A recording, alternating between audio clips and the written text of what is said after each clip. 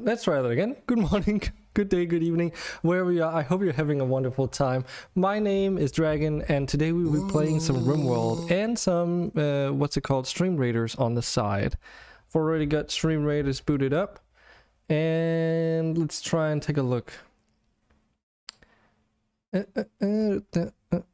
And we lost the battle last time, but we can keep playing though, so we don't have to start all over. And this was a loyalty skin chest, so let's see if that can grab people's attention a little bit. Awesome sauce. Okay, so what do we have here? Yeah, let's start it off with a...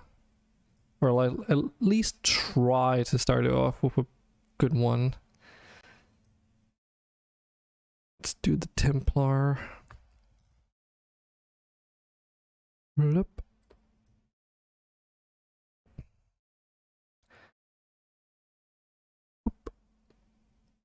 And we'll return to about that in half an hour. Oh, hey, Toto! Almost didn't notice you there. How you doing? Welcome to the stream. Just starting things out right now. Let me just clear out some things. Turn the volume on for Rimworld. Minimize this. And... there.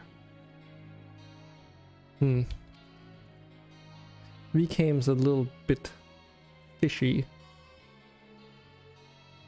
It really doesn't like it when there's something brighter in the background of my room, because it does use light to figure out what's like supposed to be removed and what's supposed to stay. Yeah. But anyway, so Toto, you're still dead. Haven't played this since you died. You are in the freezer and you've been dead for 1.6 days.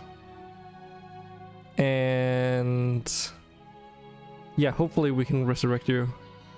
You saw something funny the other day? Alright, what did you see?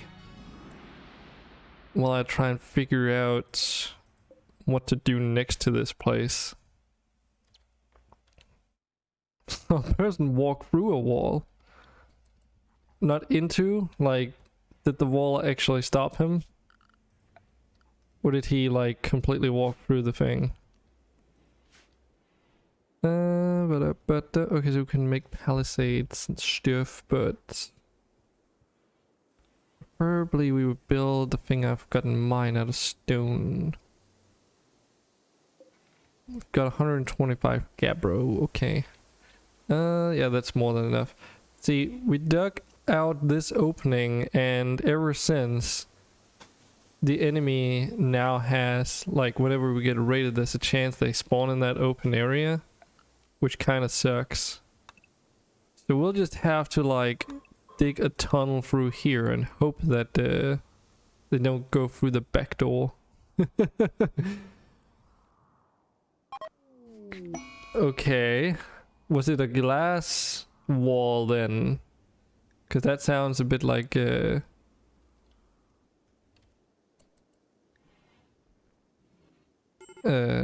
otherwise, how?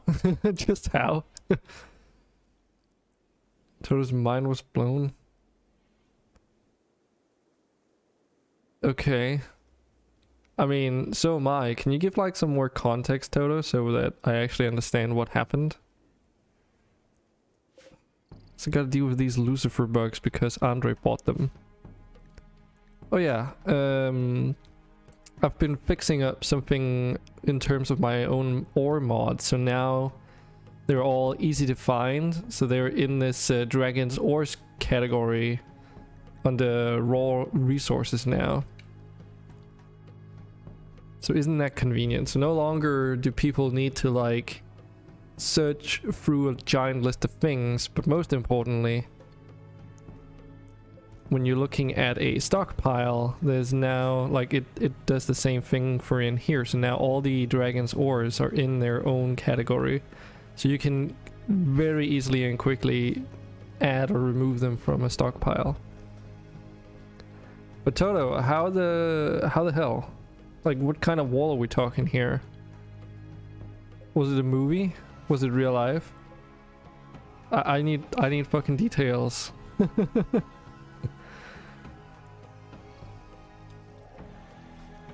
Stupid rats, get out of here. Oh yeah, we did get the freezer up and running, so that's working, so you shouldn't spoil anytime soon. But there's still the chance that you might get eaten, because I don't think we have the capability of building a sarcophagus yet. That requires stoneworking. So it's like, I can put you in a grave, but that has to be outside. Sadly enough.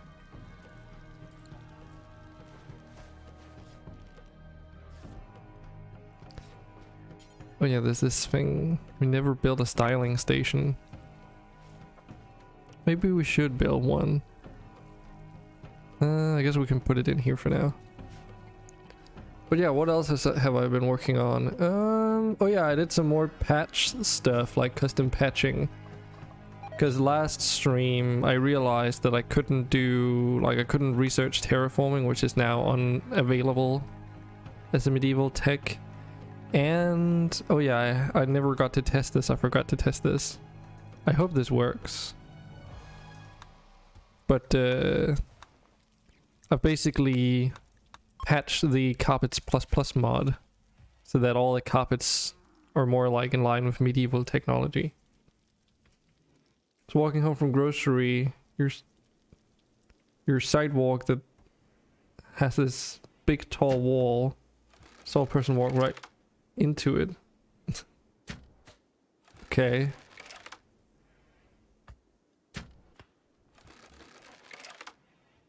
Okay.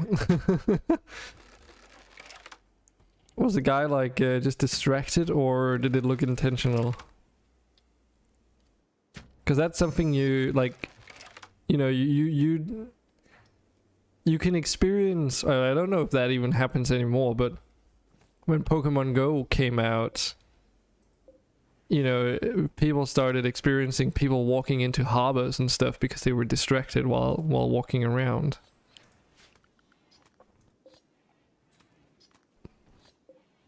It's not like a similar situation.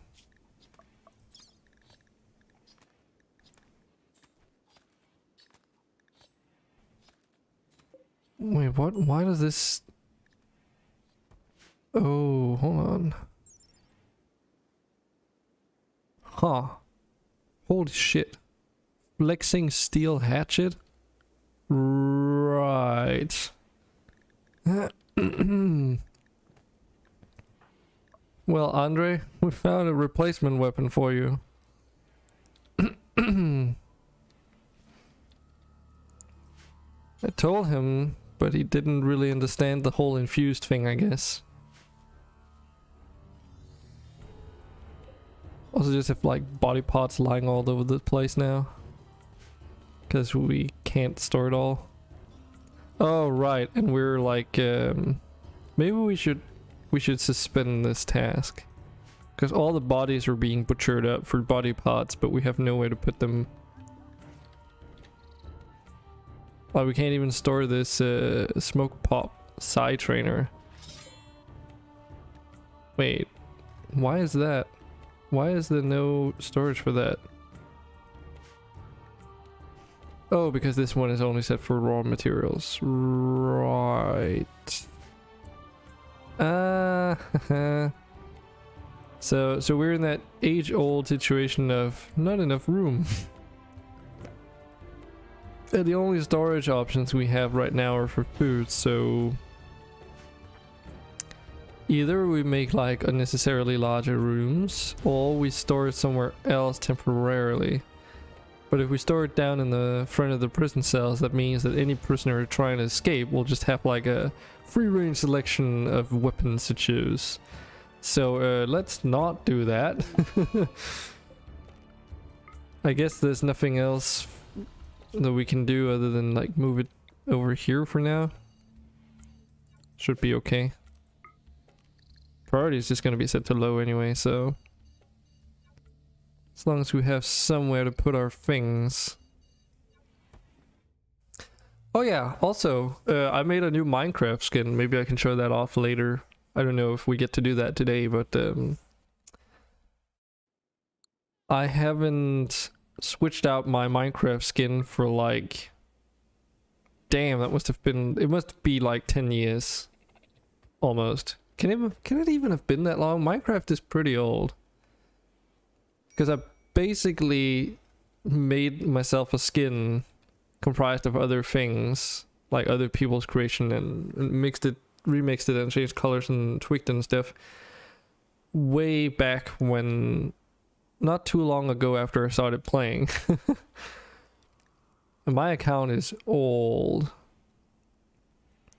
Not really. Person walked into it like wall didn't even exist.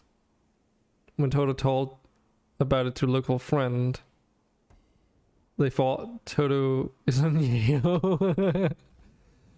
Alright.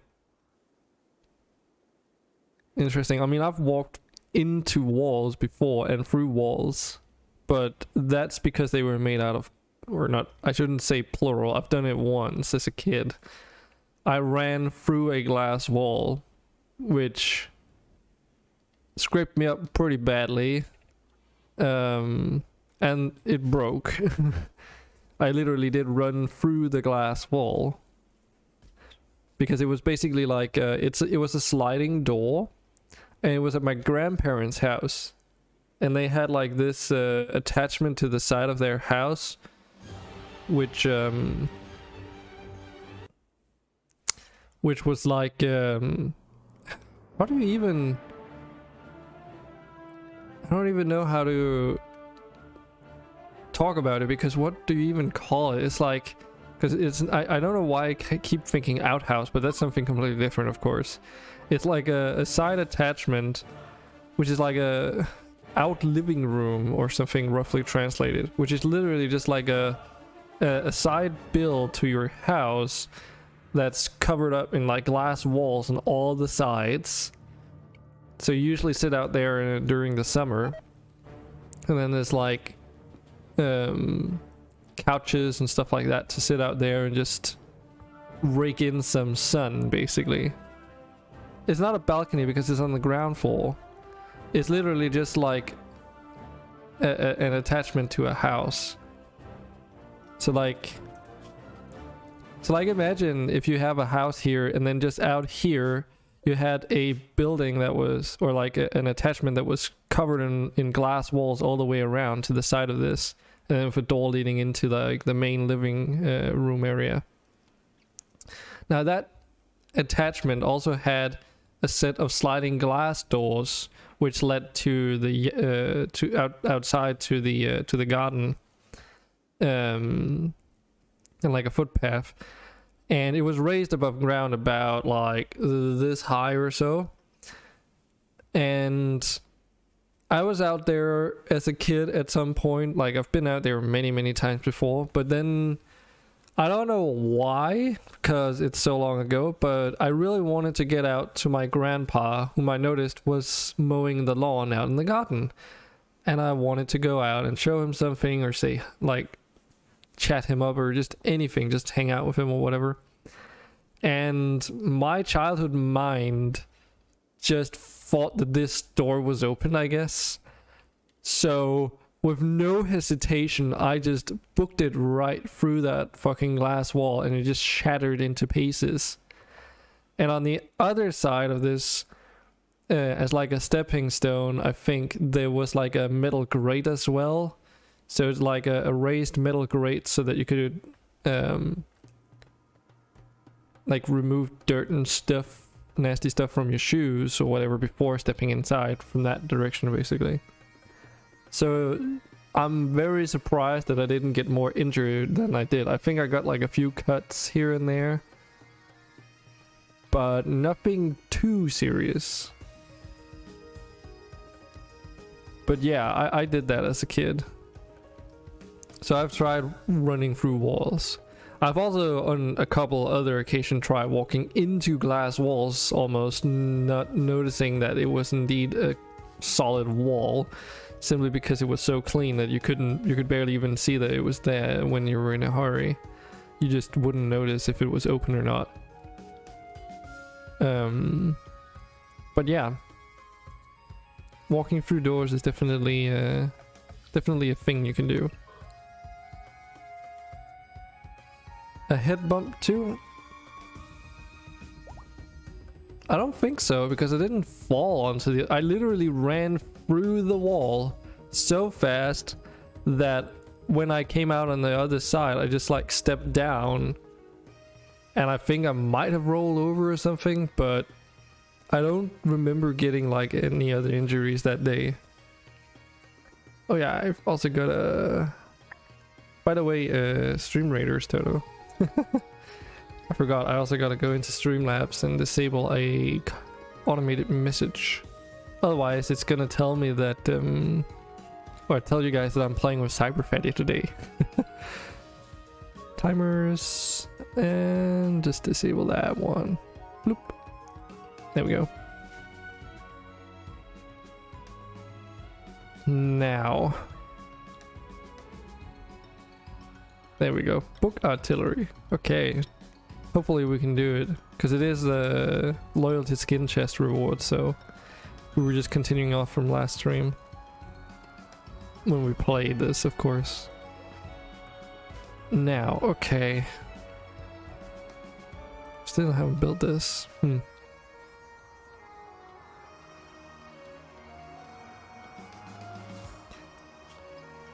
But yeah, Carpets Plus Plus is back.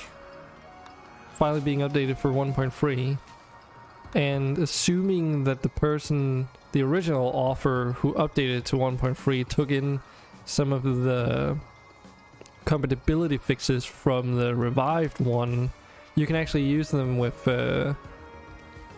stuffed floors now, which is just perfect. I'm trying to think what we should do as the next move though, because we're kind of good where we're sitting right now. Well, apart from the fact that everyone's sick, of course. We got a long English name. Jesus. Alright.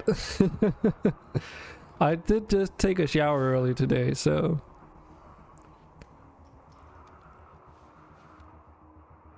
By the way, I'm not Christian in any way, shape, or form, so it's probably blasphemy to call me Jesus, to be honest.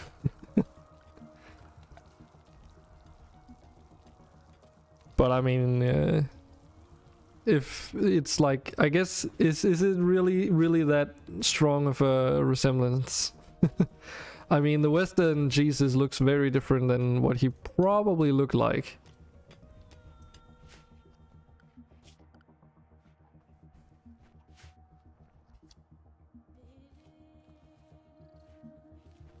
Oh yeah, that's true. We unlocked the ability to plant trees.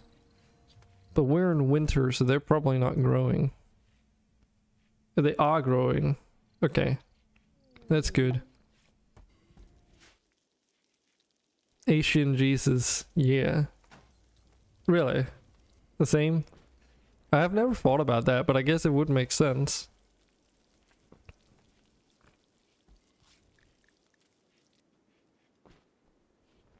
Quest expired. Oh yeah, we also gotta celebrate the hoarding. I think we can do that now. We've probably got the food.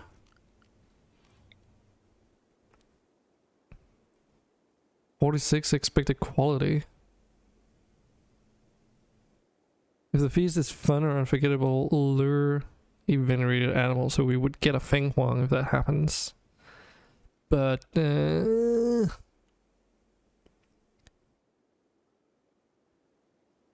how's this calculated? Room impressiveness could be better. So does it just mean that it hardly can go any higher? Like even if at 120, it still wouldn't be 100%, I assume. Nah. Let's go. Maybe Black Hand, you got it. Really? I'm pretty sure that in most depictions over here, at least in our churches, he's got brown hair. Like dark brownish hair. Never black. From what I can remember. But that's probably because a lot of brown-haired people over here.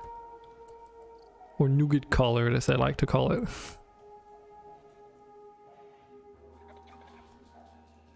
So the hoarding is just a feast, basically.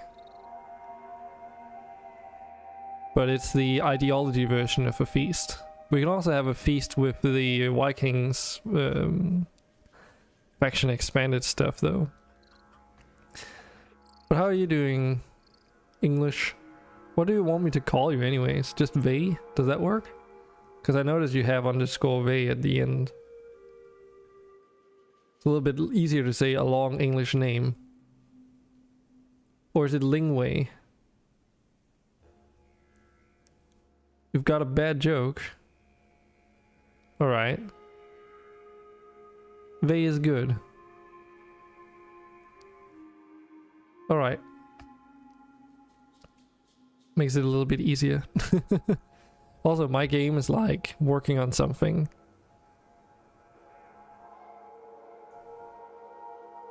Are we getting raided?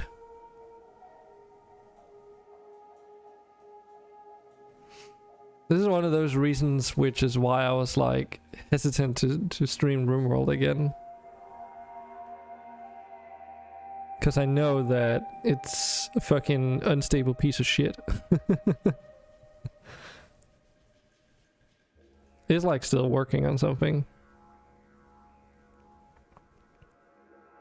Also, like yesterday when looking through the Rimworld stuff, I had to do some fixing because for whatever reason the author behind Astrology Plus decided to completely pull their Astrology Plus mod from the workshop. I couldn't find any explanation as to why they did it, but because they didn't just unlist the mod, they straight up removed it from the workshop. It just got removed from my game as well. Holy shit. What was that fucking freeze though?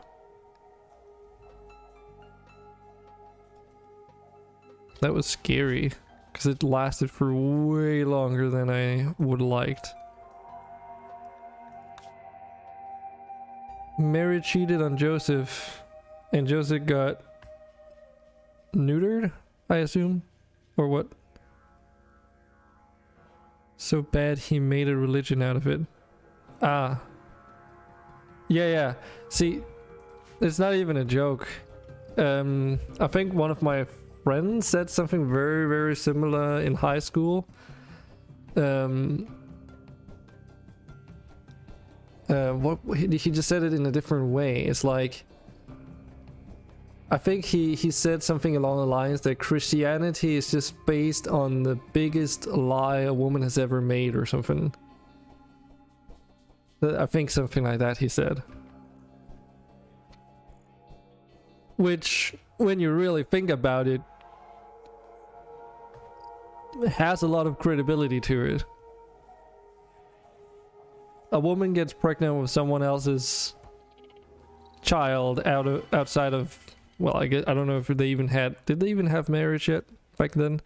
Like outside of their relationship, and then just claims that, oh, this is Jesus, angel, God, you know. If you believe that, then think on who Gabriel really is. Yeah, that's true. So Gabriel could just be like another guy, or what? All religions lie anyway. He's the guy that went around telling married women they were pregnant. Yeah, that's actually a good point. So maybe it was Gabriel who did it in the first place. Ooh, we had a fun hoarding. Fun hoarding. Oh, okay. So I should actually... So in the future I should just call this without the hoarding. Because then now it becomes the hoarding was fun. Meals were good and everyone appreciated the chance to enjoy them. Everyone participating in the ritual games +5 mood for 6 days. Nice. Archangel Gabriel. Yeah. I'm pregnant. It's funny. Why is pregnant such a hard word to spell? I know it's not your late native language, of course, Alex. But it's just funny to me. Can't shit spell for shit today. Also, I can talk for shit today, I guess. Because I almost said I can't shell for shit for day. God damn. Also, we need to get rid of all these clothes, but it's like... Is anyone even doing it? Because we have burn apparel set, but... Cremate. Anyone set to cremate? No. At least not as like their main thing. So you're set to cleaning, so what if we tell you to cremate as a high priority task? I guess that means Legua will start cremating all our stuff. Maybe that's a good idea. But yeah, how are you doing, Alex? Hope you're doing fine. Any plans for today?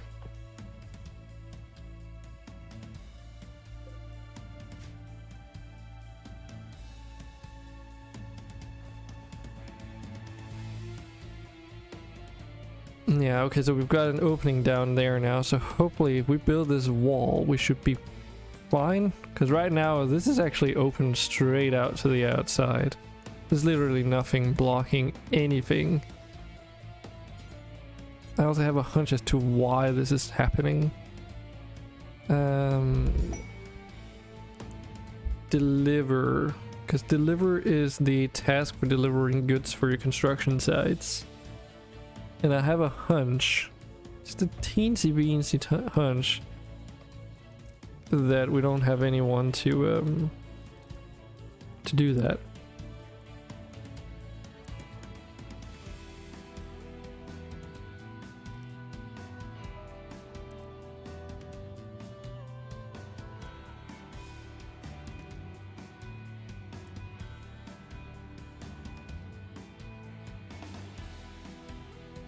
Visit the mom and her pup with your dog. Trying to get back into Rimworld too. Oh, so you're in the same situation. I guess that makes sense. From what I know and all that stuff. Yeah, getting into Rimworld is like a... It's hard when you've been away from it for so long. And then trying to get into a streaming habit again. Of streaming Rimworld. That's probably the hardest. Because it just takes so many hours. Like one stream just doesn't feel enough when it comes to this game. At which point you're like, okay, well, then what? Do I not play Rimworld, or do I play it very rarely? No one knows. Everyone's no one knows, and everyone's talking about it. Oh, you're still very burned out on it?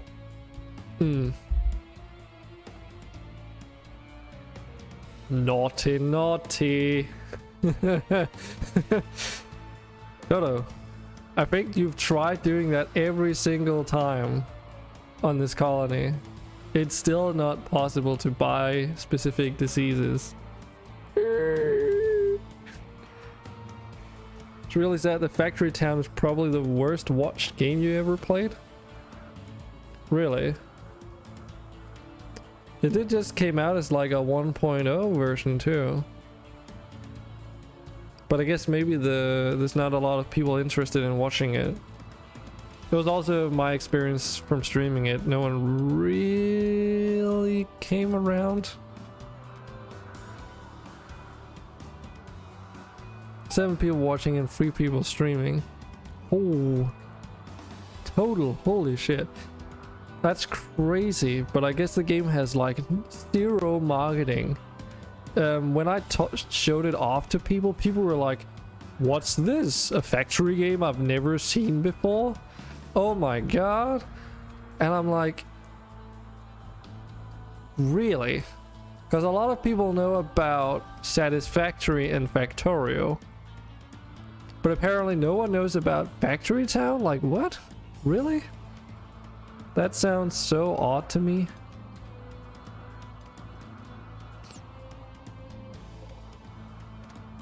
The only thing that that really sets it apart is that Factory Town was made by a single dude over a very long period of time. But I mean, so was Stardew Valley, and Stardew Valley did really, really well.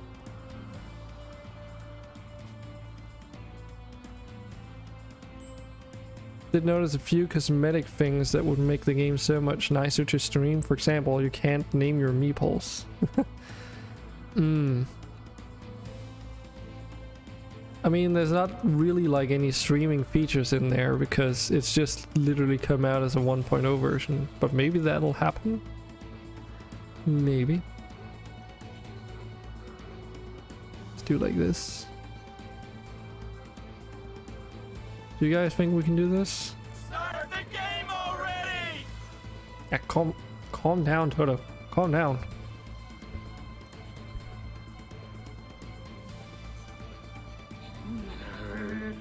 You're a fucking nerd. You're a fucking nerd. Thanks, mate. No one likes you. No one likes you. Unless that was a reply to Toto.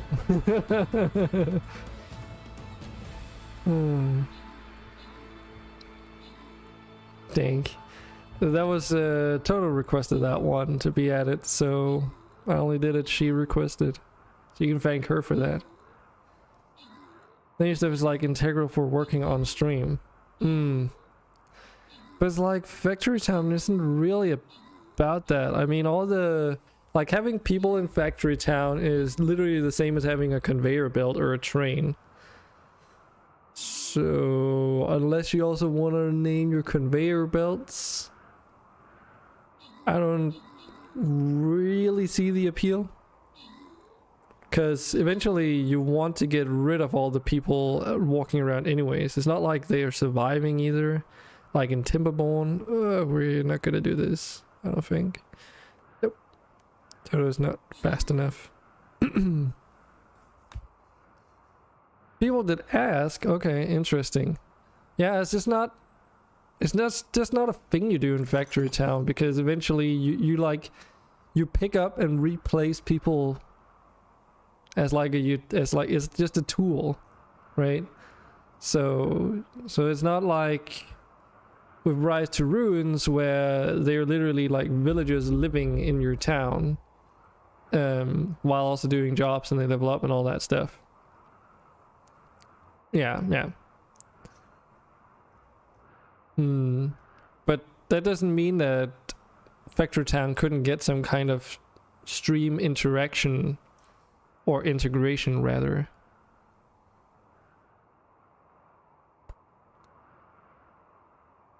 Because it would make sense to have something in there. But what could it be though? That is the bigger question.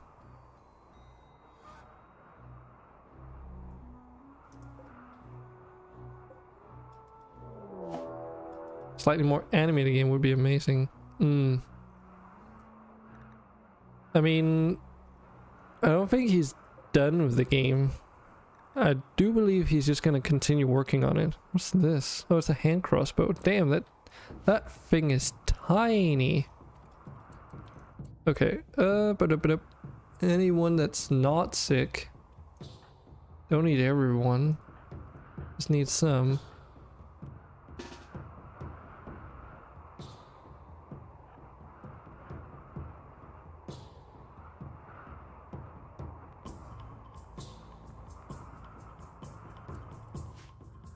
That's good enough. But yeah, like one of the latest additions to that game is also like the ability to build things that are just cosmetic. for a very long time he didn't even have the Minecraft like building blocks in there out of different materials. It was literally just wooden and stone scaffolding, and that was it. That's on fire now. Where is it? There.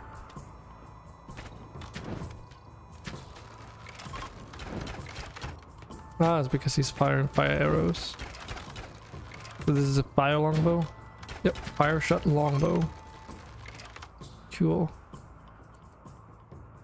Well, that was easy. Then again, we do get raided very frequently, so they just reduce in size, but increase in frequency. Also, I tried, but I couldn't figure any mention of anyone ever having a graph that does this trick here. So I have no idea what to do about it.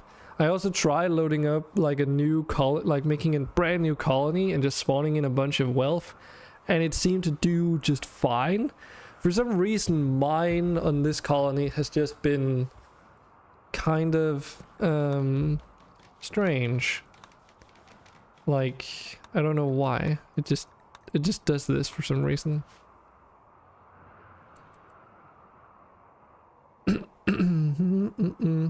If I've tried out the new Vanilla Factions expanded mod, no. I have. This is literally like I haven't played Rimworld since it came out, so. Yes, I do, Alex. But should that affect it somehow? Because I mean, why would it? Because this is Deb's menus, right? So unless it's like a setting that I'm unaware of. And Firebow's menace, I don't know. Wait, this guy is still alive? For 2 hours. He's just gonna pass away.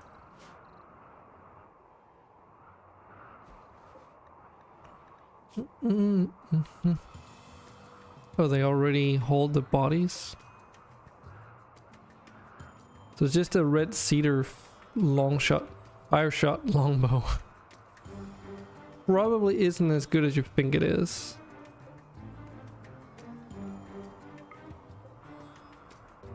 They're basically like a Neolithic / medieval tech version of crowd control weapons. This person had like 29 herbal medicine on them. What the hell?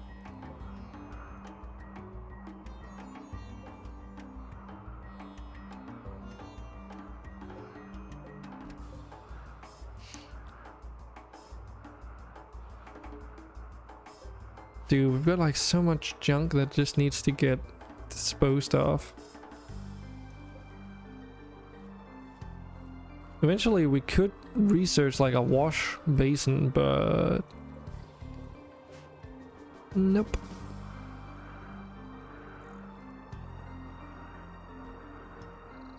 What's this? Oh, it's a Sephim elephant bow. Very nice.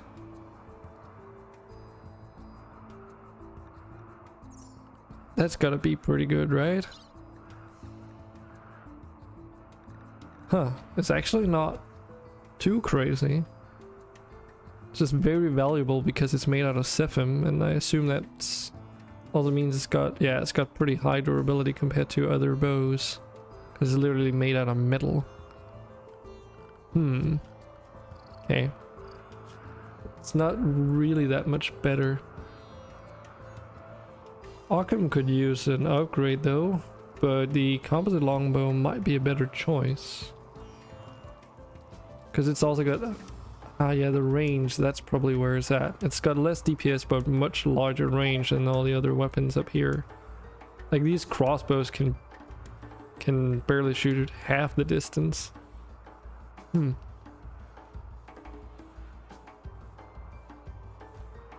You'll see when you get an 80-man raid with those fire rows. Well, first of all, I can't get an 80-man raid because I think the biggest they can get are 50-man raids. And even then, 50-man raids probably won't happen. People can't even fight back because of the fire barrage. Yeah, there's a reason why, like, the mod offerer, like, people were saying, like, complaining that, oh, why are the fire bows, like, so low on DPS and stuff? And then the offerer replied saying something along the lines that, oh, that's intentional because you don't need high DPS to do a lot of damage because they set everything on fire. And it's like a dot damage too, so if you light someone on fire, they take ongoing damage then henceforth, right? And they get disrupted and all kinds of stuff. I think that is the idea, at least. Arkham needs a bow rate.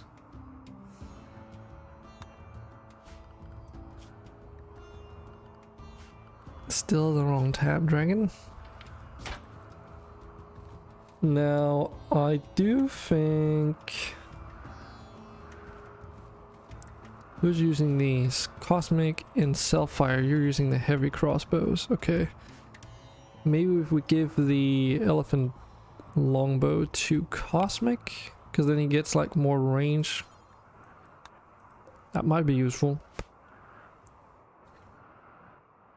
But yeah, that means wait, you're also using the... Of course, this is not going to look familiar to you, but... what's the mod called again? Arrow, please. I assume, because that's the one that adds the fire bows. I've modded mine through a custom patch though, so the research is like a little bit different. So all the different types of research are consolidated. And a little bit more streamlined too. So like all the crossbow research is like just this one line apart from one thing. Which... yeah, the only thing I didn't do because it was a bit too painful was vanilla furniture expanded catapults and ballistas. But yeah. Imagine losing your ship on the final raid of tribals. Really? Wow. That sounds pretty bad then. I guess you didn't have enough automated turrets around your ship then? But given that you were probably at that stage, those turrets were probably dead, which is why it happened, I guess. We really need some terraforming. We really need a lot of things, honestly. What have we been researching? We're researching artificial limbs. How's that going? It's not going super fast.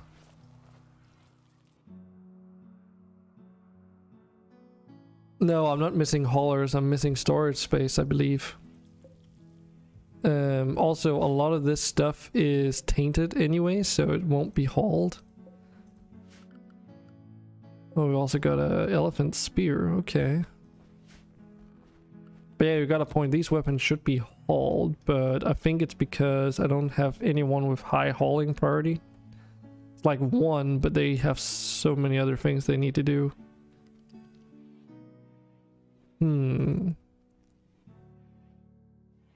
Guess we could do something like this.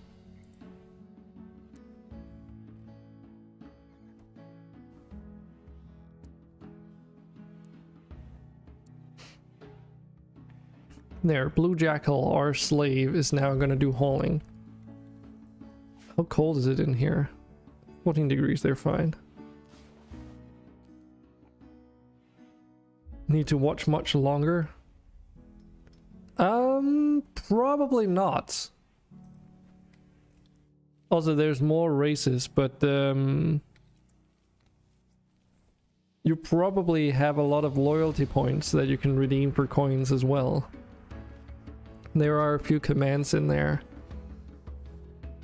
Like, there's one that everyone can do, but only once every 30 minutes. Which is this. So it basically means that one person uses some loyalty points and then everyone gets 750 coins. I see the command doesn't quite show you how long, doesn't show you the timer. Because it's like, if I tried using it again, it says like, oh, cooldown for 1774 seconds. There's like, that's the only problem with Streamlabs and things that are on cooldown. There's no way to see that cooldown without trying out the command at random. But there are other ones in there as well. There is this one. There is also this one. I've tweaked the settings on them a little bit so that you get a bit more than was originally planned. Yeah. Because originally it was like you gained less, but now you gain like about as many points, and then you get a percentage bonus if you save up for longer, basically. So Toto can also just give you coins for for a pawn if she really wanted to.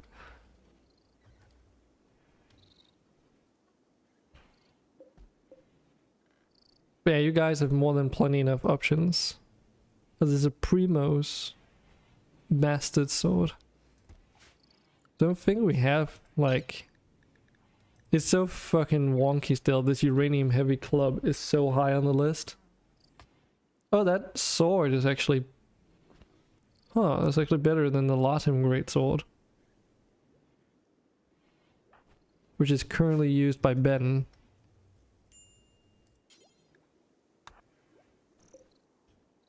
Might as well.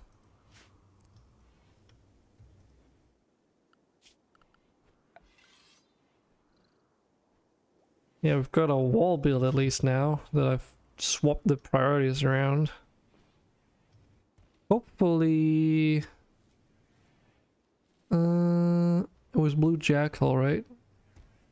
Yeah, Blue Jackal is now doing hauling, so hopefully that then all this stuff's going to be cleared out.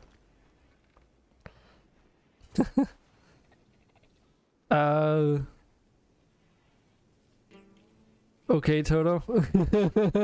Why are you gifting yourself your own coins?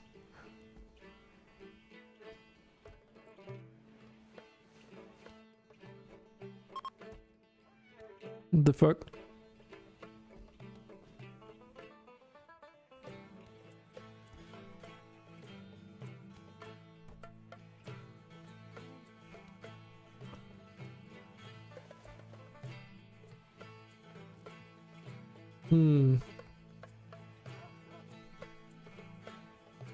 Totally not cheating. I mean, you're not, because you're using 1,000 coins to give yourself 1,000 coins, so how are you cheating?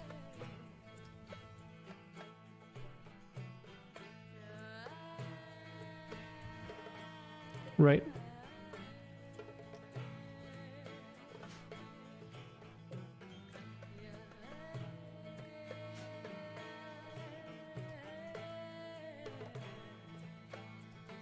Okay, we can get a little bit more speed of going for 3x, but not too much.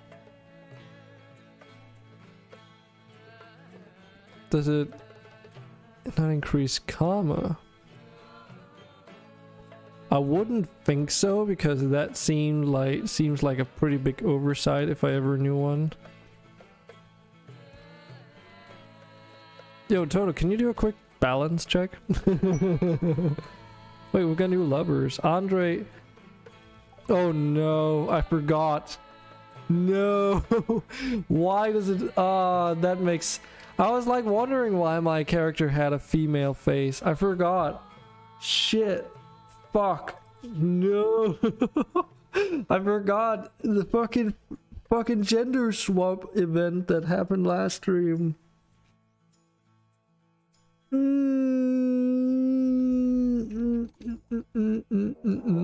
Nice.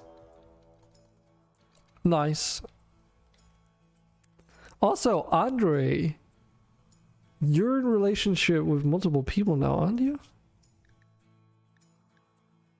Yeah, you've got a fiance. You and Simo are engaged. What the fuck, dude?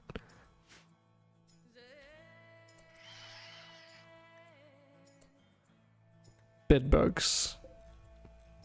Massive freaking bedbugs. Okay.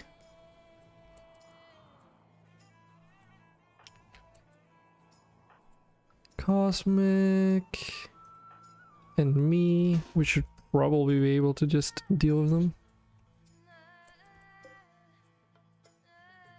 You're not in this chat according to the Twitch interface?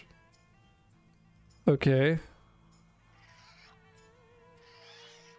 I see you in there. At the very top. Users Alex Roosterfield, if that's what you mean. Toto's in there as well. Vay's in there too. There goes your friend too.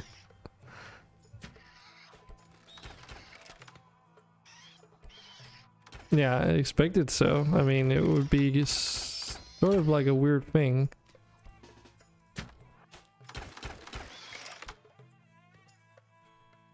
Gotta love these repeating crossbows.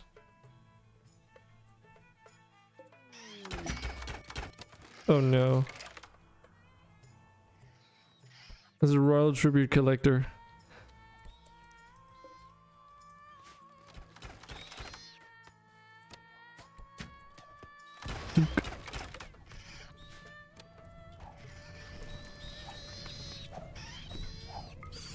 They're riding a chimera, so they're just lighting everything on fire now. Nice. They also got throwing torches. And fire bombs. God damn.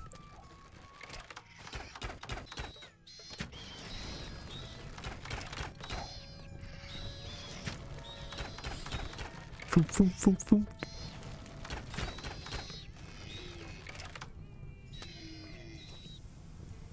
So does Pong got married in Capto's game. I don't remember what you were doing in here. Nope, you weren't married yet.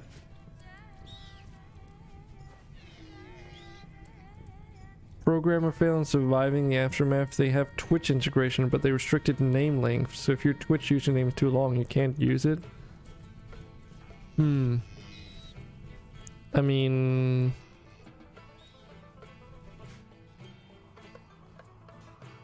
that is actually interesting. Not accounting for their... the platform they're like catering to. Then Toto got gender swapped to avoid impregnation. Wow. Wow, Toto. Oh yeah, well, you can't do that in this colony, so you would be safe. I mean, you're dead, which makes it even less likely of anything weird happening, but still. So now they're just like chilling out here with half the forest is on fire.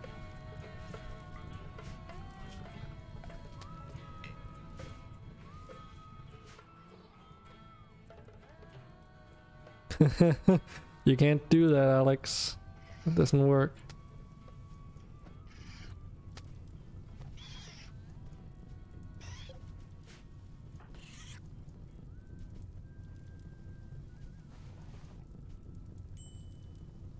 Yep.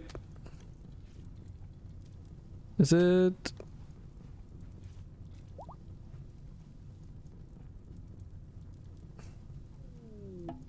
There we go.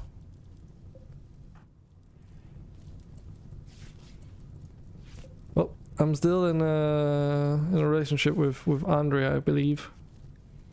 Yep. Interesting.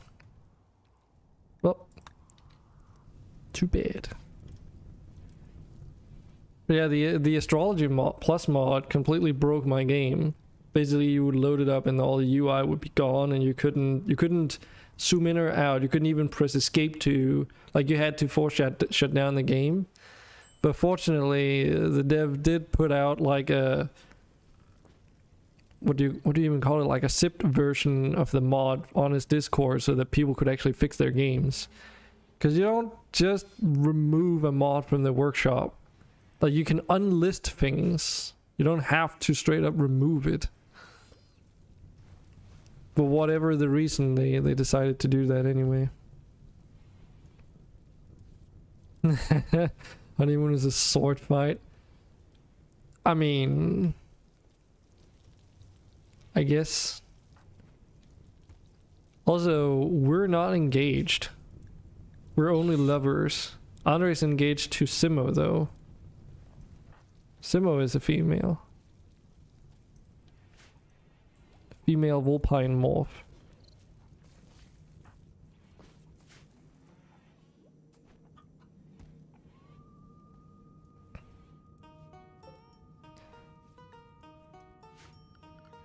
So that spear. Damn, that's very far down the list. Why is it so far down the list? Could be because it's got higher armor penetration, but then looking at these, that doesn't make sense either.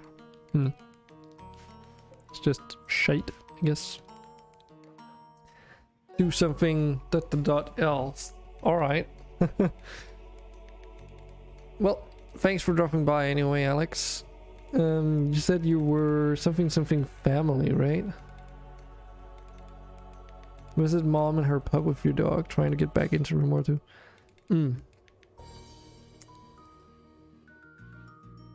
Yes, yeah, I remember. Sort of. All the pawn types should be the same price, Vey.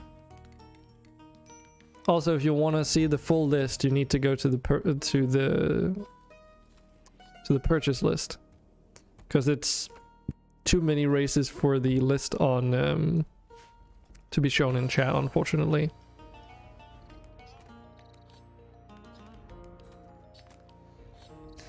I was thinking that for the next colony I want to do in the future, it would have to be like a futuristic only thing, mainly centered around Rimsnell, probably, because I really like the Rimsnell mod, and I didn't really feel like we got to use any of it in the 1.2 playthrough. So being able to go through something where the mod really gets to shine could be nice. So it wouldn't be a Saber ship playthrough, it would be something different. But like a space techie start, industrialized maybe even. Just so we don't have to go through all the research. Because after this playthrough is like, or this colony is done, we'll have done that going from Neolithic to spacer tech into space, literally. But also going through like a full medieval campaign. Yeah, Vanilla Factions expanded Ancients. It might work out for it. We'll have to see. Because that's like... Yeah, how do you even explain it? Because it's a bit of a special one. How it works. If I recall correctly. You can tell me otherwise if I'm wrong.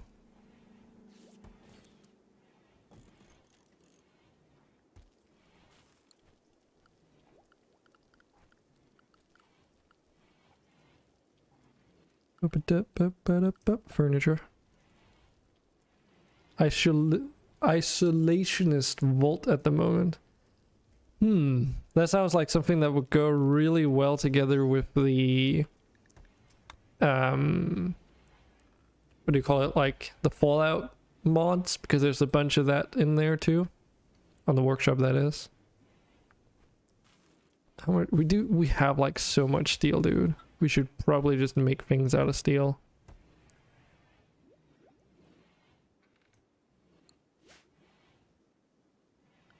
Is there any like... There is something later on that we want to use our steel for, I know. Because in security, I think it must be unlocked with like stone cutting or something. Yeah, stone cutting unlocks towers. And I found out that there's like two versions of them. There is one which is just that, a visual variant to the wall pieces in the mod. But there's another one which literally acts as a turret.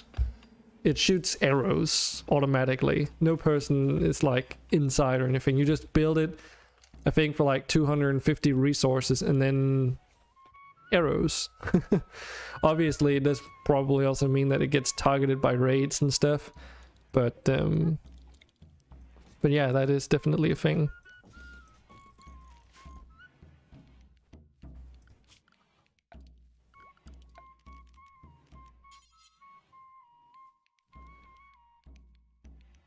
So how's your colony going, Toto? Anything crazy happen? So we have a hallway down there and 2 bit chambers for royals is the idea. I guess we could have a backyard in this area just because.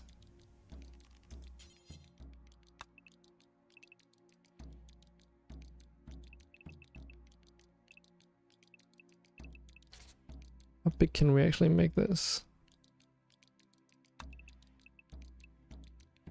So if we make that 6 wide, then we do the same here, loop it around. It's like a backyard.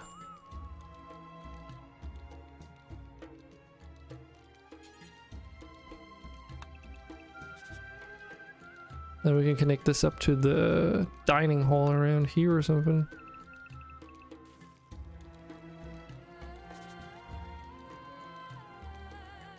And then I don't know if we can do maybe some more barracks in the back here. Because I think we can make a barn and over time terraform more and more of this terrain so it becomes more viable for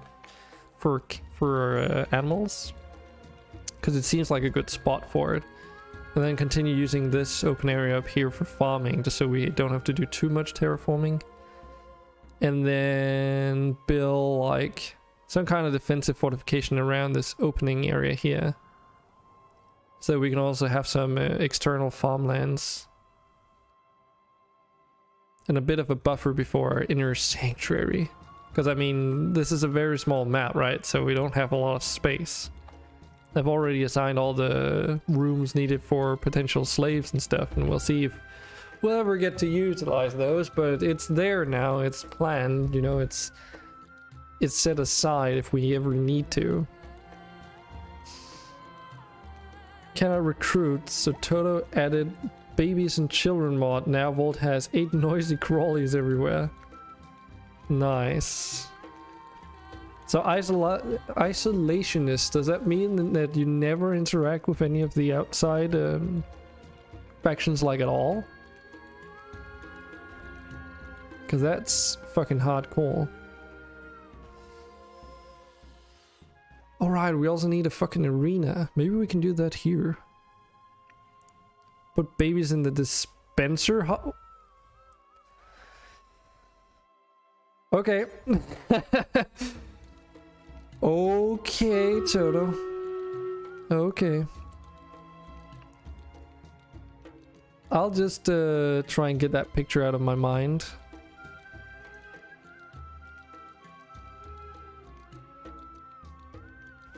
Let's see if we can't do it this time. This time May also has way more units in here.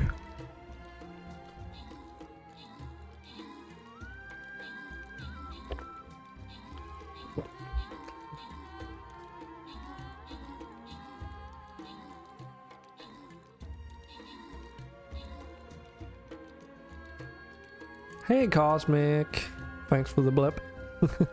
You forgot the emote today.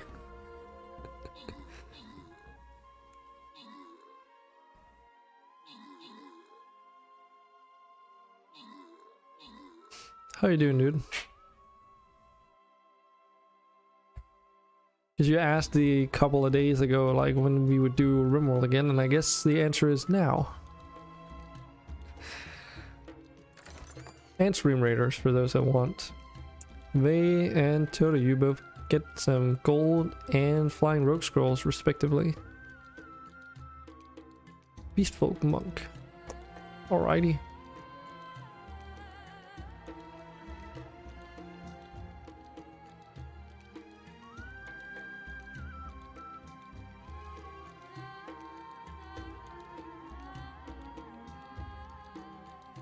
Let's go on to this one.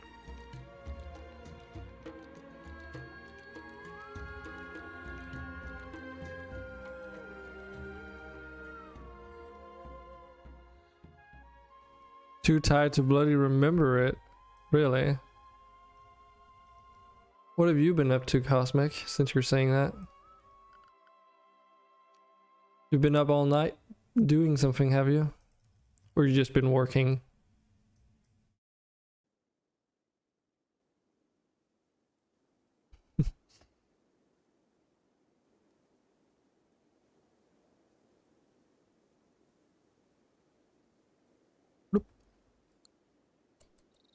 Haven't seen you on the server for a little while. Hope you're doing okay.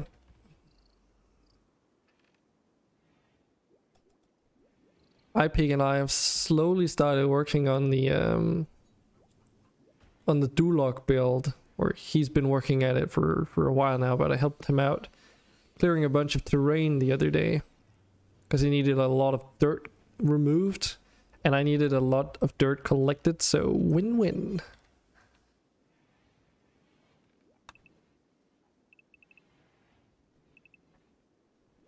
So how does the arena thing work?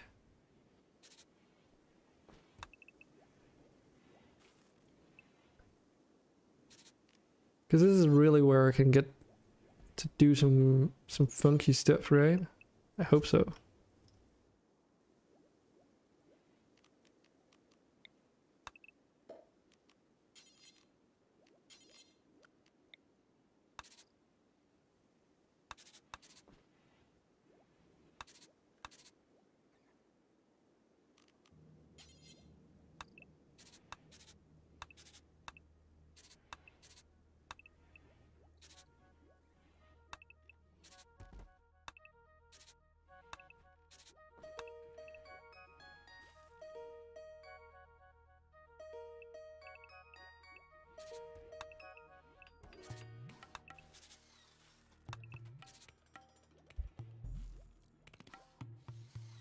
Maybe just like a circular arena like this.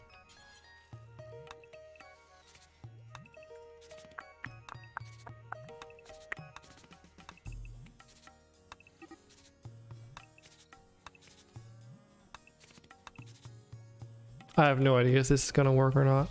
We'll just have to see. Nope, just didn't sleep very well and have a lot of laundry to do right now. Oh, okay. Well, procrastination is okay in small amounts, right? They say all the great minds have one thing in common, and that is that they procrastinate a lot.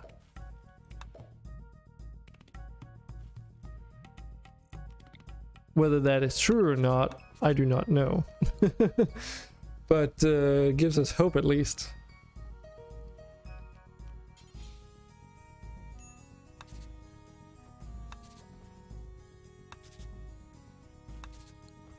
Let's try something like that for the arena.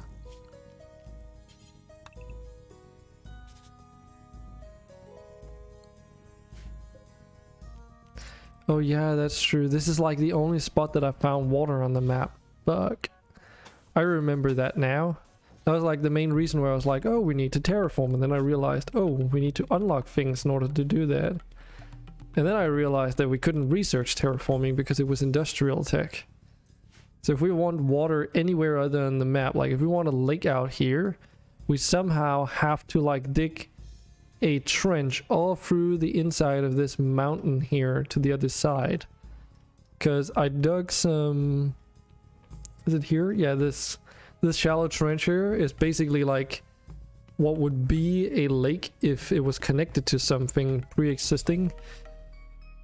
But no matter how much it rains or any other kind of in-game thing, it just doesn't fill with water. You have to literally build a ditch all the way from pre-existing water, and then it just magically expands like Minecraft water. But yeah.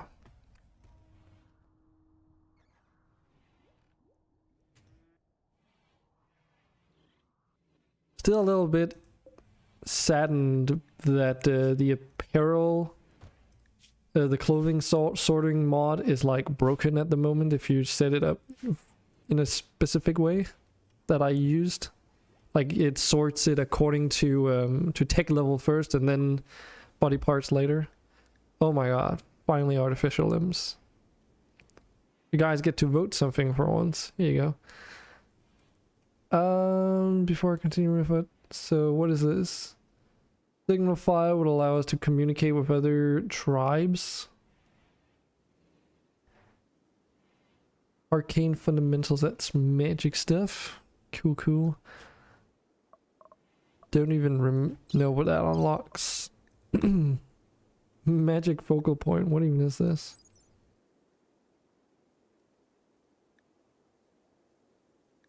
Focal point allows a mage to visualize their connection to Gaia and other mages. Okay, that's good. Allowing them greater interaction with nature, order, and chaos. What does it do? Type of material you use in construction directly affects the quality of the magic circle. Circle will fuel itself when it detects the mage is capable of performing the ritual. Cannot be forced to work on the focal point, but will perform rituals when conditions are met. Okay. Food condiment. Someone wants some mayo.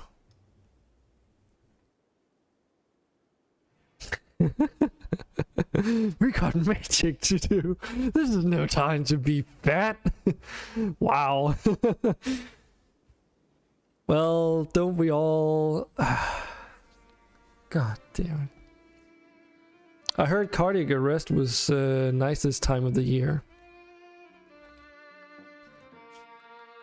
Ah, boy, oh boy.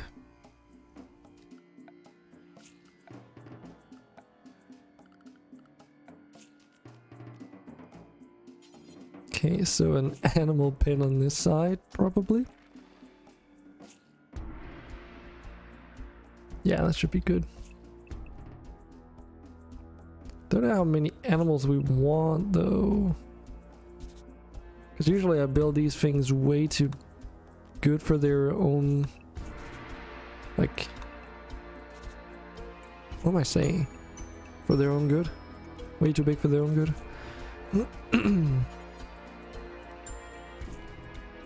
Nah.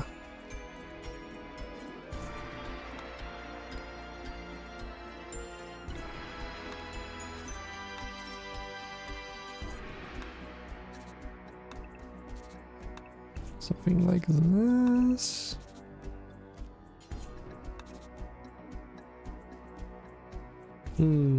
Or should we actually do something a little bit different than normal?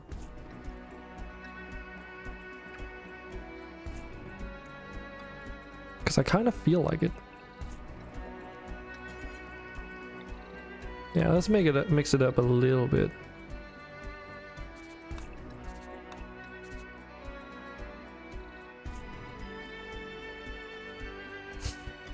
Yeah, we only have one quote so far.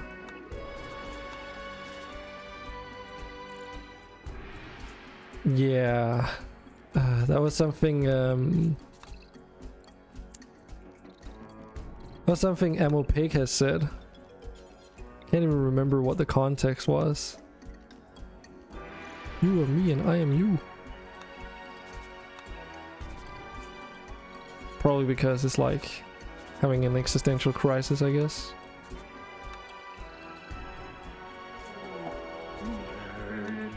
You're a fucking nerd. You're a fucking nerd. And no one likes you. No one likes you.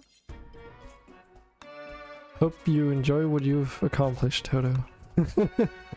They seems to like it. It's fine. That's what they're there for. When it's a redeem. It's manhunting Pegasi. Oh, hold on. What? That... Okay. They're like super fast too, by the way.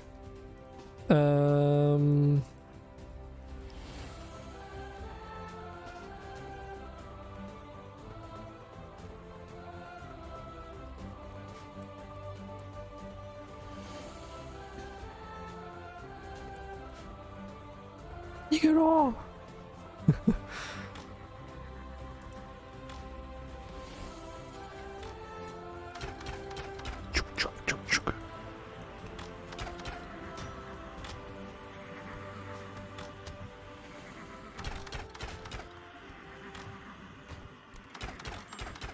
I was just like running through here.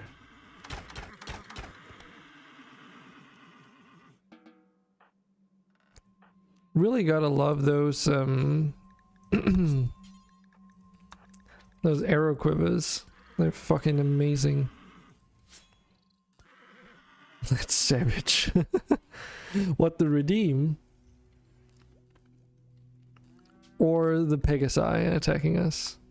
We've got a mind event coming up. Here you go. Yeah, the redeem. I mean, Toto was also like a bit worried herself when she suggested it, saying like, maybe it is a bit too nasty. I'm like, well, it's fine. It's probably fine.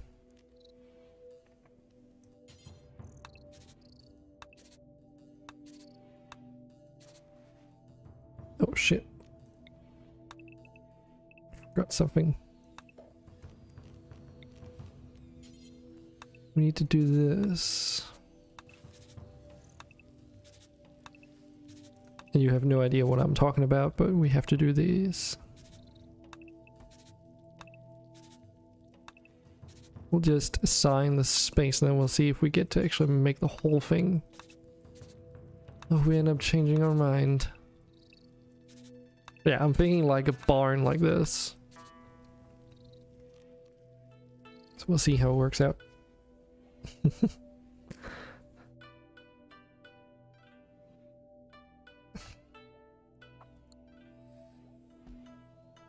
An inspiration, that would be helpful.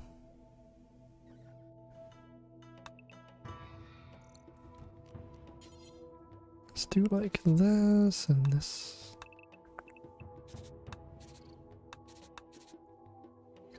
So with this plan out, that means that we could technically cut away this part of the mountain, but no point until we research terraforming, so we'll just leave it. Remove body purist. Well, it is a bit of a pain in the ass kind of trait.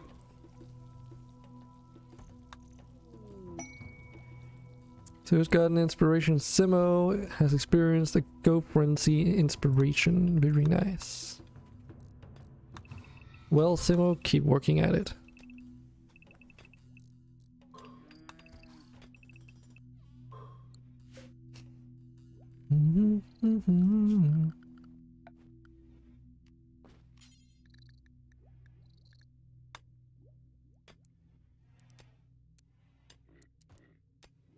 Oh right, there's only one way these doors can be placed now, is there? No.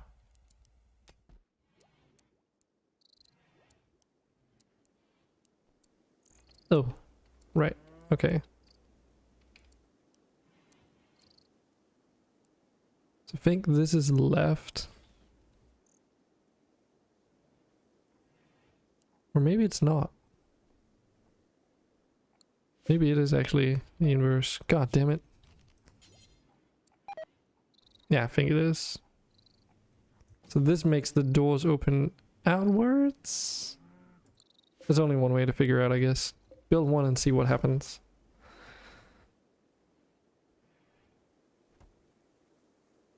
Slave rebellion likely.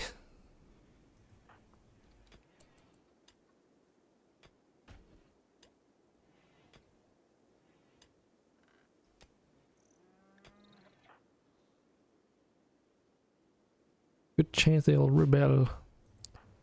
Well, you're locked in a prison, mate. Multiple layers thick. So, you know, you can try.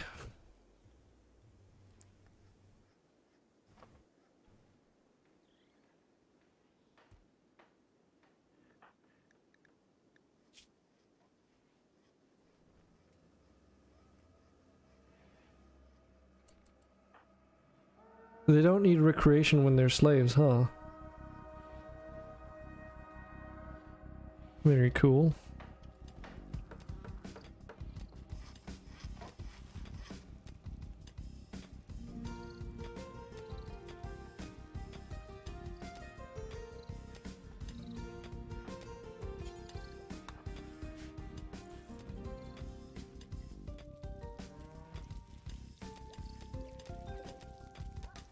Okay, we do at least have some food now that I've figured out what was going on with it.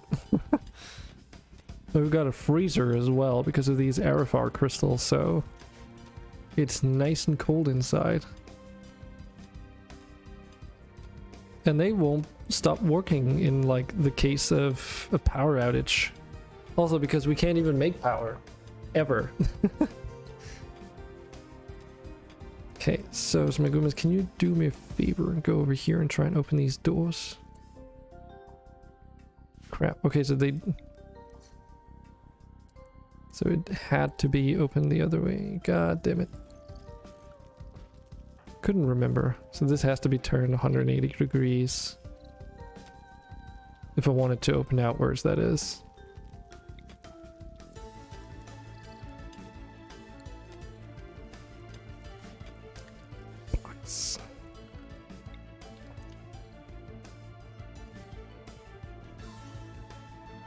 Landmines and rock slides? Wait, what? Okay, customer were saying, did a random start challenge in your medieval run and got desert starting boat biome. Think you'll move away soon as you have tents. Okay. Deserts can be viable in medieval run, but only if you have alpha animals, I would say. If you have alpha animals installed, then it shouldn't be an issue. Then you just need to wrangle some sand squids and then have them terraform the desert, basically. Then you can start growing some more crops and even get some wooden trees. And then do trading for the rest. But hey, Prophet, what do you mean with land mines and rock slides? We don't get to do landmines here either. At least not unless Rimworld of Magic allows us to.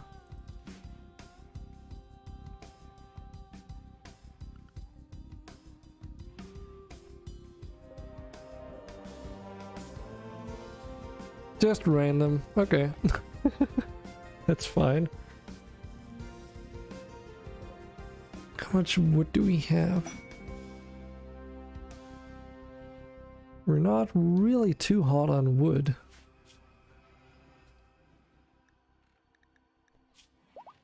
Planks we're doing okay. We've got lots of mixed lumber. Oh yeah, that was the other thing. You couldn't... Was it because you couldn't use wooden logs or something? There was something you couldn't use wooden logs for and I can't remember what it was. I don't remember if it was refueling the torches because they were made out of a different type of wood, maybe.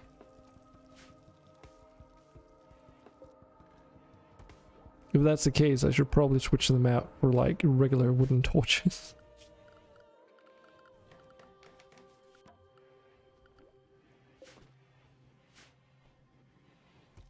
How's my mod been doing? How am I doing? Well, let's start with myself, I guess. I'm doing just fine. I've just not been in the mood for playing a lot of Rimworld because some things are not quite working like they should, and I was feeling a little bit down because of that, expecting my game to become very unstable. But it's also just a lot of work to keep it maintained and such. But that's going pretty well otherwise. My mod's doing okay. I just recently added a custom category for them. So now they appear in their own drop down on the resource overlay over there. They also appear in their own category when storing them in stockpiles. So it's a bit easier for people to both find them in here. But it's also more convenient to like filter them out and such. That's one thing. Okay, that's that research done. You guys get to vote. Firewood. I don't know, Toto. I don't know. Yeah, I've got my own mod. It's actually a collection of mods. I've actually got multiple ones. Is also my own retexture for the ores and the rock walls. That's my own work. Let me see if I can find some ore somewhere. Here you go. That's all my own stuff. It's on the workshop too, if you're curious about it. My mods also got a new setting now because someone requested it. So now you can like enable them all to be non-flammable. By default there's a few ores that have low flammability percentages, but ticking that box and then restarting the game for each mod and such, then those ores should have 0% flammability now. So you don't need like a separate mod to do that. Some people also requested like some functionality for the modded ores, but that's a little bit of a different topic altogether. Hi Andre. Hello there. How you doing? Your Lucifer bugs are still alive. I haven't murdered them yet.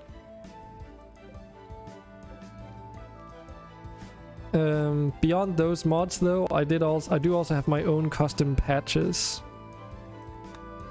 As I did mention earlier, right? So all the research is a little bit different here.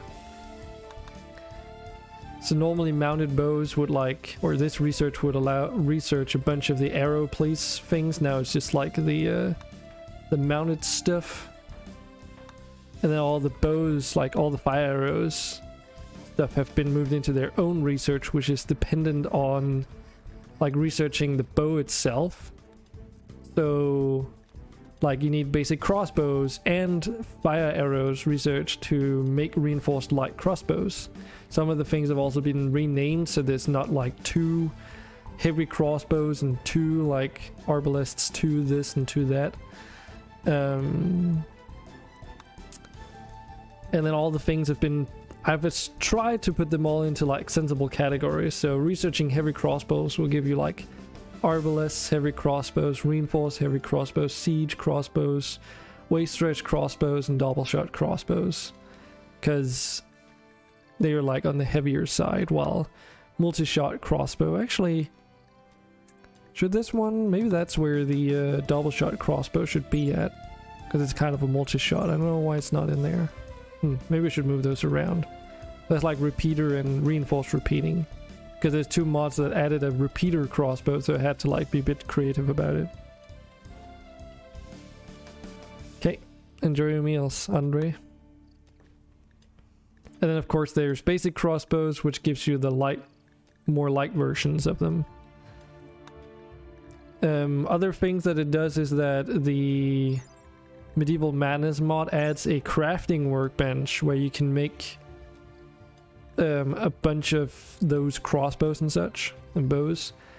And I've basically added those recipes that were not within Medieval Madness itself to that workbench as well, so they can be made there. Furthermore, because I've done more things in my, it's like a bit of extensive patching, I guess. Every bow that didn't already allow for it can now be made out of every kind of wooden or metal material if it's a crossbow. I can't remember, I don't think, like, yeah, regular bows, they can just use wood like normal modded stuff, but crossbows, they can be made out of either a wooden type or a metal type. And there are some few weapons here and there that normally can only be made a certain way, but they are now stuffable as well. So for instance, I think it's the From bow from Rimworld of Magic. Normally is not stuffable, but now it is. Just as one example. So yeah, I did some custom stuff. It's also what allows me to research things like terraforming, which is normally industrial tech, overhead mountain removal, which is normally industrial tech. I mean, it even says in the description, build tools needed for industrial scale natural formation removal, and I haven't been bothered patching that because why would I? Other things is that animal healing is researchable. Normally that's also industrial tech. And let me just think. Because I think there's some more things. Might be somewhere. Might not. But yeah, there were some things that basically normally you couldn't research because industrial tech. So I've just made those things available basically. Oh, if they need... Do they need food? Okay, yes, I see. We've got a couple thousand kibble still, so they should be good. Should be good. We're also providing plant scraps here whenever possible. And it's winter right now, so it doesn't even spoil.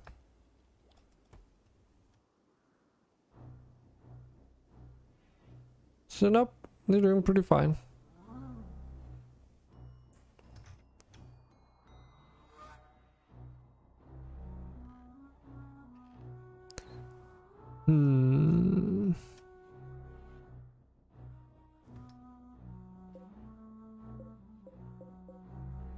Does seem that some of the stuff out here is getting cleared out, but it is taking quite a while. Okay, I have an idea. These corpses are human-like, but maybe we should get rid of them in a different way in place. Because cremating all the bodies is very time consuming.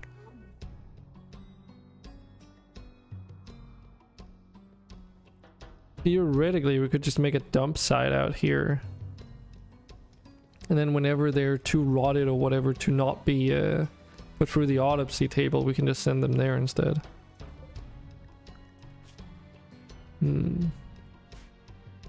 But then again, getting rid of them would probably be the better option.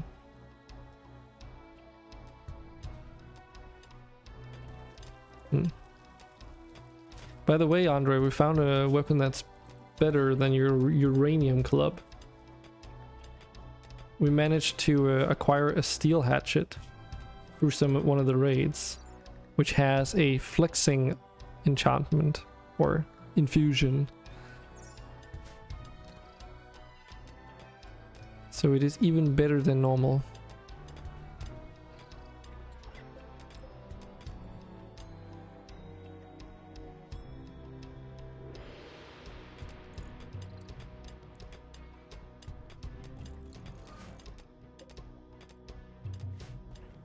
Okay, bricks. Slowly running out of gabbro. We've got some marble, but maybe that's a bit weird to use for this. Guess we can just make it out of some wooden stuff.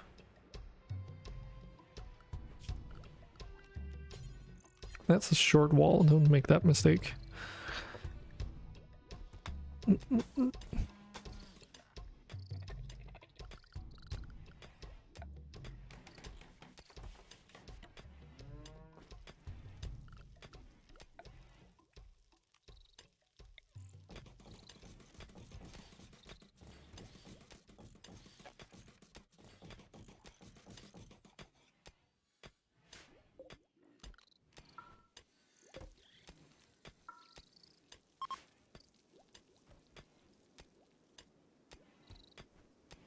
So what are you up to today, Andre?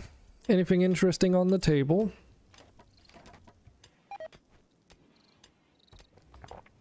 Because you wanted to. I'm gonna go and get another drink, by the way.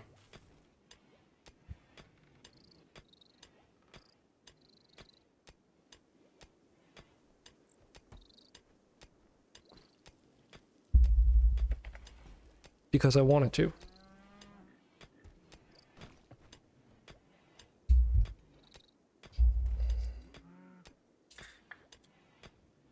Oh yeah, Vey, are you still in chat?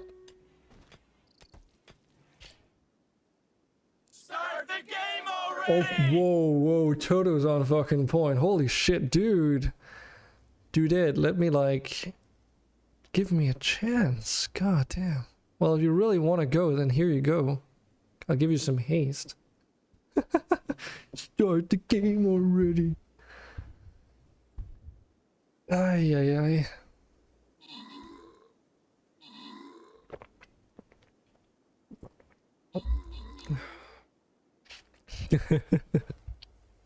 I do like it though. It's like such a good taunt. The other one, like from Age of Empires, you play for 2 hours to die like this. There's also another one which I actually should add. Yeah, I should totally add it. It goes something along the lines of, "Sir, blame it on your ISP." Because internet service provider. So basically if you're doing bad, right? And you're bitching about it in chat. Till you get a musketeer scroll and profit some gold coins. There's also another one which goes along the lines of, "Nice talent, I'll take it." AoE, Age of Empires 2 taunts are just fucking on point. And then there's the classic 11, but that's only for Age of Empires players.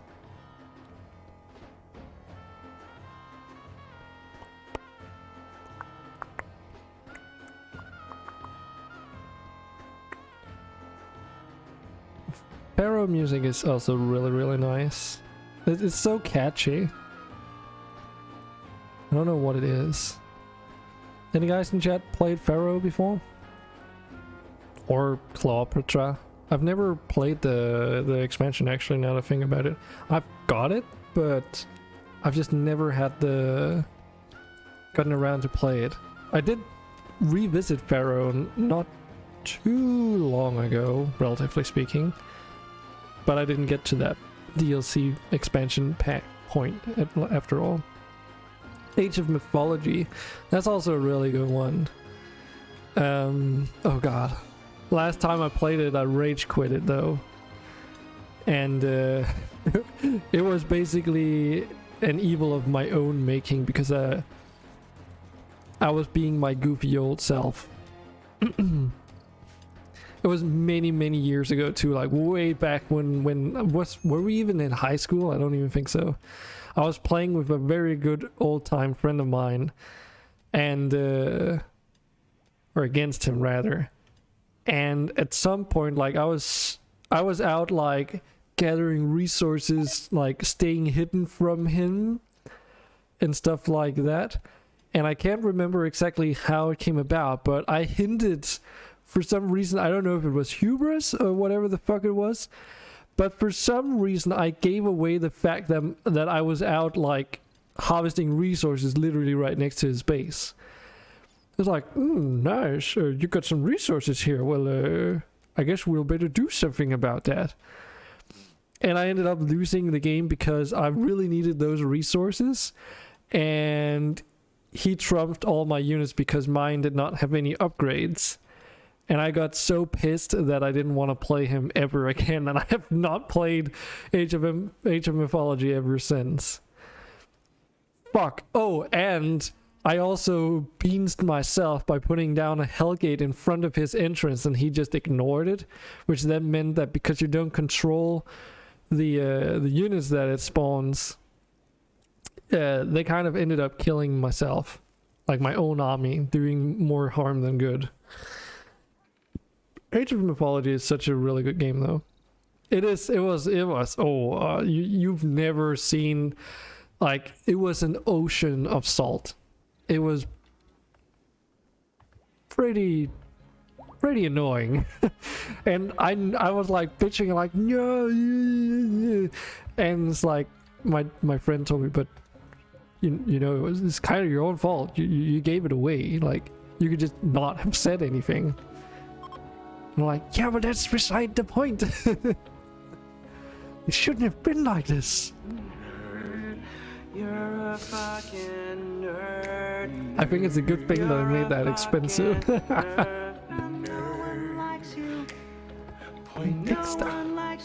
I've never seen any of those movies either. I think I've like seen some references to them or something, but I've never watched Hot Tub Time Machine. Then again, I'm one of those people that rarely ever get to like watch movies. Not because I couldn't, but because I just don't get around to it.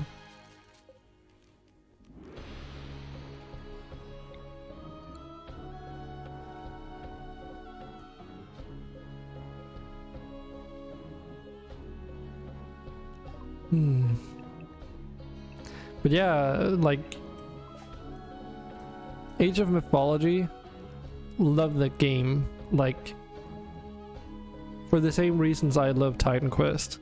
There's just something about ancient mythology that is so enticing in video games to me, and I don't know why. I don't think it's particularly because of my Norse heritage, but because it's not just Norse mythology. Greek mythology, Eastern Asian mythology. It's all good. Actually, think about it. Would Native American Indians, or I guess just Native Americans realistically speaking, would that kind of... So they have the whole totem, and I'm not really well versed in this at all, but we'll try anyway. But they've got the whole like spirit animals and spirit realm stuff and all that, right? Would that be considered mythology? I mean, if it's a belief, it would be, right?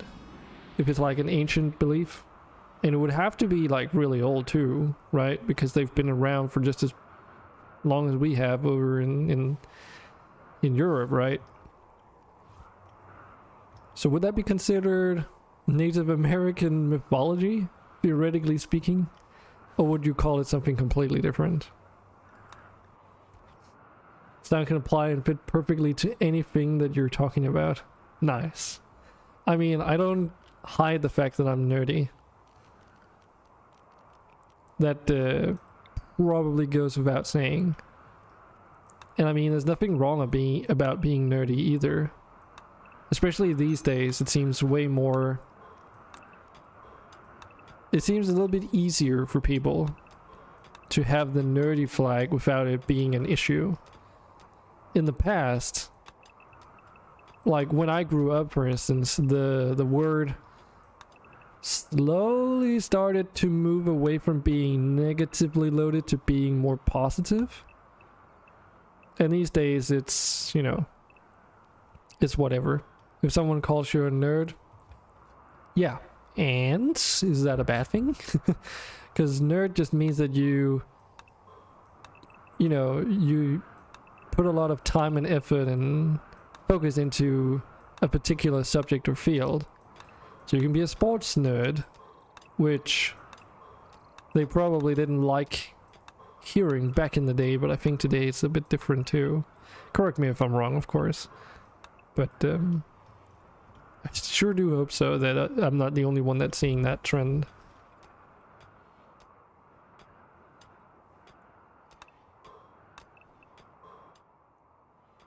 And it's a movie, right? So they emphasize things and stuff. It's definitely a lot of stuff. Don't forget that one. That's very important.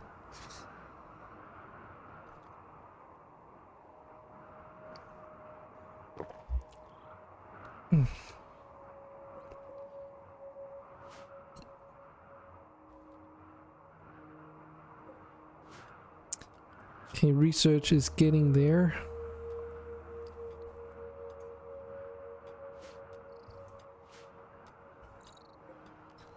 If someone wanted to become like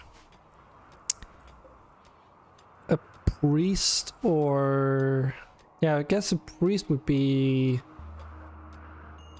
what's needed. Either that or a chronomancer. That would be fucking cool. Chronomancers are really, really awesome. And very overpowered, but they're very awesome. That's like one of my favorite classes. The only thing about it that sucks a little bit is that you have to use abilities very actively. Also, we got some new votes. Scribing. Herbalism Intermediate. Enchanting. Obelisks, that's just art. Signal Fire is still here. Food Condiments is back. Do let me know if you want some more vote options, because I think in 1.2 I had 10. This time I only have 8. Now with a lot of mods it might be very convenient, let's say, that it swaps around.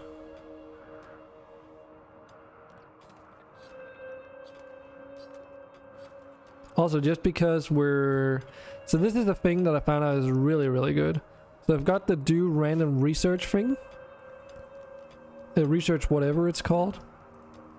And that basically makes it so that while the vote is going on, we're still researching. We're just researching a random topic. So that means that if one person really wants to get some research, this mod actually goes in between votes and guarantees that there's one randomly selected research that still gets some progress done into it. Cures expansion. Yes, sir. Should have. Oh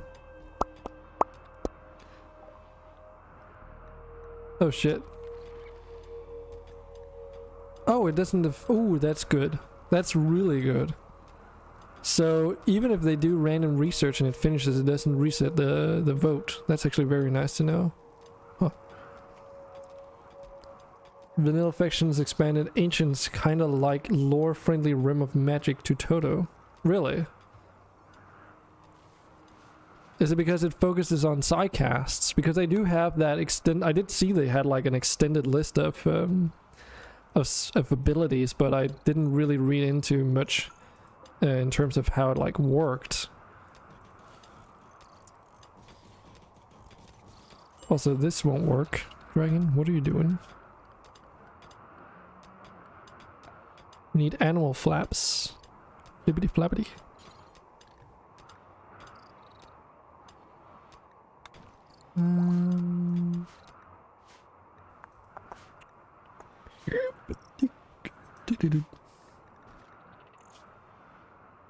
There. I never understood why there's a difference between plain leather and light leather, because they're borderline the same thing. There's just a slight color variation in means of getting one over the other. I think light leather is just like the opposite of heavy leather, right? So that... Oh, some animals... Now that's heavy fur. That's not even heavy leather, so... They're different from sidecast and they're called powers. Okay. Interesting. So if they're different from sidecast, does that mean you don't use your... what's it calling in that resource you have for casting sidecast abilities? Because there's a resource cost associated with it. What's it called again? Can't have been that important if I keep forgetting. Joking. Can imagine Fallout super mutants, but the soldier didn't become green and big. Okay.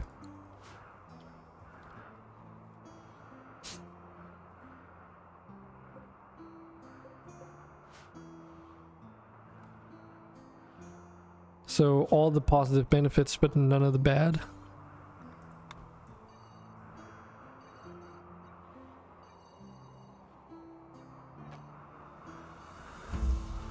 Fallout like the original Fallout. I've never played the original Fallout, Toto.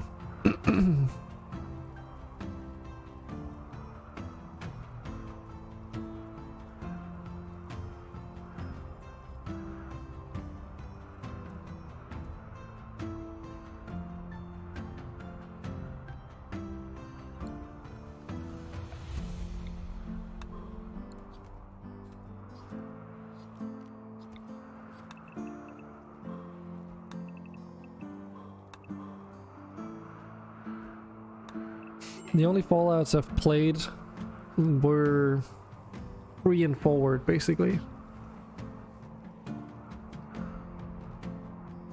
is in for a treat then. Okay.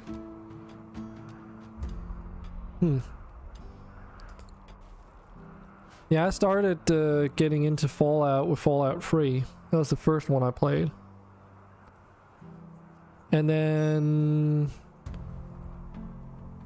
it took me a while because I started at some point on Fallout New Vegas, and ironically enough, I didn't like it at first because of how different from Fallout 3 it was. Because I found that the setting was like very different, because it wasn't like, you know, you weren't in like a heavily populated area, you were like all the way out in the fucking desert somewhere. And I just didn't like that for some reason.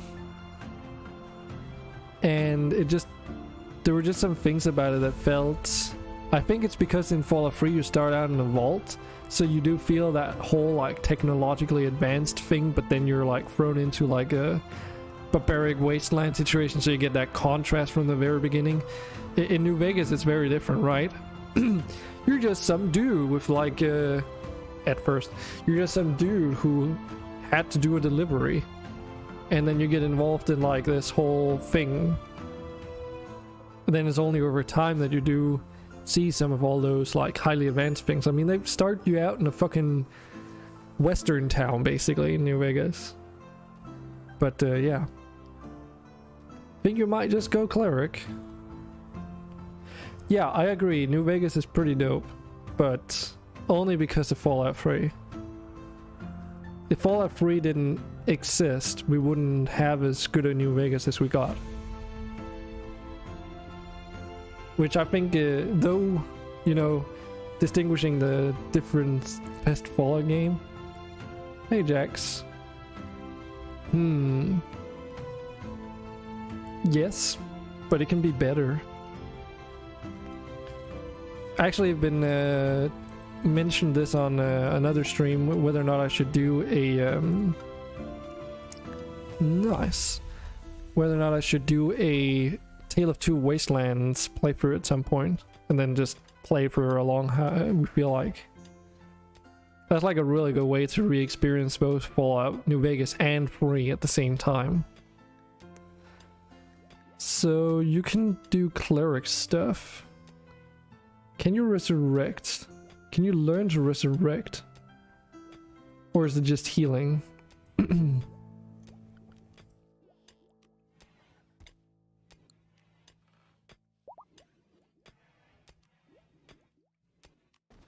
Fast heal quickly invokes magical powers to heal the wounds of a target.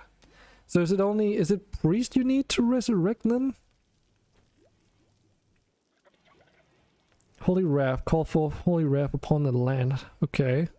What does that even do?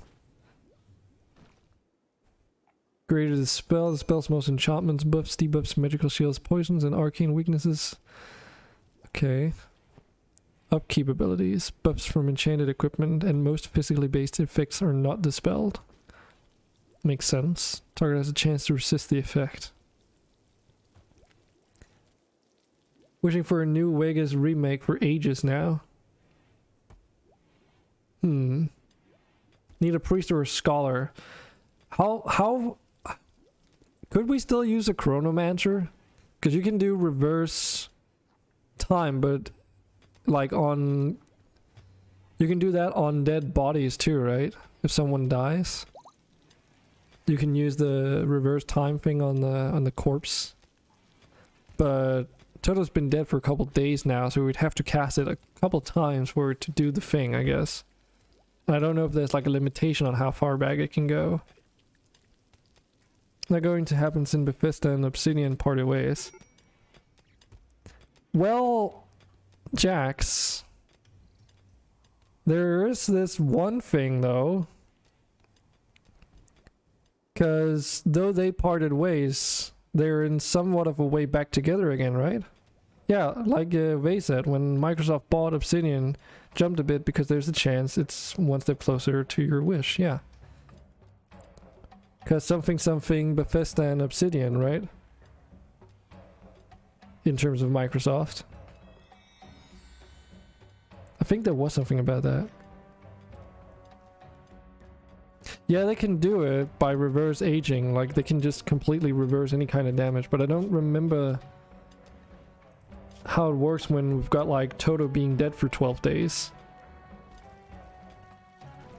It's actually in a good while ago. It happened this or last year, I think. Let me just look it up just so I'm not... So we're a little bit more sure. Microsoft... Obsidian and yeah, Microsoft owns Obsidian and Bethesda. Yep, both Bethesda and Obsidian are owned by Microsoft now. Fallout New Vegas was a Fallout game published by Bethesda but developed by Obsidian, blah blah blah. It's self-purchased by Microsoft in 2018. But yeah, them owning basically both means that they could technically go back and do another Fallout. Is what people kind of like talked about. So this was posted 2020, 21st of September. It's been only hours since Microsoft announced that it acquired ZeniMax Media, bringing Bethesda and Obsidian into the same corporate fold, and fans are already asking them to collaborate on Fallout New Vegas 2. Yes. So yeah, and then announced today that it had acquired ZeniMax Media. It's a little bit funky with Bethesda because ZeniMax Media covers multiple things.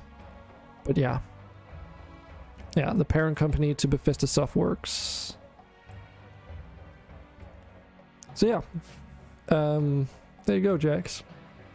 Got a bit of good news for you today, I guess. Also, we've got a foreigner event happening.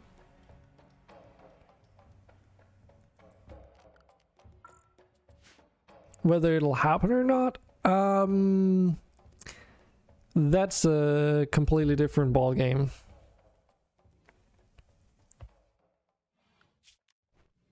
Because it's a lot to expect, right?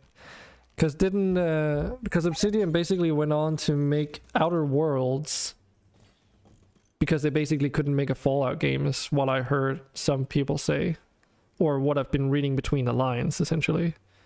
Because they're like, this is like a, you know, you can do anything to the NPCs in terms of RPG elements you want. If you want to kill all the NPCs, you can and stuff, right?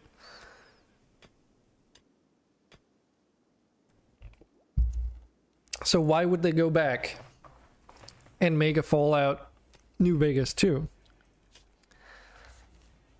When they could just make a Fallout : whatever, put your name here instead of a New Vegas.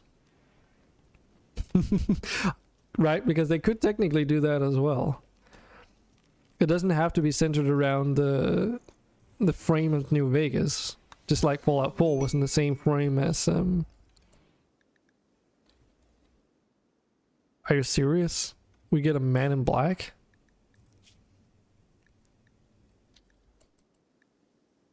Okay. So that's the foreigner event that triggered fucking man in black. Also, he's got magical capabilities? Hold on. Yeah, he's physically adept. Interesting. Also, our men in black are patched to be medieval, so they still wear like black clothes, but it's all medieval and Neolithic stuff. And instead of a revolver, they have a heavy crossbow or similar ranged weapon. Started Outer Worlds with the wrong mindset. Oh, what mindset was that? I haven't played it myself, so I can't talk much about it. It's just that I remember reading a little bit about it because, you know, Obsidian, interesting news. And my moderator, Amopeka, recently started playing it. So I've been able to rack his brain a little bit, trying to figure out what the game is like.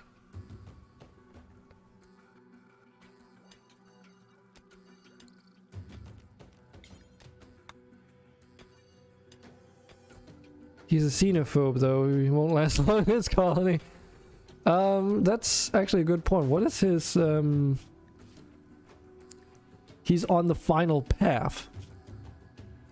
What the whoa, okay, this is awkwardly fitting. He's final path, and it's like made up of the Raider and Necrolatry meme. Dude, that's fucking dark ass shit. So they revere death and they respect a rating. They don't care about execution and the size skull spikes, of course. Don't care about organ. Okay, they do care about organ harvesting, no harvest. But they don't care about corpses. Dude. They've got a fucking Christmas tree. Are you serious? They've got a fucking Christmas tree as one of the buildings.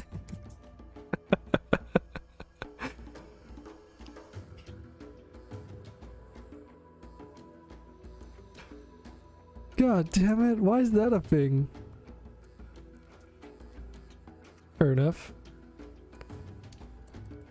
Protoceratops of the venerated animal. Nice. Nice. Total colony died. Aw. Total spawn break for eating down. Oh shit, own child. And started fire and vault entrance. The vanilla faction expanded ancient vault doors. Won't open without power, so total vault got cooked. Oh god. Well, that's one way to go. Nice. And it didn't have any cooling inside, I suppose.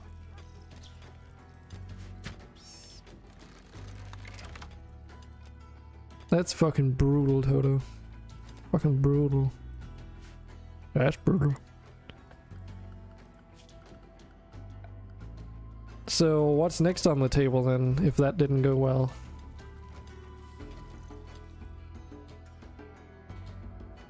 What do we even want in here? We can... Oh, this would be fun.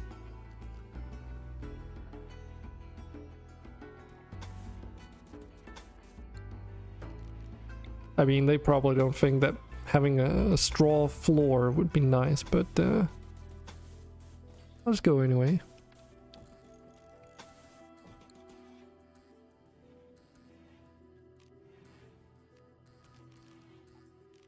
Eventually I do want to put down stone flooring, but it requires stone cutting. And we can actually research that now, because we've got 50% of all the Neolithic stage tech research, so we get some more options coming into the voting system soon.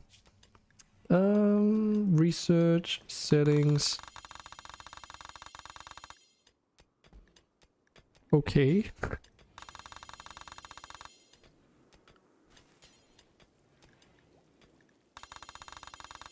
Okay, Sir Randu, your Toolkit research does something really strange. It's like it's registered. I can't...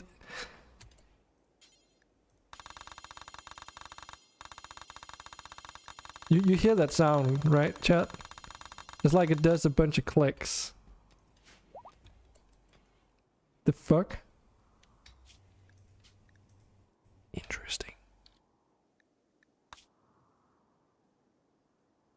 Give me a moment. I'm just gonna go and check out what's happening in dev mode. Debug log. Clear all that stuff. Yeah, I knew that. It's Rimworld magic doing some weird stuff.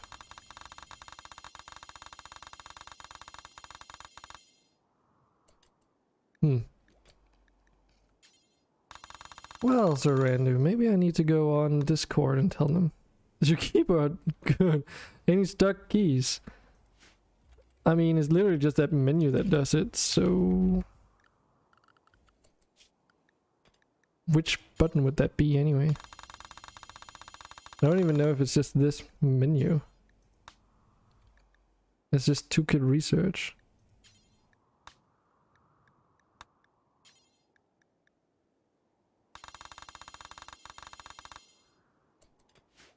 And it's not like it doesn't, it's not like it's repetitively clicking, it's like doing some weird kind of loopy shit.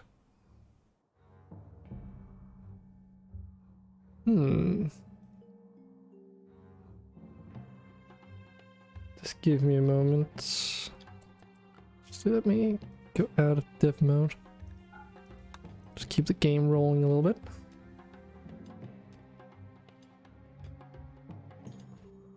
Loopy loops.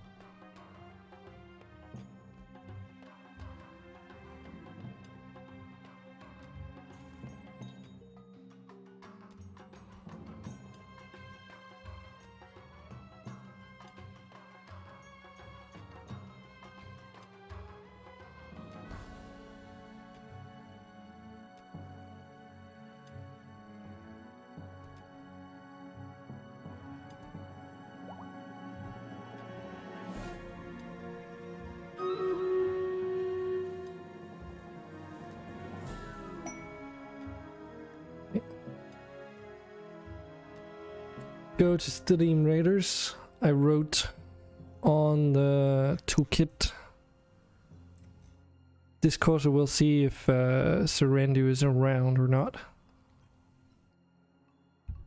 Otherwise, he at least knows now. Because he did post an update to... Yeah, there was a new release for Toolkit Research yesterday, so something might have broken then. What did he change? Fix settings menu resetting itself when reopened. Adjust the number entry field to the less aggressive back constraints. Added a notice to settings that are effectively disabled while Toolkit Pulse is active. Okay.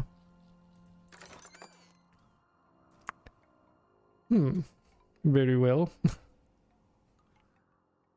Can't really do anything about it. Vay and Toto, you get some paladin scrolls. A paladin scroll both. Specifically. Be real here. And we're off to the boss centipede command.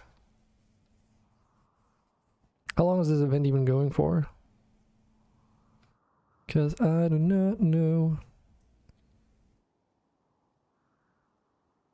And of course, I've been like pretty generous with using all the legendary units, so now I've got none. Na, na, na, na, na, na, na.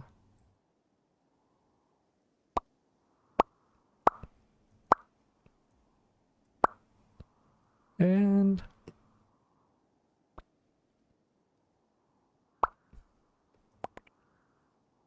cool. Poppity pop pop.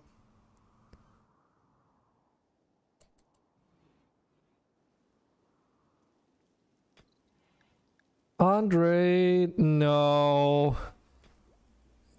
Andre and me, I'm getting married. Nice. Now I'm also Andre's fiance. I'm a dude though.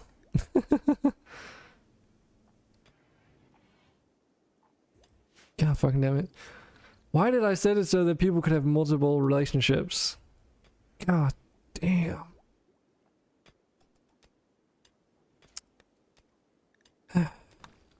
I might be regretting that. Just a little bit. Just a tiny weensy little bit.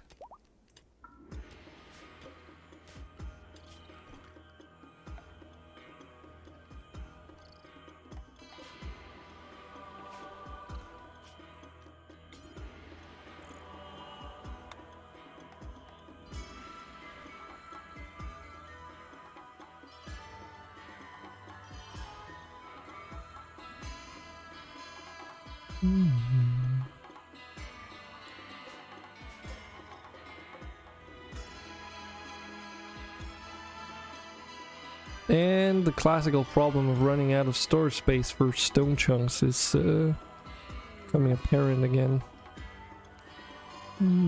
Malaria doesn't seem to be a bigger problem here.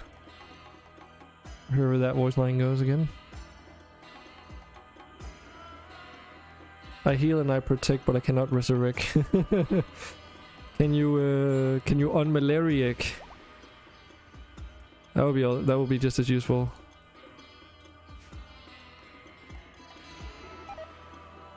Oh my god. You literally just engaged to my pawn and now Andre is getting married to Simo. God damn it.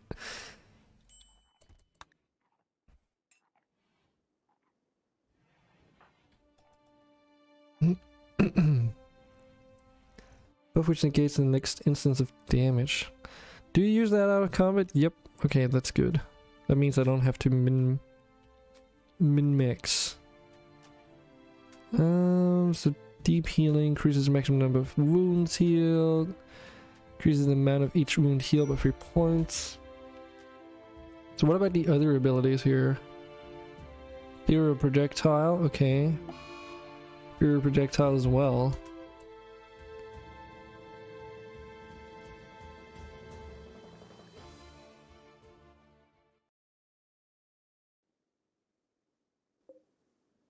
Oh. So this Daedon just insta-gift Snorter, I guess. Bond an animal. Crap. Now, back to looking at Cosmic's abilities. So is there any of this that's really good Cosmic? How well do you know this class? If we have healing potions... we don't have any. No. And resurrection potion. Is that a Rimworld of Magic thing?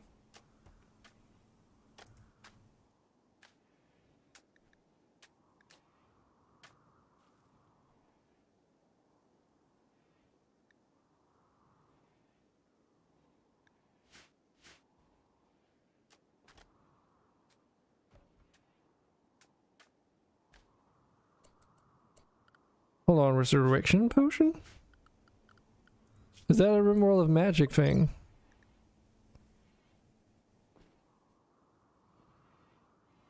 Hey Mori. Oh, you have Rimworld of Magic installed. Whoa. I didn't see that message at first. Welcome to the chat. What do you mean been a while since you've seen anyone use that?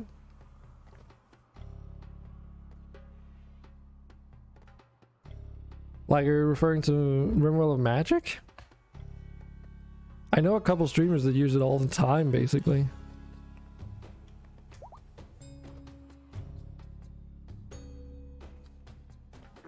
Later way... I think Spoonerton, I believe, always uses Rimworld of Magic. like always. Ah, see, that's probably the problem then. There's not so much the Rimworld of Magic thing. But I guess your statement is still true. Well, this is also the first time that I'm using Rimworld of Magic in a colony that I'm streaming with. Because it is like, a lot of streamers don't like to use it because it's very overpowered. So... they tend to leave it out. There's also a bunch of problems with it and a lot of other mods because of it being very extensive.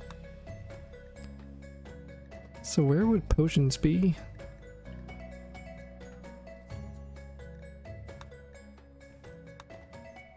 Unless it is...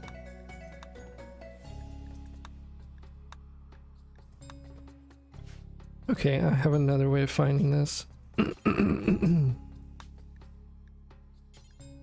Name potion equals right, yeah, I forgot I got these. Can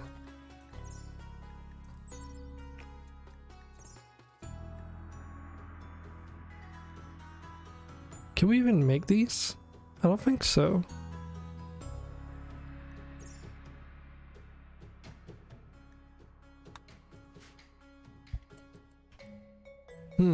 I thought I'd decided that I wouldn't want people to just buy resurrection potions, but I guess it's still there.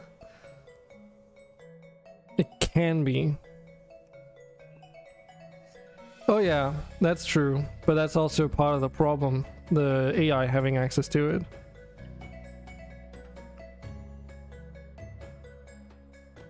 Yeah, it's potions and healing and resurrection.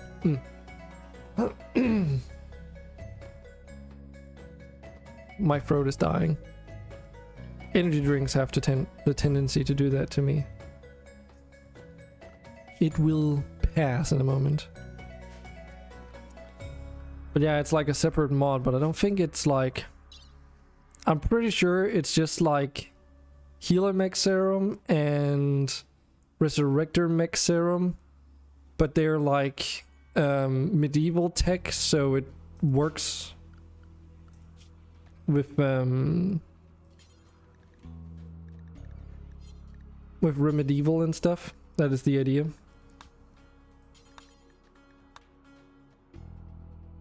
Let me just go in here again. But I can't remember when I added this. Because it's Magical Potion of Medieval, right?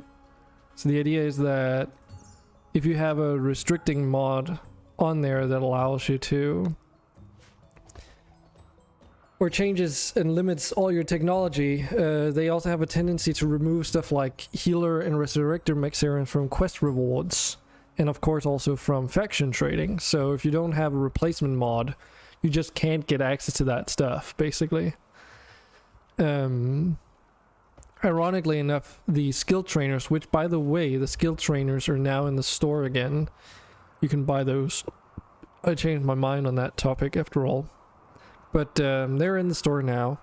But yeah, ironically though, those are not limited by the Remedieval mod, which is a little bit strange. And even more so, there's a mod that is skill potions, which is like supposed to be a medieval version of the skill trainers. But when I tested it out, this regular skill trainers would still be there for medieval, but the supposed medieval potions would not.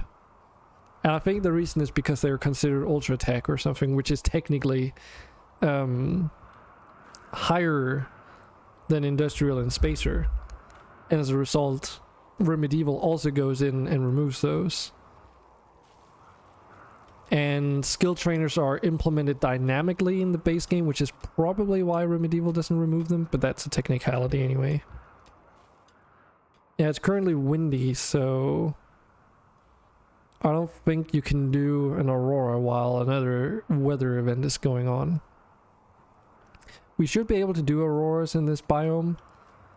In our 1.2 colony, ages past, you couldn't because of the biome I think we were in. It just, every time someone would try and buy like an aurora, you just couldn't. Because it wasn't a possible event, basically. But it should be different for us.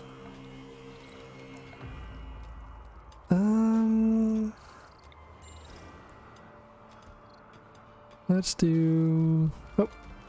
Hazard event. You guys get to vote again.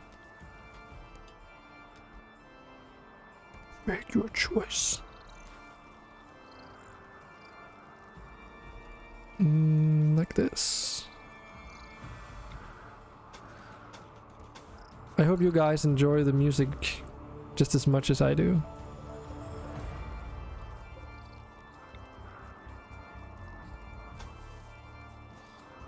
Getting some of those member berries.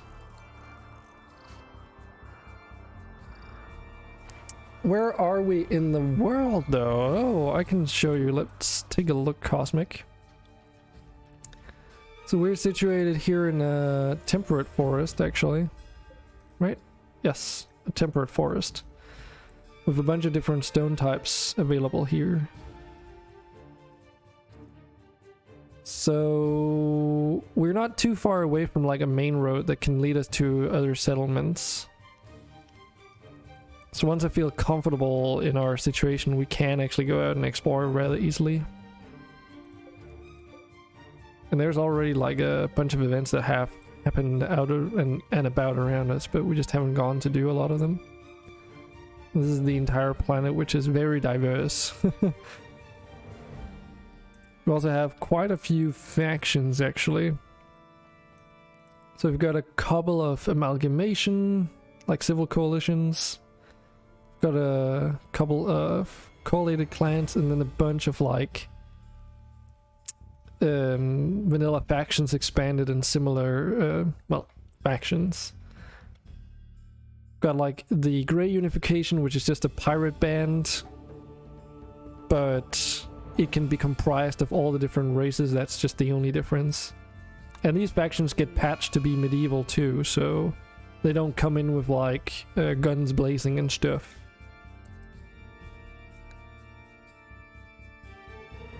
By chance, do you have a copy of the save file from the start available to download anywhere? What do you mean?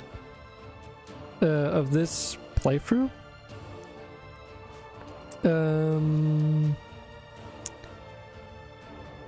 We're not in the Arctic Circle though, that's why we can't get auroras. Are you sure about that? I'm pretty sure you can get auroras outside of the Arctic Circle. Or you mean by Arctic Circle it just means we're not close enough? I mean, we're pretty darn close, relatively speaking. Because this is like the center band of the planet, so us being here is that we're almost as close to the Arctic as we are to the center. Which would be like tropical zone, I guess. How many? Yeah, I guess we do have 40 out of 60 days, so is that the problem? It has to be like 30 out of 60 days, at least, for auroras to happen? I don't know what the conditions are. You can't get them everywhere. Last, in 1.2, we played in a cloud forest, and for whatever reason, it would never trigger. Like, people just couldn't buy it.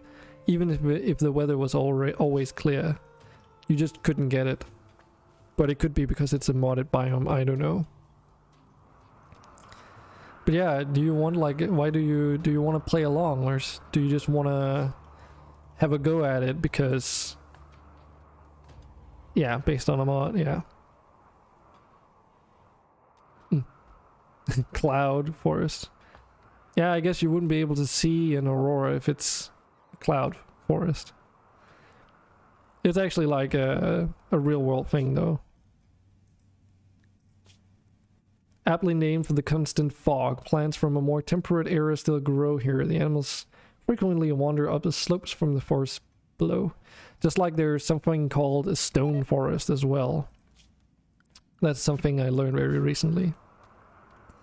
Going to try and up your comma so you could buy a pawn. Oh, you can do that in multiple ways though. Oh. More so just want an easy way of getting the mod list. I can do something that's much easier than that then. Because I'm using Fluffy's mod manager. And I'm pretty sure you can transfer mod lists there. Because just getting the... I mean, the mods are on the purchase list, but holy hell, yeah. And you probably already know that. But of course, that would be a pain to try and add yourself. Oh yeah, post some link. If you want to post a link, you gotta like ask for permission. Sorry about that. I really need to add that to one of my panels. But yeah, if you really want it, you can, if you join the Discord, and you put it up as like a community suggestion, then I'll have somewhere that I can refer to later, and then I can post it in there somewhere as well.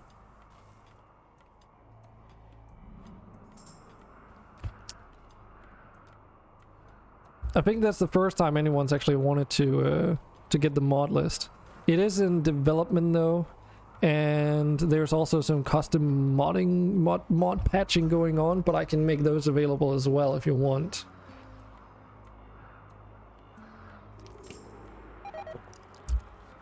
I just void any warranty that your game's gonna collapse and burn to the ground. So far it's been going okay though.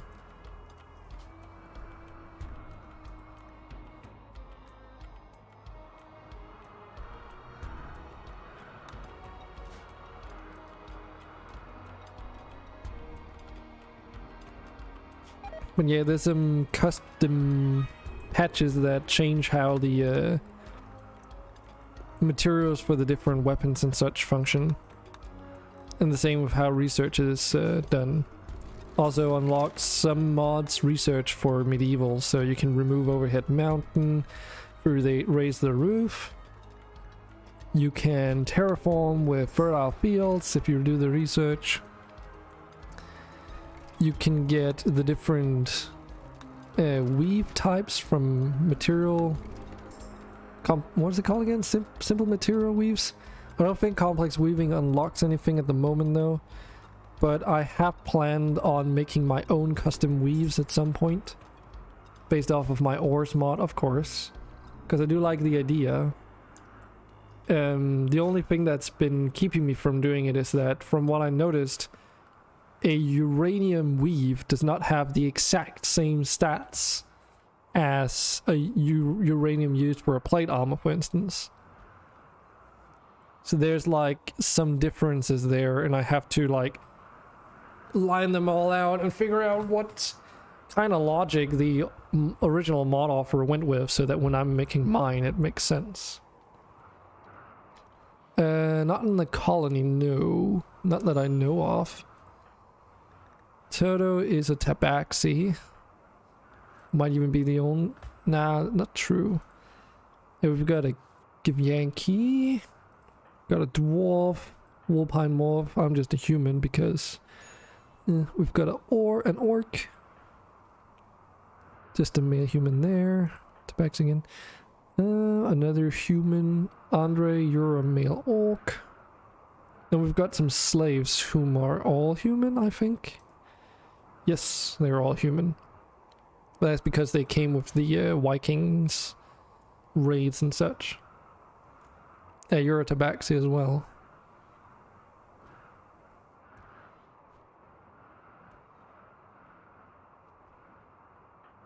No, you are the tabaxi. And then Toto is a dead what again? Does it even say anywhere? Just a male. Were you human, Toto? I think you were. Were you human, or were you like a halfling or something? I don't remember. We'll try and see if we can resurrect you though. But to do that we would have to go out and do a caravan. Maybe that's what we should do when springtime comes. We don't exactly have any good mounts yet, so might be a bit problematic if it's not in the nearby towns that we can buy a res mix serum or something. Or a resurrection potion, I guess it would be. But we can still try.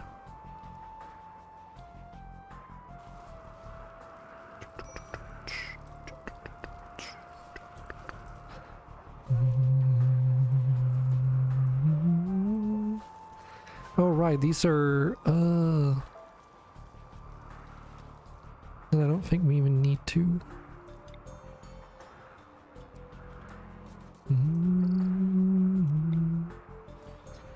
Because I want to make this a little freezer.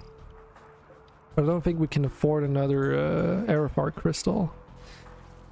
Well, maybe we can. Because it's just the hot that would be problematic. That's also something I really want to do. Make some kind of like crystalline or similar mod. That's like one use for my custom ores that I could think of. Either that and make my own, or patch some of the pre-existing ones so that they can be made out of dragon's ores. Like using not capitolite but vulcanite, for instance, or Cripo or hydrotherium, that kind of stuff would make sense for like heating and cooling at least. But it could be cool like if you could do something like use bananite for a crystal that would promote like fertility around the area, or like just growth rate of crops in general in an area. What else could you think of? Some kind of crystal that enhances your crafting speed. One that does the same for research, like basically just like I guess that wouldn't be too difficult to make now that I think about it. Because it's just like using the oh, what are they called again? They're not called workbenches. What are they called?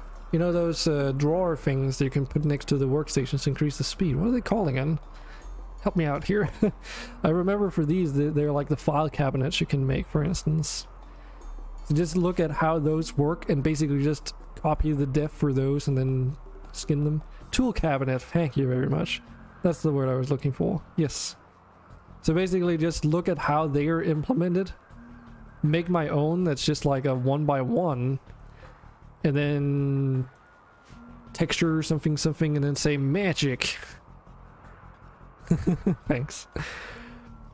Maybe also one that improves rest speed, like basically that might actually be the way to do it. Like a lot of them would just be Neolithic stage and forward accessories to buildings that would improve the work speed or something. You could make one for the... Dude, yeah, you could make one for the medical room too. Because the main issue is that there's so many different... Or not issue, but the main challenge is... that if we go in here and look at it, there's all these ores. And if I need to figure out like a use for all of them, that would take some time. But like lovely, that would be perfect for like improving your sleep or like rest effectiveness of beds. Cryolium, Crypto, Hydrotherium, and Vulcanite again for temperature.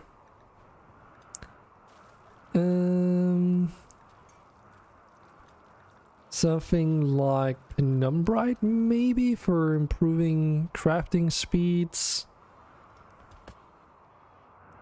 And other stuff. I'm sure I'll be able to figure something out, but that would take a while to do though, so...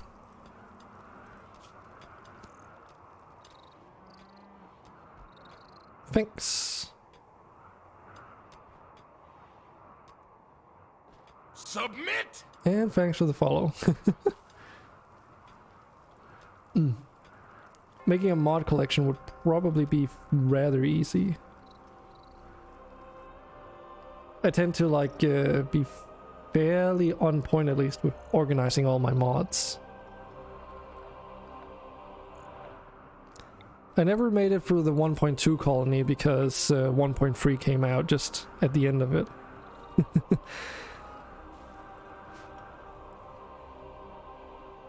But yeah, I haven't streamed much Rimworld lately, so don't expect it to happen that frequently, but I do enjoy playing Rimworld.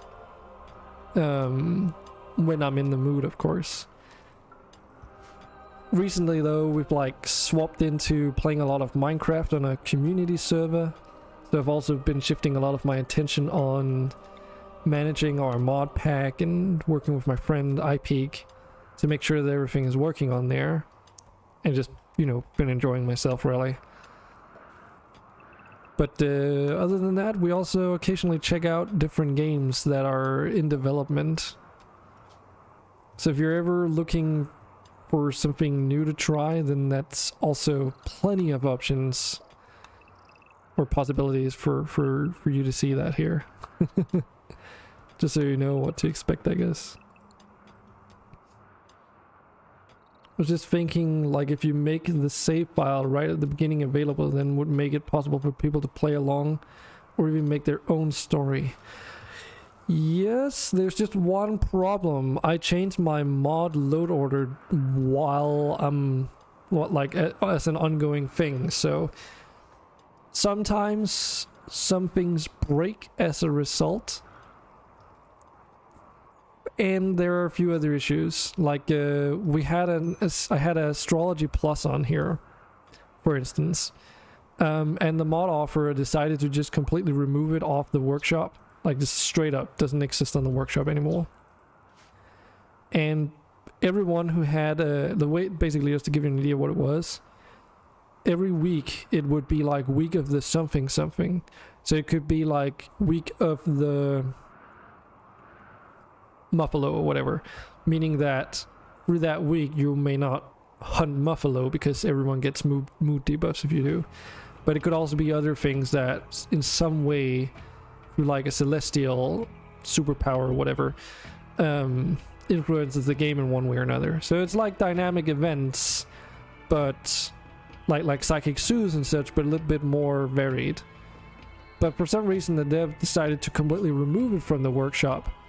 So everyone who had those week of the whatever going on, which you always would because it would just swap from one to the next, could not load their save and continue playing. So it broke everyone that was using, all the saves that was using it. Yeah. I don't do that. Because I do like to have my mods updated.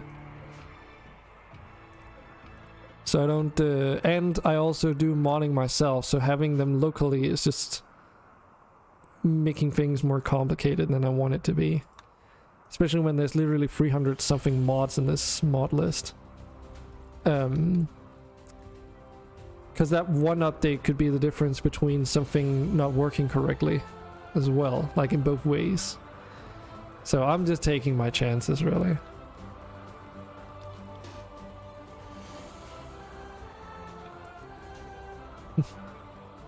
Just a small raid.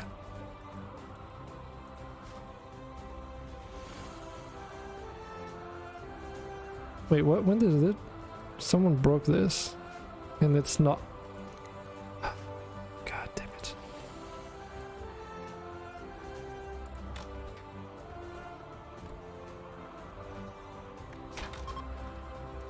You're not getting through us.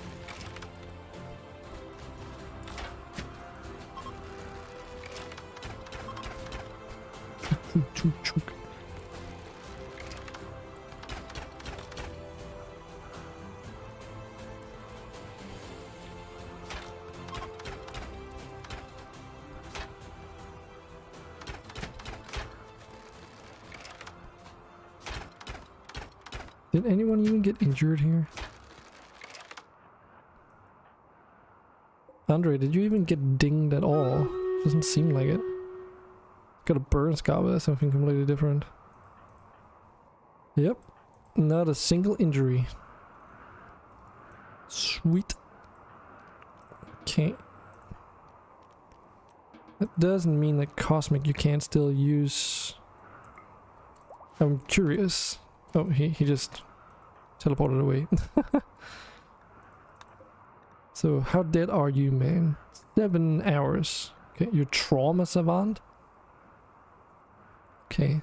Well, you'll probably do okay as a slave even. Okay, we got some stream raiders. Yeah, we get raided fairly frequently, but because they're so frequent, the raids that is, they don't end up being that big. Alright, talk to you later. Have a good trip, Maury.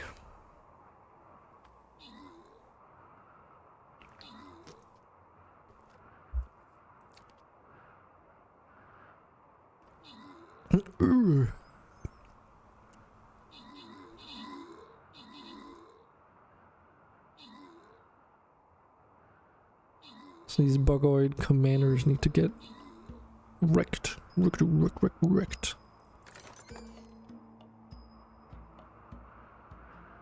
You want your healing ability to be your best skill. Okay. Fair enough. Toto's not going to be happy. Toto must be very frustrated. Prophet, on the other hand, has got a Berserker Scroll. Those are pretty nice. No problem. Should still be here when you get back.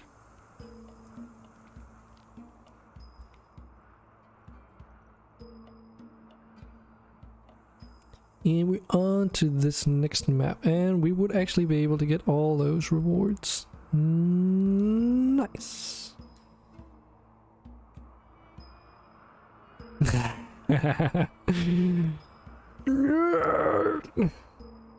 Is that Kyo? Yeah, that's gotta be like Kyo, right?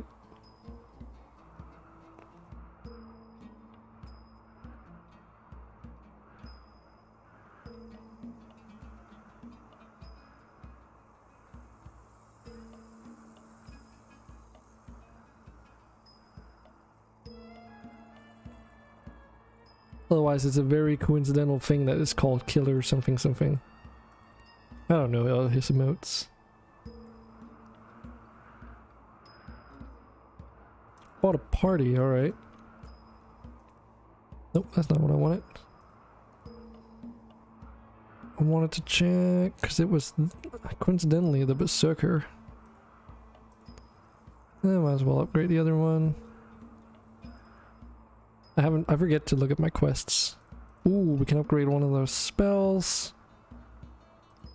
That's good.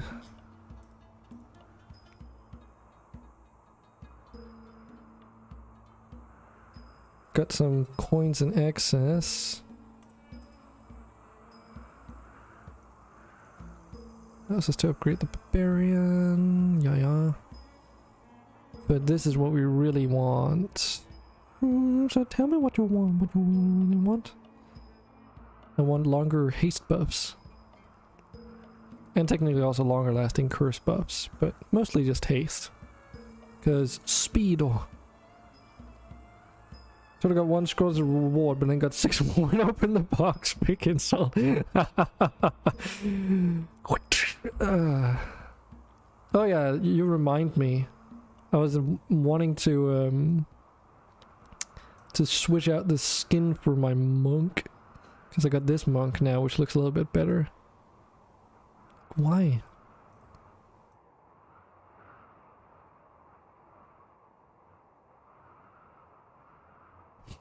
Could get the tiny thumbtack berserker, but nah.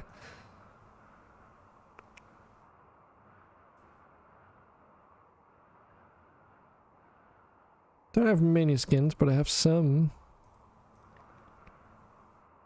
Here, Beastfolk Rogue.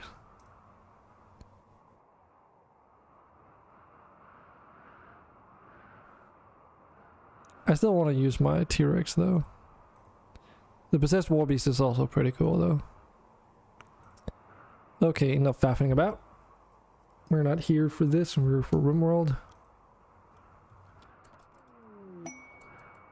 A monumental construction. How big is this? 11 by 7. We would get some Sephin pottery, we could get some loot chests, or we can get some steel weave. 11 by 7, I mean, let's face it, if we ever want to build one of these monuments, it has to be up in front of our base. Because there's nowhere else that we can put this. Coincidentally, we could also make like a rounded wall around here. Maybe that's one of the build projects we should do. I don't know, what do you guys think? Big insults.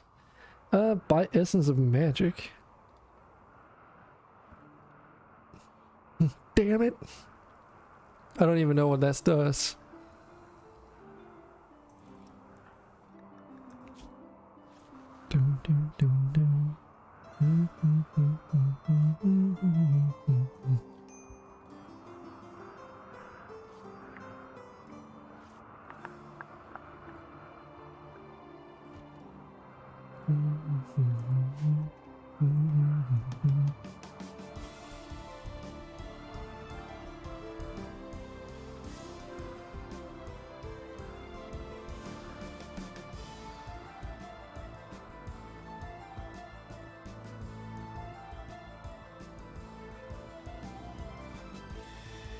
Ben, you also have some skills here.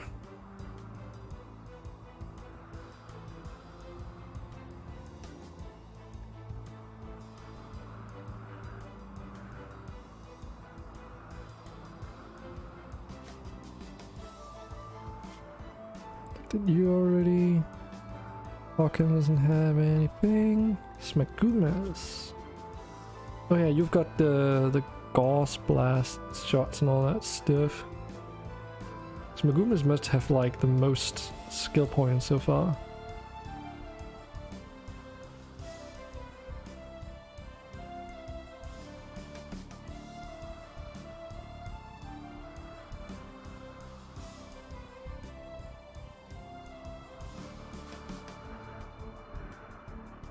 Any others? Just gonna focus down on this just to get that over with. Increases your caster level. Essence of Mind increases your fighter level. Ah, so if you could buy those, you could just buy level ups, is what you're saying? That sounds a bit too easy, doesn't it? You can buy skill trainers, by the way.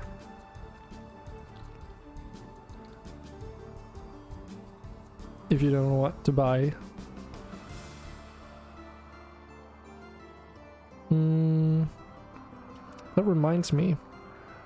Cosmic.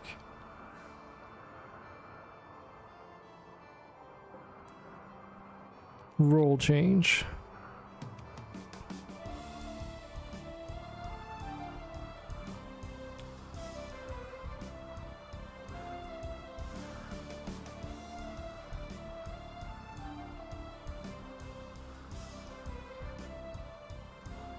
Just making sure here, and yeah, you don't have a roll, so we can make you a chosen. Wait, what, really? Hold on.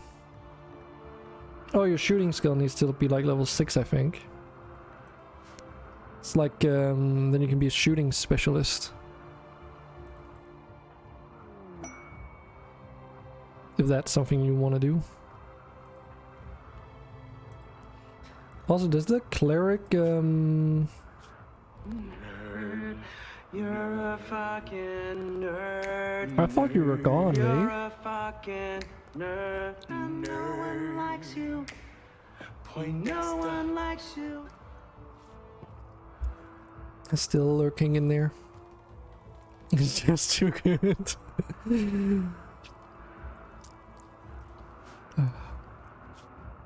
Came back for it. Nice. Very nice. I guess that works. Prison camp opportunity. Some members of the Nuke Coalition are imprisoned.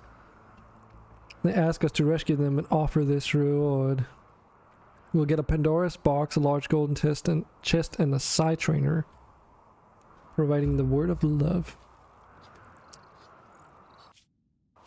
We're in spring, so where is this? It's up there, so we just have to travel through this wetland.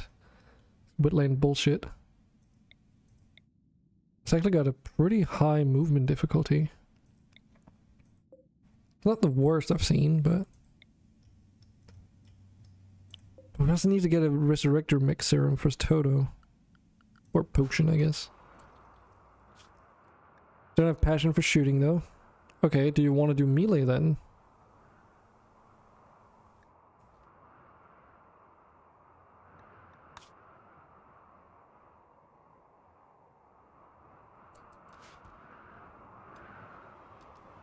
Because I think you can become a chosen, which is the melee specialist. Well, you don't have a melee no, then you can't either. You don't have a melee passion either.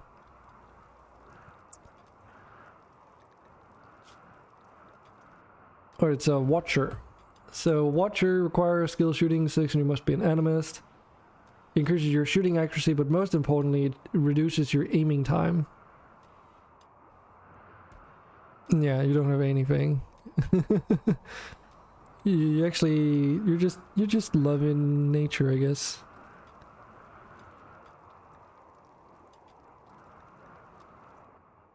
By the way, for anyone that's unaware, thought I would mention this. Your skills can go beyond level 20. By the way, and I don't think there's any limit to it. Oh wait, someone did mention it, but it's like really, really high. So, in our 1.2 colony, I think the highest I saw was 37 or 40 or something. And that was after streaming for like a couple months, just Rimworld basically, for very long streams.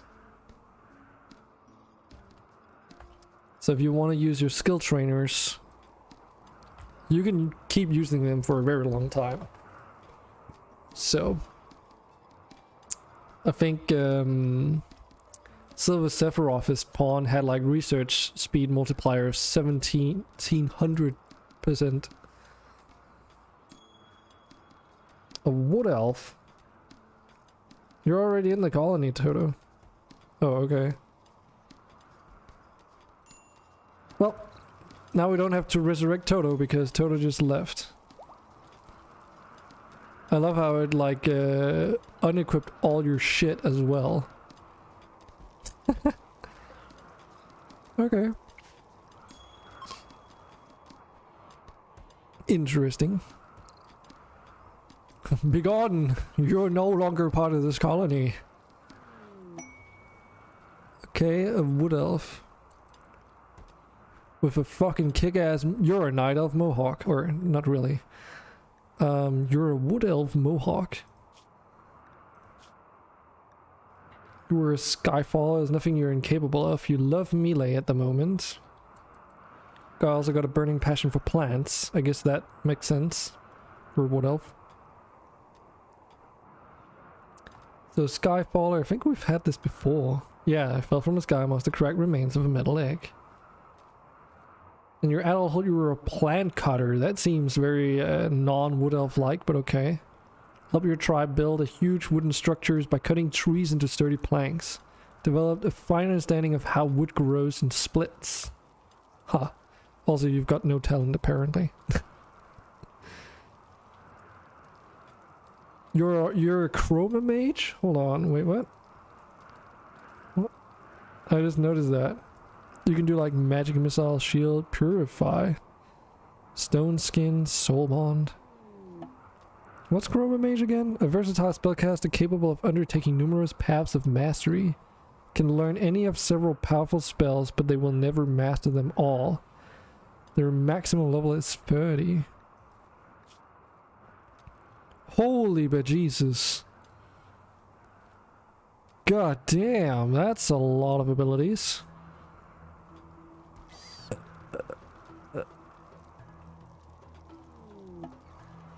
Okay. So you can like learn a whole bunch of different... Raise undead. Ugh. Light skip. I cast magic missile. Transmutate. Accelerate time. So you just get like a random assortment of different abilities from all the other classes. Because that's like what it looks like. Accelerate time applies a field around the target while physical matter rapidly ages. What does transmutate do?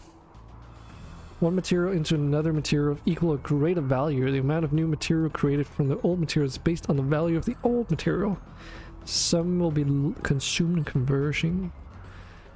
It only works on raw resources, silver, steel, furs, cloth, etc. and bricks by default, but can be upgraded to transmute to other materials. Wonder how that works with my ore mod. God damn. This is like really just a class if you can't pick figure out which one to pick. I'll just upgrade your magic missile.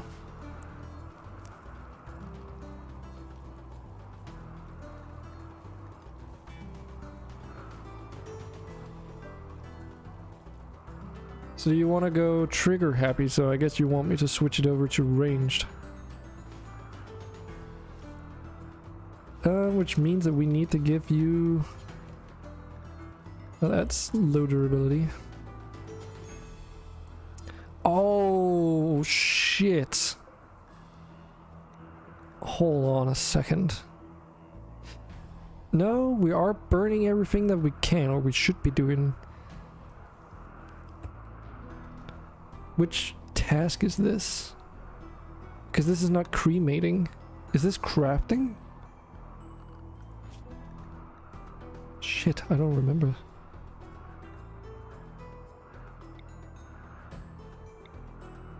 Also, you're wearing a burqa now. Oh, your colony dies, so you'll play here instead. Okay, that works. Well, welcome back, Toto the second. So what do we want to have you do? I mean, we can always put you onto research. Even though you're not, like, passionate about it, we can still do it. Do you need someone high on animal training?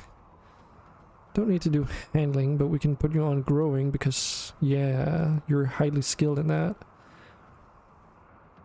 Prune and such. Those to 4. One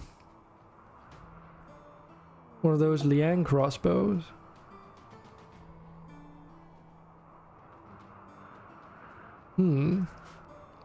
Let's see what we have available. I've got a reinforced heavy crossbow from somewhere. It's got more range than a regular heavy crossbow.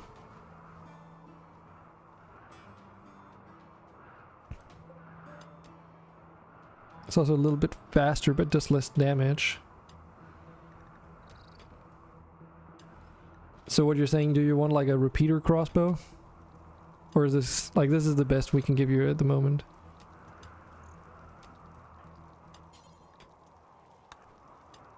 Gosh!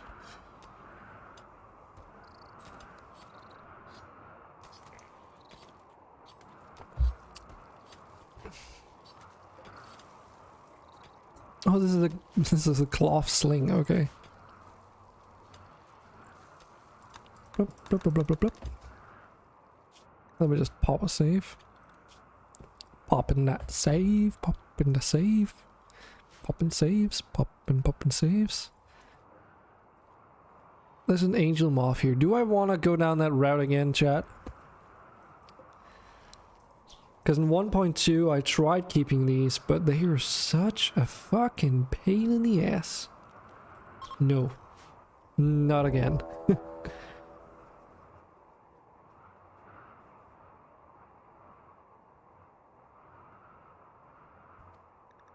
That's a tiny raid. Polaruk, an orange Vexamar. So we've got like a guy riding a, what the fuck is this? A Royal Av that looks like it's made out of silver, wielding throwing torches, and another guy wielding a steel echo with a bunch of carrying a bunch of silver. Nice.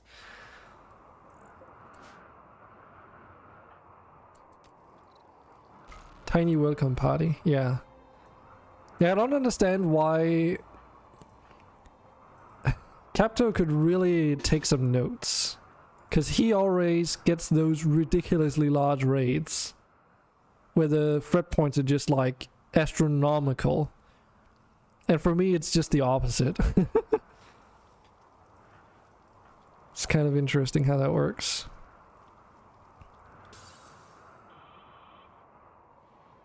Hold on. Okay, so they're just gonna go around. They're backdooring us.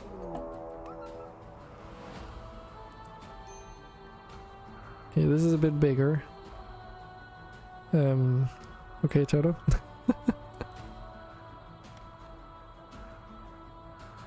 Weren't you happy enough with the first one?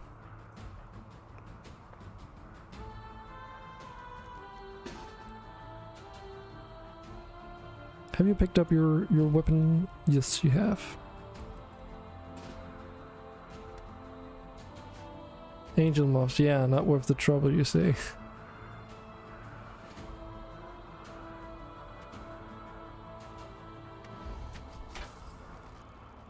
I mean, you do know about the angel moths, right? Or do you want me to fill you in on the situation, Cosmic? Because they're a fucking bitch. Yeah, I wasn't satisfied. Now we're paying the price. Ow. Firebombs. Okay.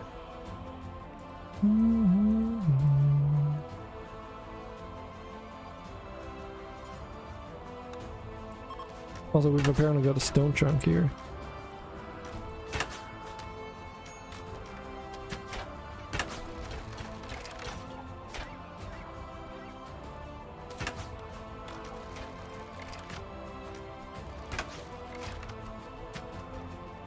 Selfire's just out here minding his business.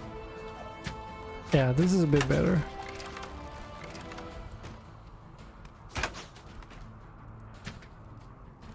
Smagumas. Smagumas.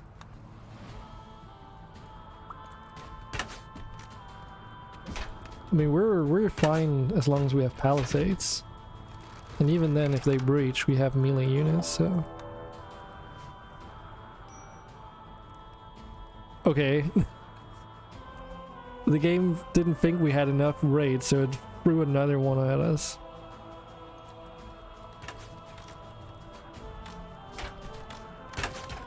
That doesn't seem quite right. Also, Toolkit core is like... Eh. Well, maybe it is right. Why is Toolkit core... Command leave didn't execute successfully? Oh, because Toto was dead. Interesting. Seemed to work just fine though.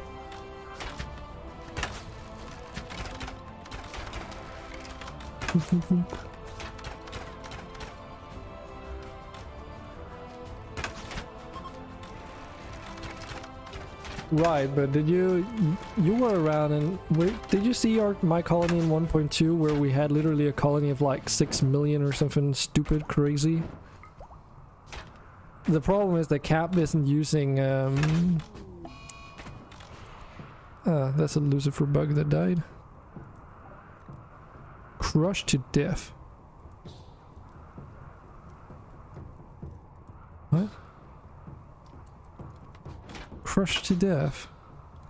By what? Where? Oh! Huh? What the fuck happened there? Why did this ceiling just suddenly collapse? Excuse you?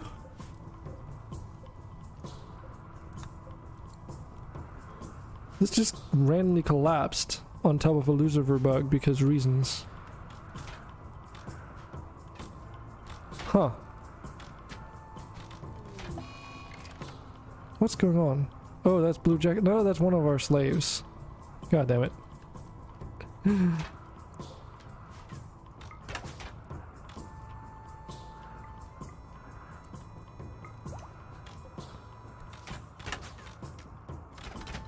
The one with the dragons and turrets. Yes, that's the one. That one went to like 5 or 6 million, I'm pretty sure. It was pretty redonk in the end. Our raids were like 50-man compressed raids, which had like plus 200% to all their stats or something. For that stage it was fine though.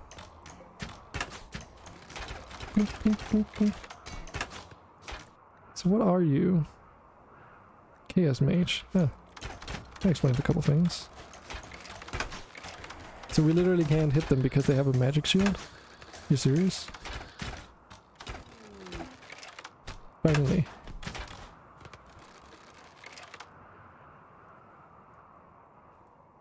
Okay, so let's do this and then deselect Cosmic. Anyone else out here that got injured? Not as badly as Ben did. Because we still don't, like, the only ammo we can wear is the stuff that we salvage.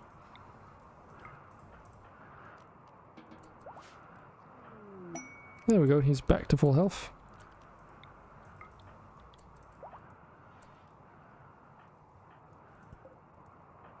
Oh wow, that heal is like on a very short cooldown.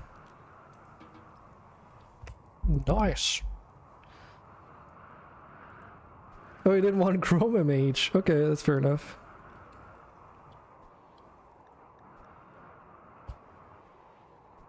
Oh yeah, Ben, you should probably also undraft.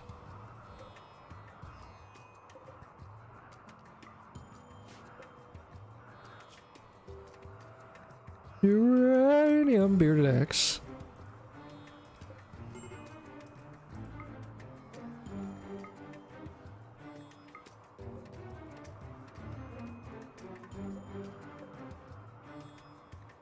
An awful steel Dane axe, no thank you.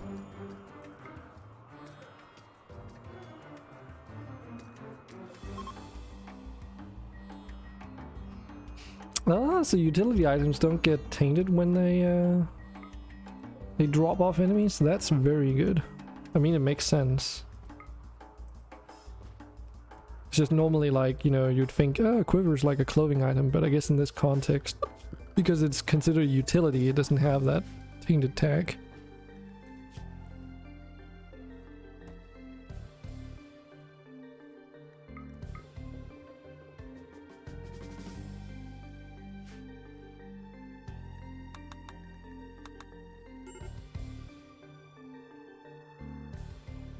Medical emergency. Christoph. Oh, gutworms. Right. Righto.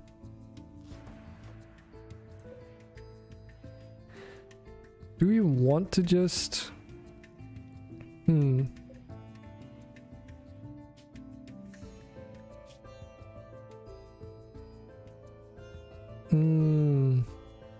Ah, okay, it is allowed here. So I guess they were putting them in the freezer because... Oh yeah, I allowed slave corpses. No, wait, no. Nope, slave corpses are not allowed. Hold on, where the fuck was he putting that corpse then? Oh, it wasn't a corpse, it was Christoph. I'm an idiot. Ranger to your pawn, okay. You're gonna one-up your previous char, are you? Also, why is your character insisting on wearing a yellow burqa? That doesn't seem like the most convenient weapon to use. Clothing attire for someone who does ranged weapon stuff. It's definitely a lot of stuff. Here. Is this not set to... Nope, it is set to 50%. Alright. Ah, there it is. Ye old quiver. Keep the replaced.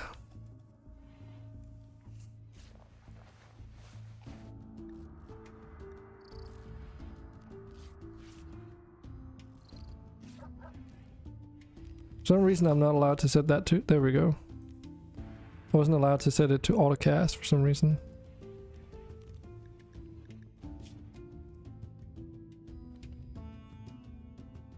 I have a feeling this is going to be very nasty.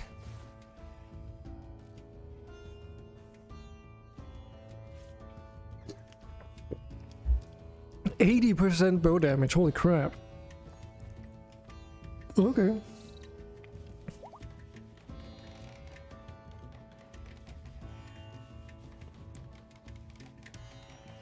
And the speed. Oh god, aiming delay reduction even further. Toto, you're gonna be a fucking force to be reckoned with.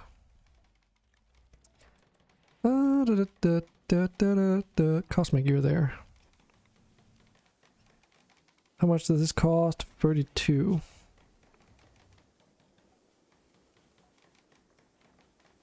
Then we're off in search of greener grass or anything suitably better than the sandy hellhole, really. Good luck finding another place and not dying in the process.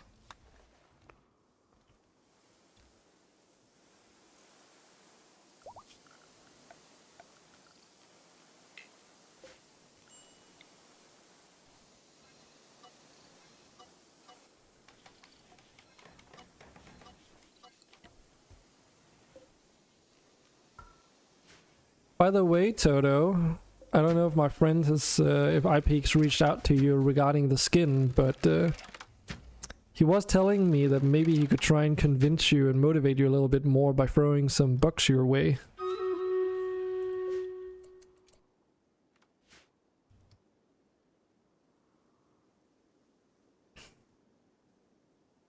When I suggested it to him as well, he was like, oh, if she like replies to me right away, I'll like throw $15 her way or something.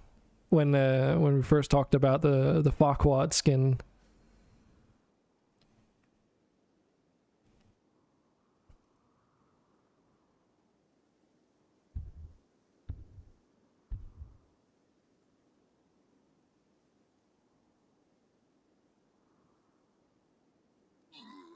Oof, that's a lot of enemies though.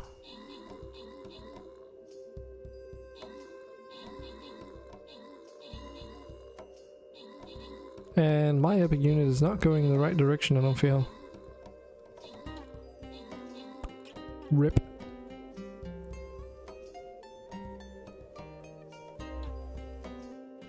I don't think we're gonna make this one.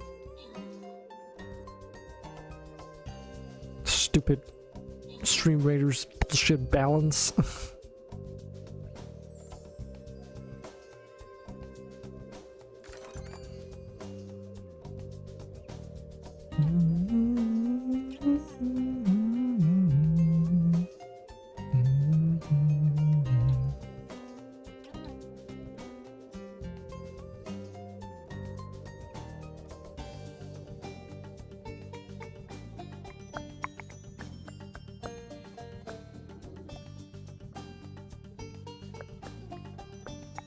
Jeez, there's just as many units, if not more, on this map. What the hell?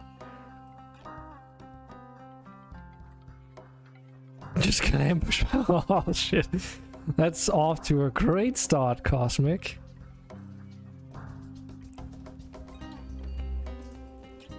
Sounds like you're having a great time trying to find somewhere better to live.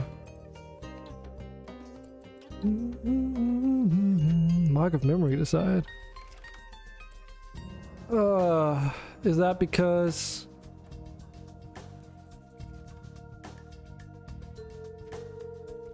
a mark of memory?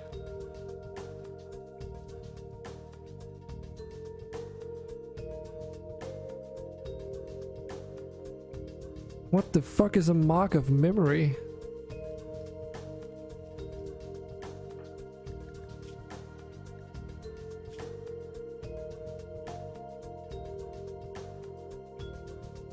Oh, it's one of these.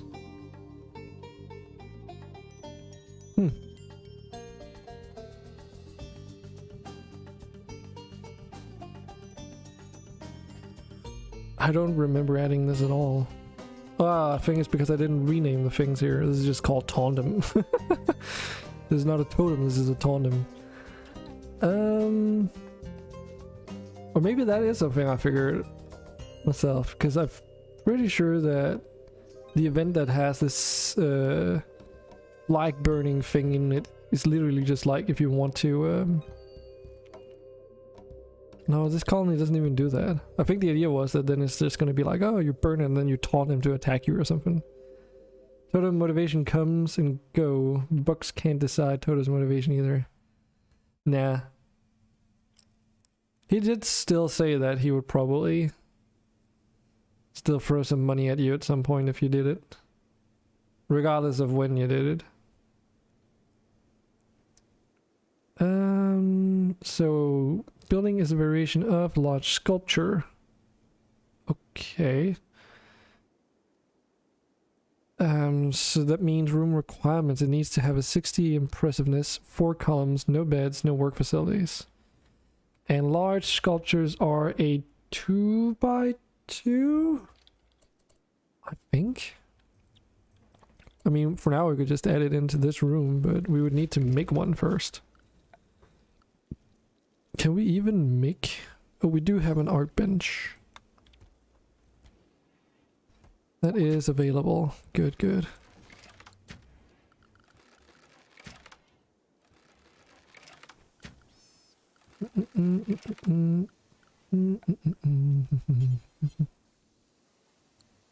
Also got these fancy meditation cushions.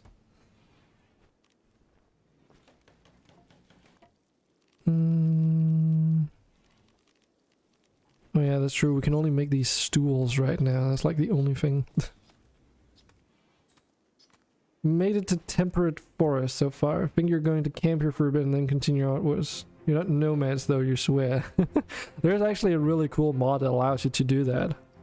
Whenever you would set up camp.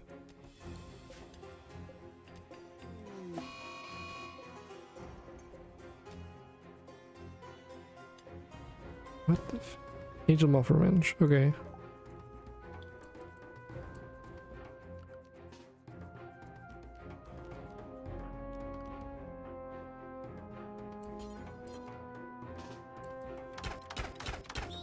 Tunk, tunk, tunk, tunk.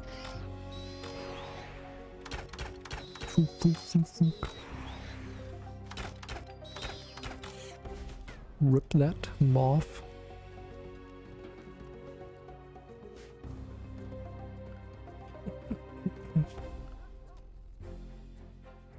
Yeah, what's going on here? It says these are made out of these are steel stools. They have the stats of steel stools, but they look like wooden ones. Is it because there's like two on top of each other? Because I cannot select the other one no matter how hard I try, it seems. Maybe it's the replace mod doing a bugging out. Simo, can you go and try and do this? Nice, an epic unit. Thanks, Prophet. That should help. We're probably gonna need it. Nope, this is just like a cursed steel stool now. Okay. That is interesting. Huh. That is so weird. To be honest, Toto stalked Ammo YouTube a bit. Is why Toto got his skin quick. Toto had a very hard time making something for anyone without knowing what their personality is like. Yeah, iPeak is like not too fond, like he's not comfortable speaking English. I've asked him if he wanted to be on stream when we've played Minecraft last stream as well, but he declined because English. That's what he doesn't like. He's not a big fan of it.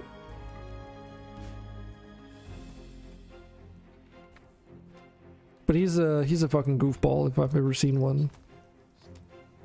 He's one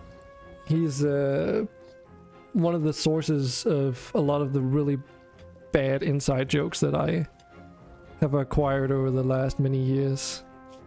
Because a lot of it's just between him and me. Like the whole reason why the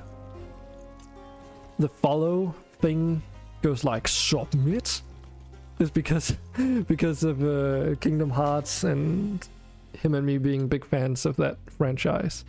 He was actually the person to introduce me to Kingdom Hearts in the first place. And he also gave me the platinum version of Kingdom Hearts 2 for the PS2 when I was getting into the series. Like, he just gave it to me because what I did was I'd never played Kingdom Hearts and I was really wanting to try it, but I'd never been able to, you know, you have to prioritize your funds wherever you feel like, and I just never prioritized Kingdom Hearts, so I never grew up with it. So when I finally got around to it was during, I think Dream Drop Distance was just around the corner. And I was like, okay, if I want to be able to play Dream Drop Distance on my 3DS, I first have to play all the other games. So Dragon did the crazy thing and he went on to like Amazon and whatever. And then he bought all the fucking Kingdom Hearts games that he could acquire. From the very first Kingdom Hearts, all the DS games. And the only thing he didn't do was that he didn't buy a Game Boy Advance to play the GBA version of what's it called again? Coded. Kingdom Hearts Coded. Or Recoded or whatever it is on no wait, that's Chain of Memories. I'm an idiot. Recoded was the DS version of the mobile phone game or whatever.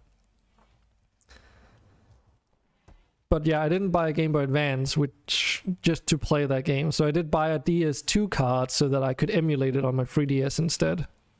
I think that was a good workaround. By the way, there was a vote going on, you guys.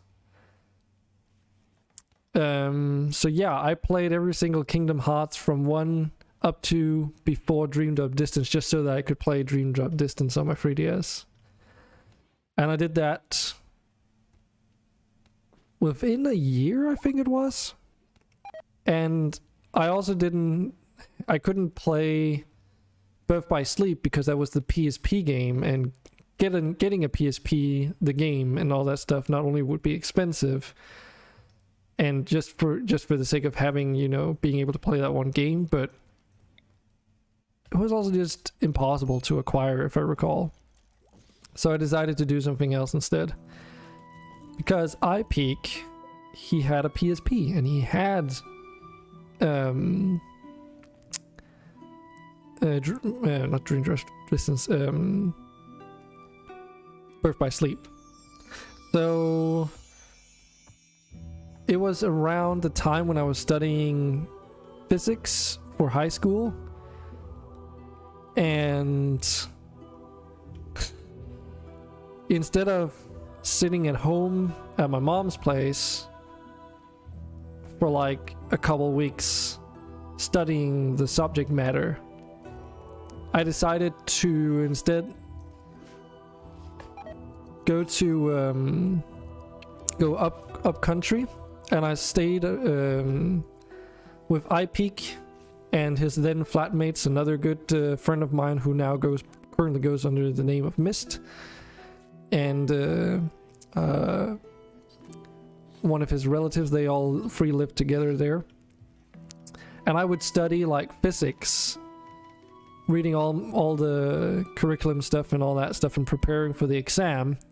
And then when not doing that, I would be playing Birth by Sleep, because I basically, just in case anyone doesn't know, you have to beat the game like 3 times, because you play as 3 separate characters, and that for each character that takes about 15 to 20 hours average or something, if you're just playing through it for the story.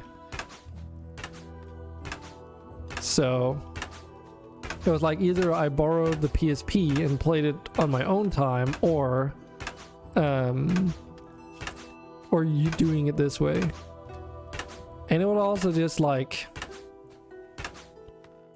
help me study a little bit better being away from home, because I just needed like to be away somewhere to study this shit, because it was so boring.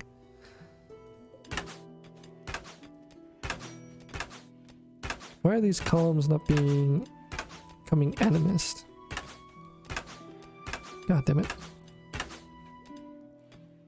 So yeah, it was pretty intensive getting into Kingdom Hearts, I gotta say that. Playing it all back to back like that was very, very hard.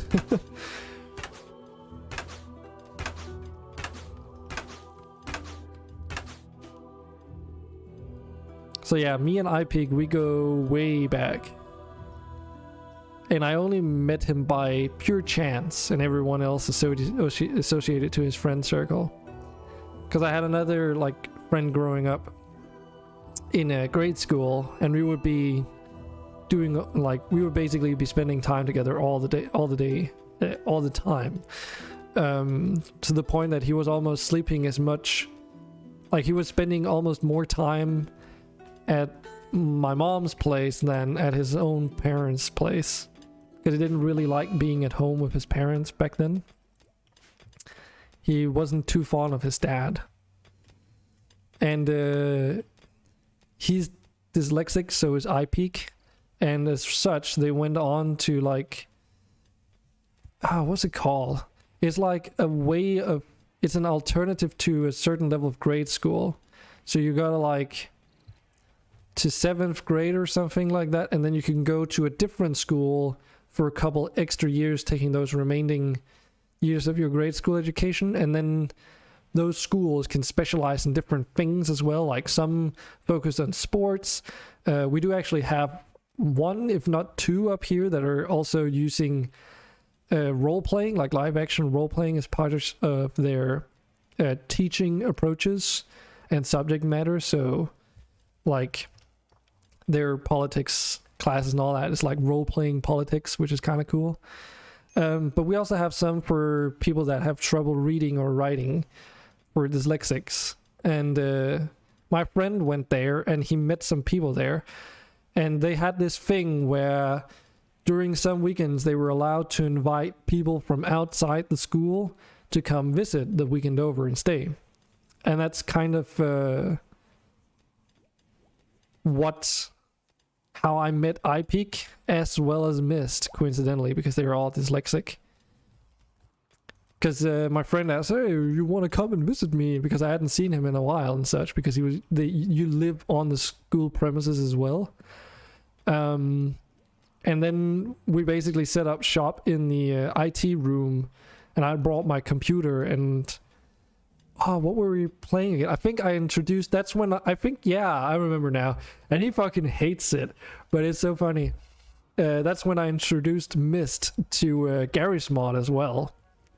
And these days he doesn't want to be shown on Discord that he's playing and stuff, because now he's got like several thousands worth of hours playing Gmod, because he does like Star Wars models and stuff. But anyway, that's where I met iPeak as well, and he was just as goofy back then as he is now. But yeah, just say Toto sounds like a pretty nice person to want to do skin. Yeah, it's just for the memes, Toto. It's just for the memes.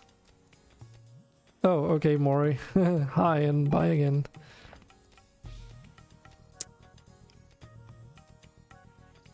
But yeah, it's just because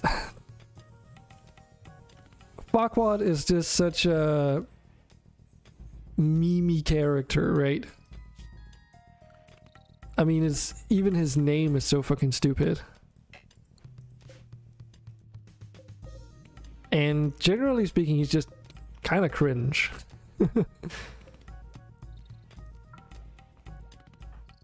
And the reason why he wanted the skin was because Cosmic started building in the swamp, because he said that he'd already had the green skin, so he might as well build in the swamp, be like a kind of a strict character. I mentioned that to my friend iPeak, and he said like, I want to build Duloc, and then like he wants to go all in, so that's why he was like, I wonder if I also need to get like a skin to act out the role and stuff. So that's kind of how that whole thing started, in case you were wondering. So now you know a bit more about it. Slavers? Group of slavers from Spider Clan have arrived nearby. Try and capture as many of your colonists as possible. Well, joke's on them. Didrik Turtleslayer Ødesson. Okay. Ernger Stellansson. Gørtelig Skalberg. Ortvid Donkey Slayer. Hennikesson. Hennikesson. It's okay. It's like slightly Norse, but there's also a bit of English in there. It's why it's so weird to pronounce some of those things.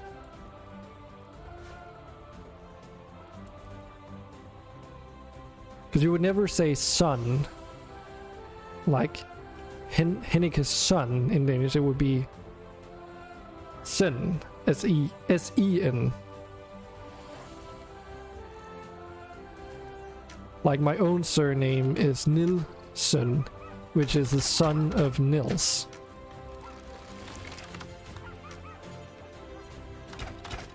So having it be son instead of Sen is kind of weird.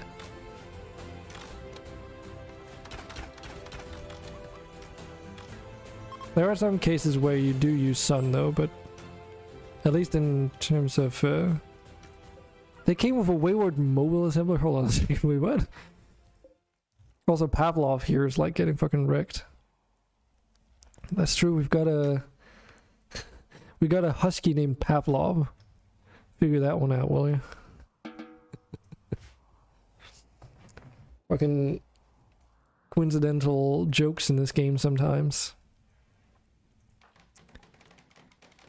Okay, Toto. So when it turns to day, maybe we should figure out like a ritual for your pawn.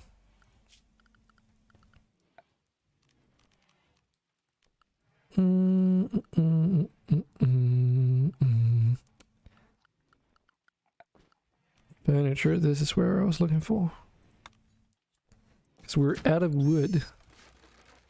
Again. to be fair, we did just come out of winter, so now we gotta go and chop some woods.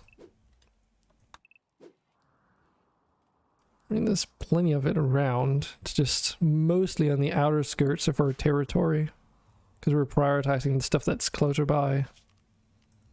It's also why it's not growing as generously around here.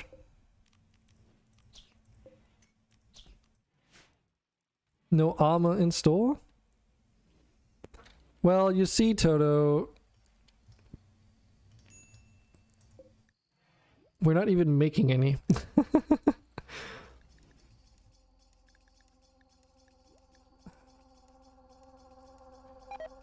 I think the best we can make is maybe thick pelt armor. Hold on. We have a better way of looking at this. If we look what it's equipped, we can look at craftable. Shock resistance. Yeah, so there's lumber armor. Like wooden armor. Yeah, and then it's thick pelt armor. So I think pelt armor is the best because heat protection. I don't know if they cover both, that's the only thing.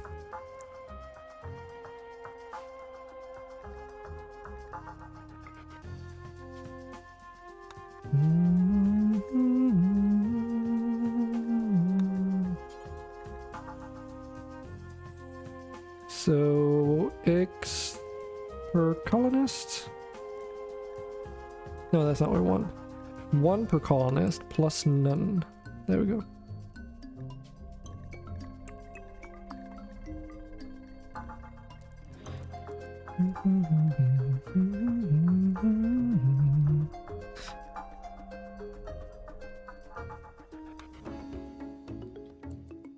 Of course, you can also buy some if you want, because we have none apparently, because we haven't been making it. We were a bit short on leather stuff. So, I mean, these are not cheap either. 120 ingredients. So yeah. Chat events. Fog. Nice.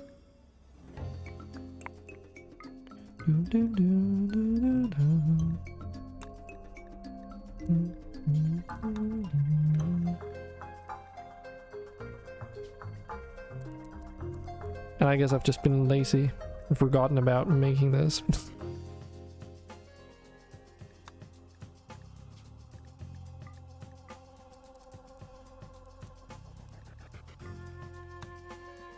Another party, let's go.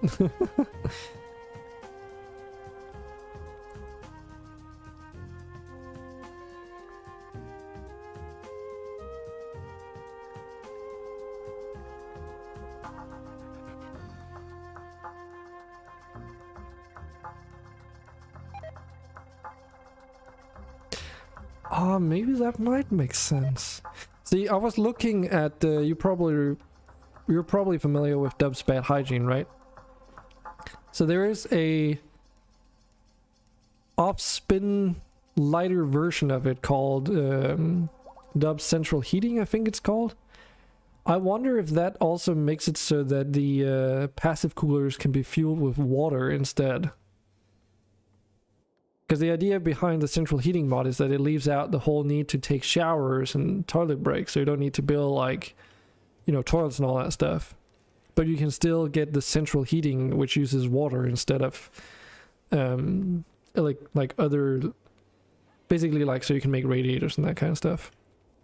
I wonder if that would probably work still here, because I mean, this is like primitive technology, so it would still have an impact. Maybe I should take a look at that, because I really like the idea that it uses water like a passive cooler should, rather than use wood. I guess it's just because they didn't have any like other good resource to put in here, because how does that even work? I mean, if you consume fuel in any kind of scenario, usually you're producing heat, not making things cooler. So maybe, yeah. And I mean, we do have water here, and you can still make wells, so it wouldn't be completely out of the question to consider it. The main reason I left it out is because also that I didn't want to add a bunch of pipes everywhere, because they are, I assume, performance heavy, because yeah, pipes.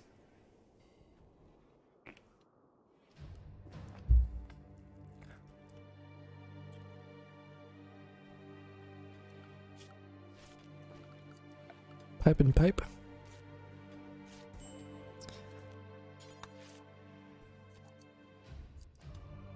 This is actually an interesting idea.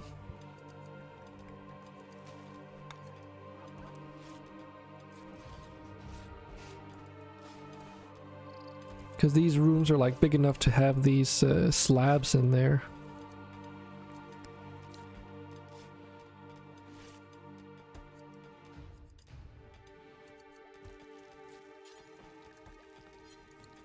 And then we just use maybe this pattern. Oh, rough vertical planks. This one. And for the time being, just wooden. Because this is supposed to be a mountain-built castle, but kind of been slacking on the whole lore department around here.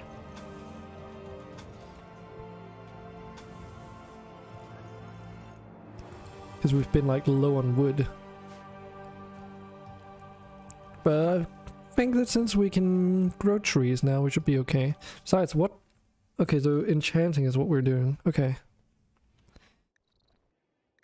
We do actually have the ability to go stone cutting if we want. Should I switch it over to stone cutting once we're done? Manually, that is. Just forfeiting the vote for the sake of getting stone cutting.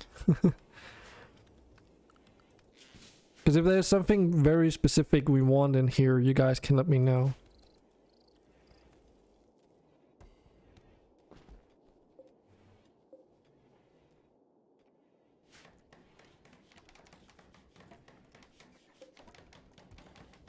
We should probably also take a look. How many tailors do we have? Quite a lot. I think this was made by Christoph. Good. Christoph should also be the one doing all that stuff anyway. What about you, Arkham? What are you doing? You're doing research and growing. And warden. Okay, so you could theoretically be doing yeah, art. Let's do art as a high priority, because then you will prioritize growing, which is important. It's like a survival critical task. But then once there's nothing to grow, you can go and do artwork, which is useful. And if there's no artwork to be done, then you can go and... mark of memory here. And then you can go and do research. Oh, this is very convenient. Now I can just literally open up the Dragon's Ores thing and say like, oh, you may make it out of all of this stuff. We have so much Capitolite though. Oh right, it's... You need 10 times as much. So if I wanted to make a Capitolite statue, I literally need 1,000 Capitolite. So it's not as much as it seems like. But we can afford one.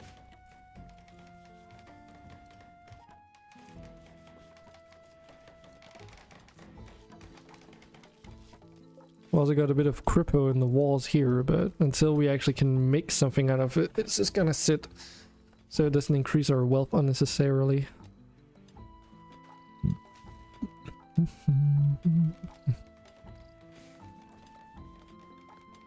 I'm sure all our animals are enjoying the fact that they now have a indoors place to sleep. All their food shouldn't spoil it either because it's in a locker freezer here. And because of how the new system works, I guess they won't try and go, like they won't hang out in there unless they absolutely have to. That was a part of the old problem, which is that you needed to like specify a zone for your freezer. And if you had a lot of animals, there would always be like an animal sitting around in your freezer area. To the point where they would end up sleeping in there and shit like that, which was just super annoying. But I guess because now they're more prone to being like outside or around their sleeping area, maybe that's a thing? I don't know. I mean, we also don't have that many.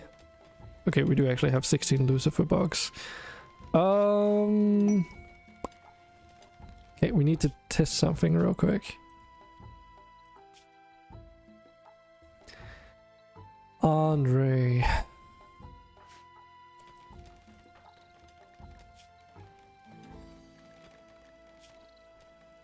Andre, you should... He's not? He's not addicted to Luciferium? Oh right, because you can't buy it. And we don't have any yet, so... Right. Okay, let's check out Stream Raiders. See if we can survive this one. Go for a defensive buff. Because there's so many units here. A lot of level 1s, but also some level 5s. Oh, they also have a fucking buildings?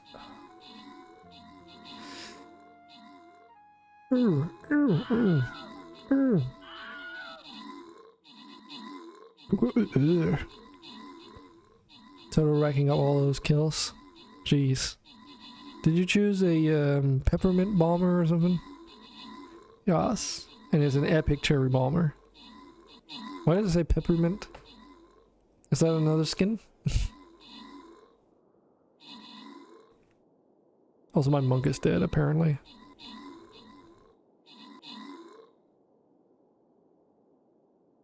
Dude, when that bomber hits level 30, you're gonna be a force of nature.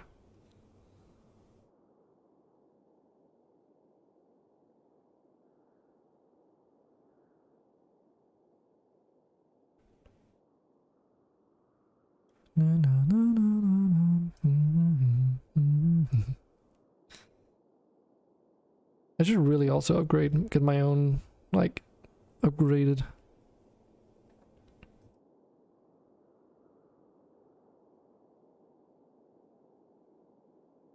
Because it's like a really good AoE unit.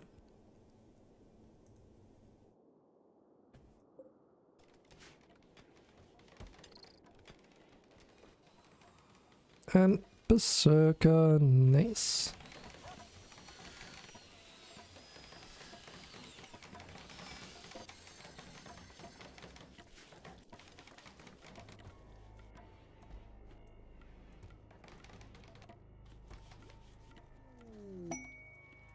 Caravan animals. What kind? Civipherium, so they're like proto giraffes or something? They've got a bit of different things, not a whole lot though. But they can carry, holy shit they can carry. Let's go. Does anyone coincidentally have a taming inspiration? No? Okay. We'll just have to, what was the thing again? Okay. Ancient complex riches. It's probably just a... Ancient complex. Ooh, that's like literally right next to our house. House? Home.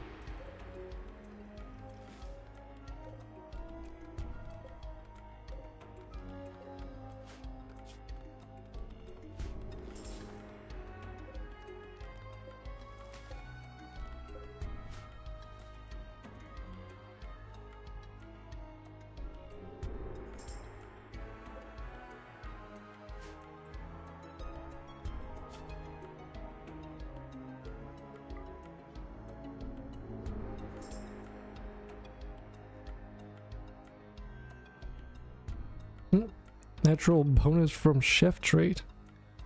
What?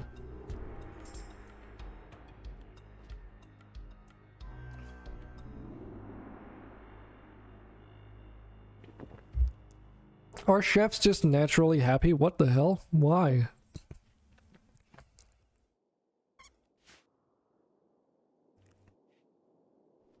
Not exactly sure I agree with that logic.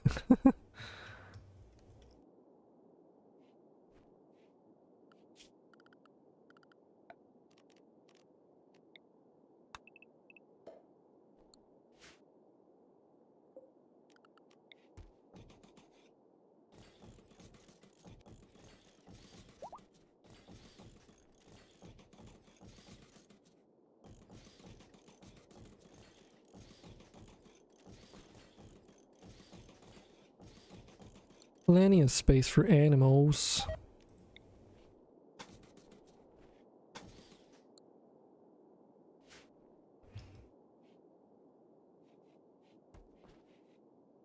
Also getting more and more of this cave dug out.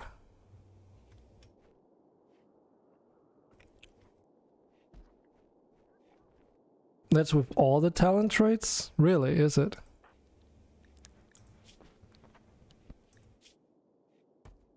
Huh. Okay. That seems a little bit odd.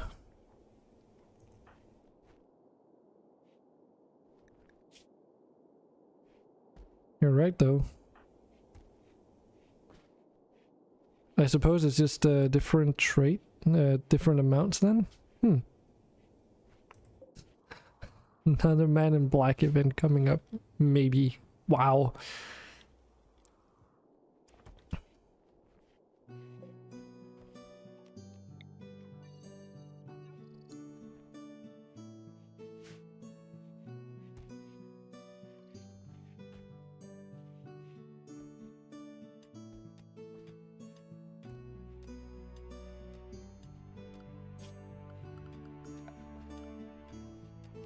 Oh yeah, we also need a reliquary. That is expensive.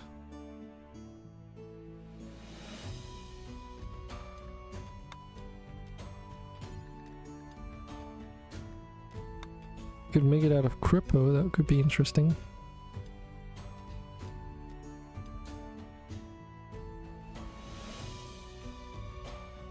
Don't need no stinking Men in Black any more than we already have anyway. Just gonna have an army of them. I mean, so the way the colony is structured is that there's a reason why we venerate death and all that stuff, right?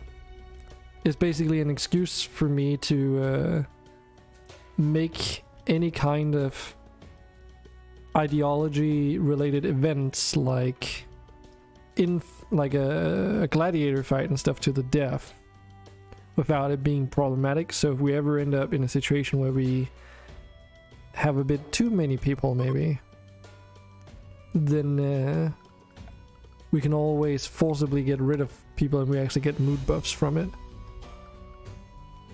That was the idea anyway. Because I don't want another colony of 50 pawns. It was so painful playing near the end of the 1.2 colony because we were running about an average of 12 TPS, so the progress that I could normally have done over the course of like one day would suddenly take like 6 streams to do. It was unbearably slow. Hardly any events ever happened either. We barely got any quests because it just took so long between everything to happen. Colony venerates fire, meaning you want to burn everyone and everything. Praise Sorg. Do you have the better pyromania, whatever it's called?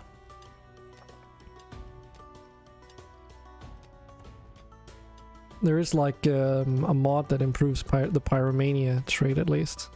It doesn't make it makes it a couple changes, like for instance they get mood buffs from setting things on fire.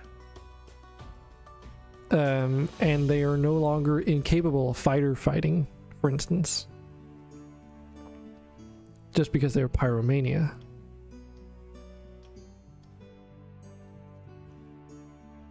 And I can't remember what else it does. It does like a bunch of different things.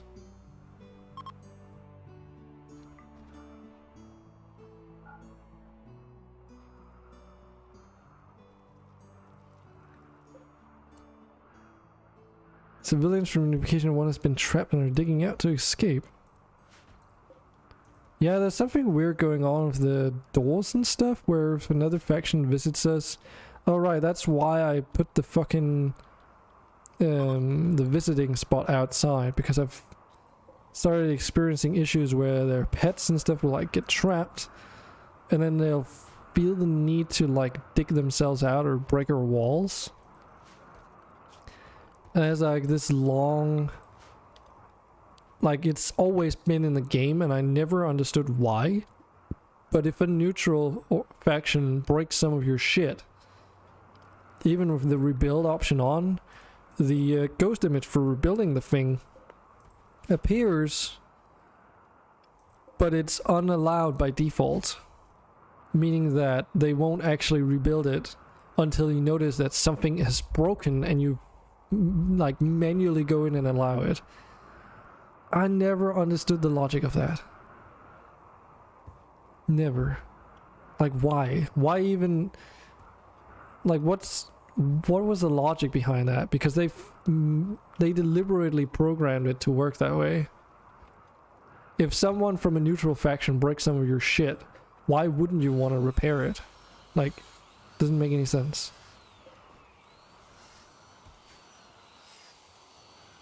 But maybe I'm the crazy one. Christoph is making wood. Wood.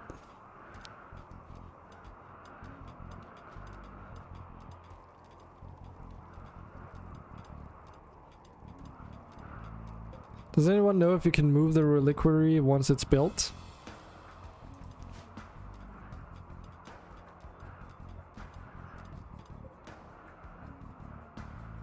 Oh yeah, that's true. This is quartz wall. Jeez. I forgot. This is actually made out of a gemstone. Hospitality for a noble, no thanks. Can't really harbor a noble. The palace hasn't even been built yet. It's just like, it's just the frame for where it's gonna go, but nothing else.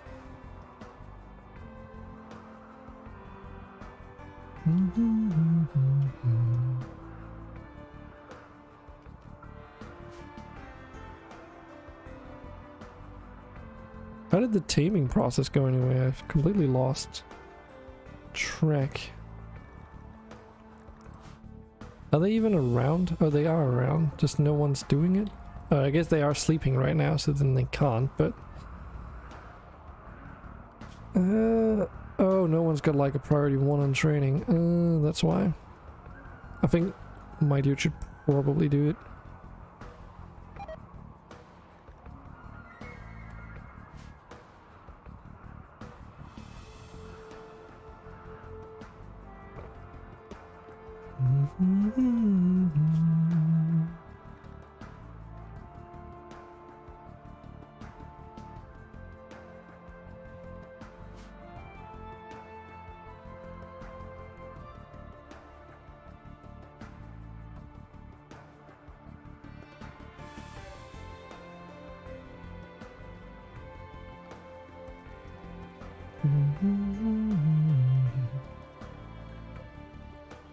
Ockham is working on the mark of memory. It's almost done.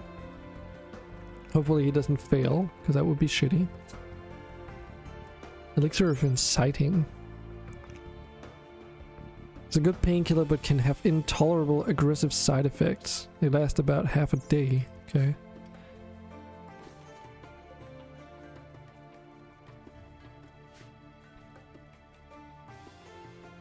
Yeah, the herbalism mod is cool, but I think it's just like I anticipated, it's a bit too much microing.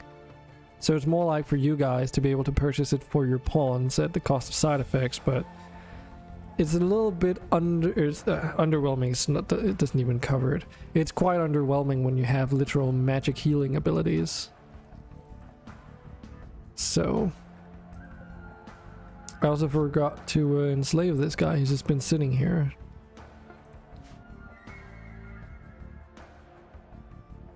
Mark of memory. Memory. Because we got this thing now. So does it have to be somewhere specific? Does anyone know? Because it just had to be in a specific, like in a room, and then with enough, like had to be pretty enough. And I think if we put it in here, it'll just automatically, from its own beauty, be good enough.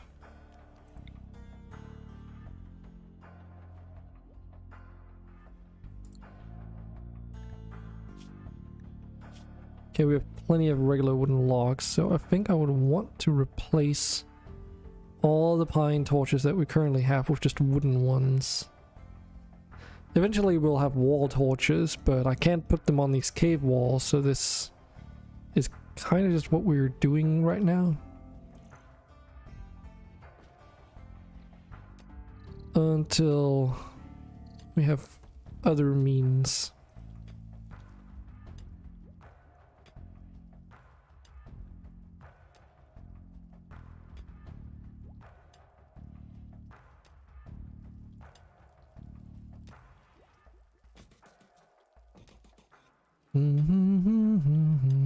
Cause we monkey.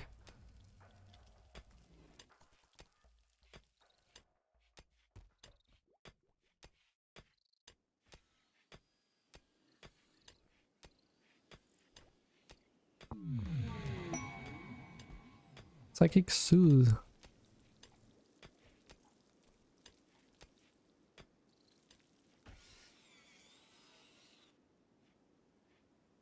Yeah, these are also a thing.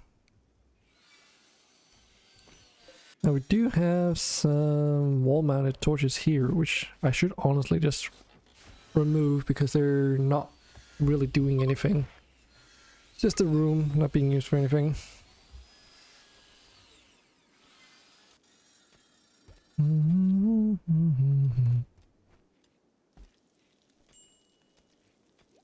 Oh, this is why are you so slow? Oh, you've got a bad back and you're also affected by smoky leaf.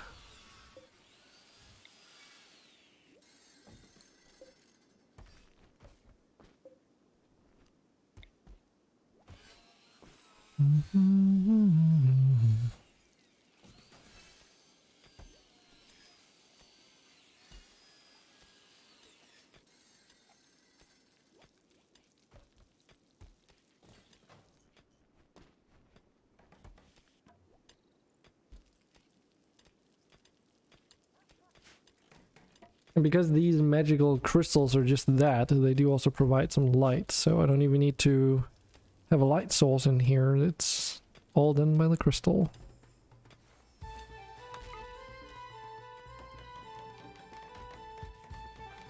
Lego, why are you so slow? Oh, you're missing a leg.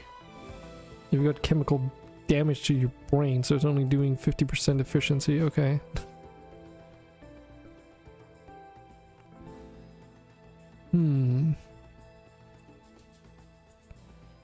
I don't think we have a leg for you. Got a couple lungs and livers and stuff. Oh yeah, that's right. I've got these so that they stack. That's true. It just doesn't show the number because it doesn't support it, but there's like 3 ears in that stack and 3 lungs over there.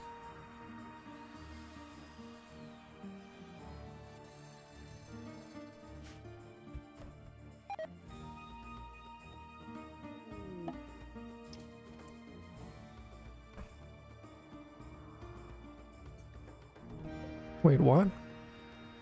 To return to the wild? That shouldn't even be possible. Look at this. Hampu, Luxorium, Chalcedony, Turquoise. Delicious words. Now, let me just have a second here. What's it called again? Oh shit, what's it called? It's the taming fixer. The mad skills, that's for pawns, but that's not the one. Shit, what's it called? Crap. Because I've got multiple mods that allow you to change that. Yeah, that was food. What about animal logic? It's meat. Animal relations, new. What about ED enhanced options? Does that do anything?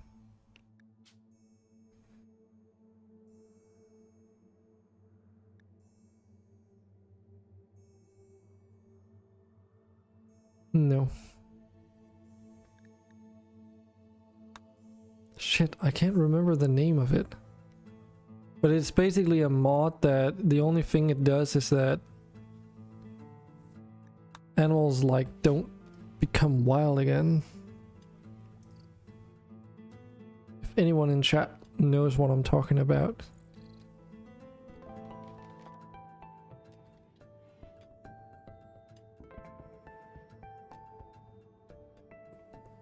Jeez.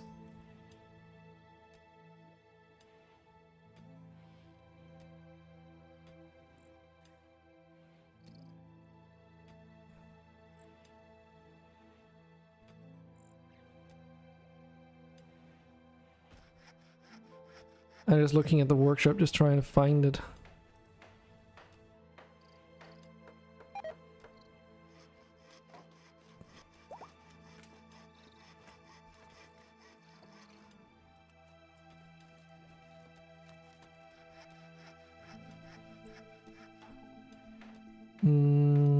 It's not this one.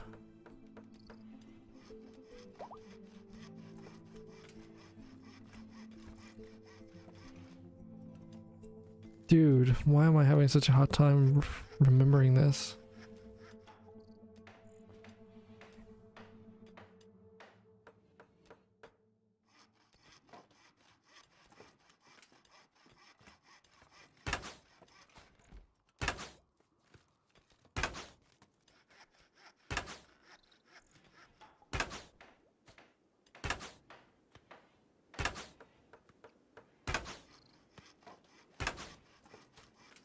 There's the one called Animals Logic, but that's not the one.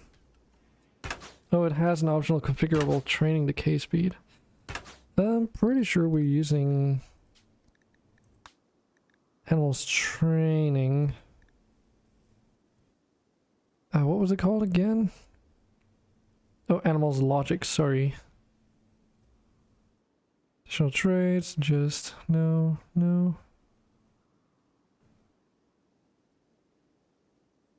There, Animals Logic. Oh, here it is. Yeah, set to 100% to prevent losing tameness.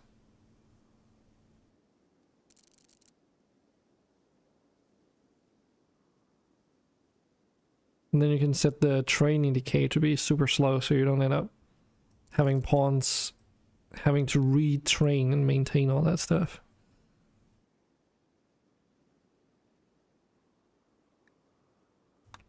There we go.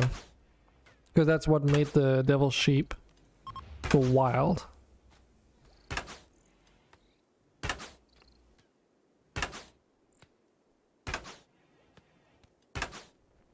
It's gotta love Andre's whole jumping around all the place.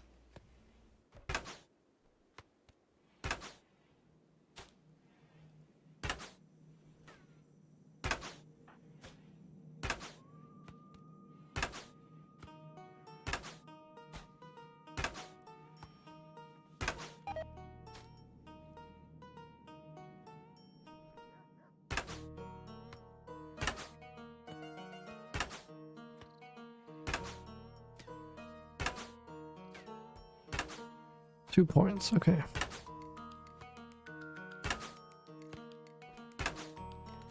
Also 2 points. Guess getting ranger training would be good to focus on.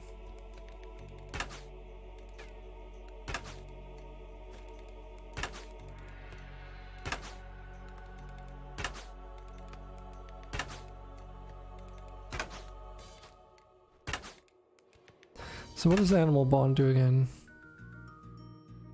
Rangers are only able to form a single bond, and maintaining the bond reduces the ranger's max stamina by 30. Making a new bond breaks an existing bond and will cause the animal with a broken bond to leave forever. Okay. Failed attempts may cause the animal to turn manhunter. Using animal bond on the bonded animal may allow the animal to remain in the colony. The chance the animal remains is based on its wildness and how long it had bonded with the ranger. Okay. Bonded animal will assist the ranger in whatever capacity the animal is capable. Increases stamina cost for use. Increases power of the bond. So it means that upgrading this only improves the capabilities, and getting this improves the capability of the pet, not the ranger themselves.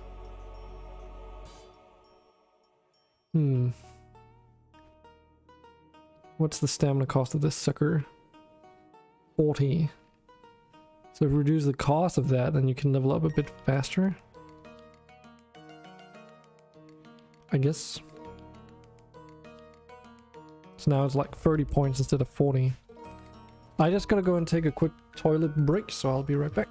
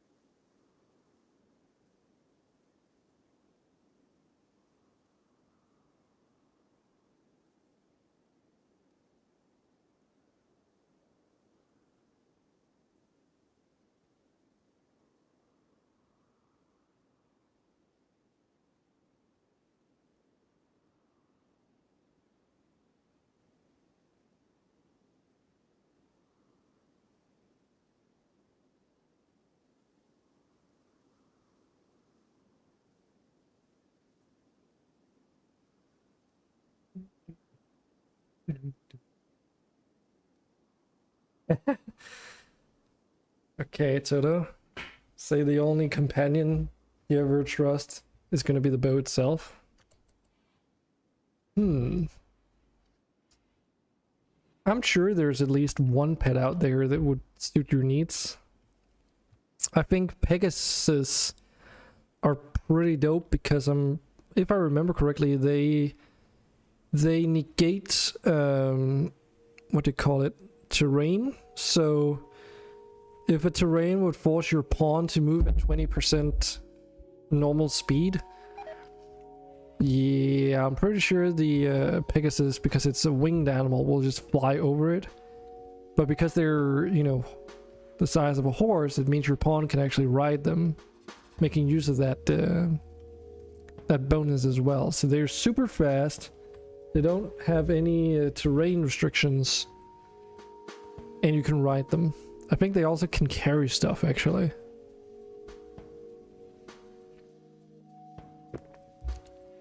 So it just makes you a mobile weapons platform with run and gun and giddy up. Pretty cool stuff, I would say. Okay, so we've got the mark of memory. It's disrespected though. Okay. Oh yeah, we need 4 columns in here. Shit.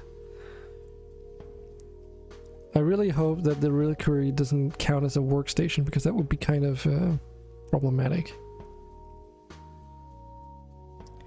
We can make some columns.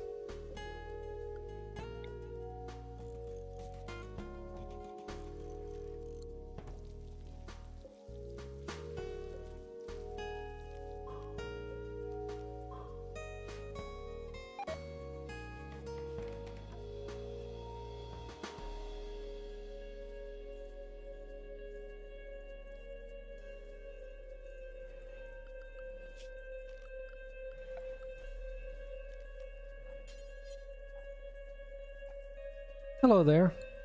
Oh, you want to see the mods? That's pretty easy. If you go to the purchase list, there's a mods thing on the side there. You can see the whole list of all the mods with URLs. And it's also in the load order if that makes any difference to you. So there you go.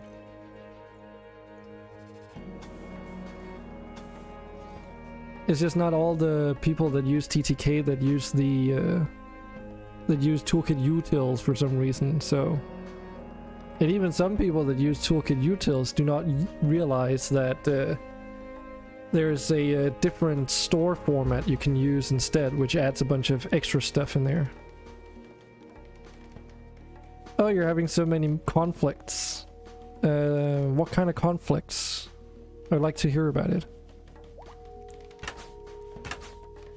Yeah, Toto, those don't work. You go to the purchase list for that. If I made a command that would say install mods or mod list, they would just take you to the purchase list anyway. So I could do it, but... like, is that something I should do?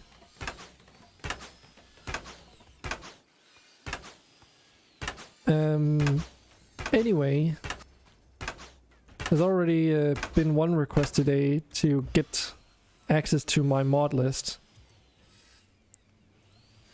Because they also were curious about it. So it might arrive on the, most likely arrive on the Discord.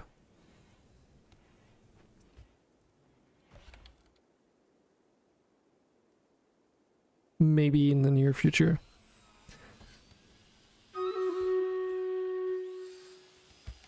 Mostly issues with races and facial animations because you prioritize cosmetics over functionality. Okay. Well, it also depends on which race mod you're going for. Because that is actually one of the main issues I have with some of the race mods. Because especially the ones that add... a lot of faction related stuff, like their own structures, weapons, or in worst cases they have like their own body types, or they have some kind of unique thing made for that race. It starts becoming problematic. I know Moyo from the depths, for instance, is a bit problematic because they use a custom body type and hits type basically. But they're far from the worst. There are some that are just completely broken, that if you add them and you get a pawn spawn in with TTK, they start becoming the wrong race and such. But yeah. Setting up your store was a pain, but once you figured it out, it's pretty easy to edit and update. Yeah, I've switched over to using GitHub Desktop for managing all that stuff. So I just have a local folder where I drag all the files over into, and then I push it through that. And here you go, some rewards for you guys. Also, being on the Toolkit Discord, if you're intending on using it, is highly advised because Sarander is like constantly working on this. So if you ever encounter some kind of issues because something he updated, then that would be the place to go. He does occasionally hang out in, he's been on my streams a couple times, and I know he's also been on some of my fellow streamers like Captolamia, for instance, because Capto also runs heavily modded setups, and very frequently he encounters issues. Lately he's been having a lot of instability issues that just makes the game not fun to play. And he's been trying to figure out what's causing it. But yeah.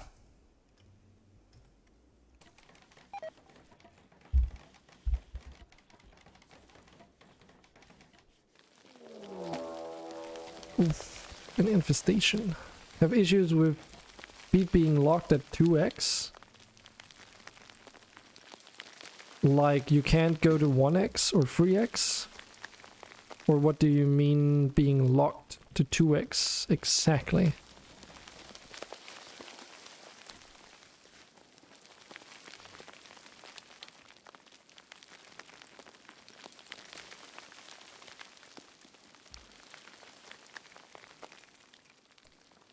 Okay, so it's just happening up there. Crap.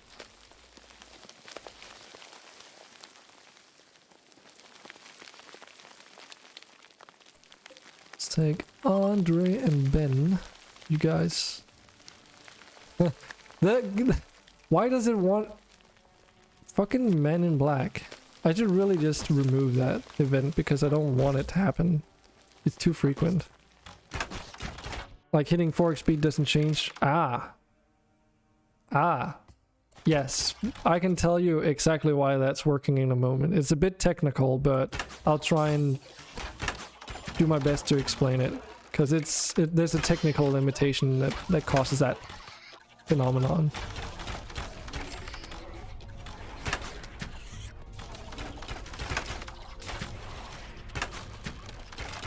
Okay, the Husky got kind of fucked.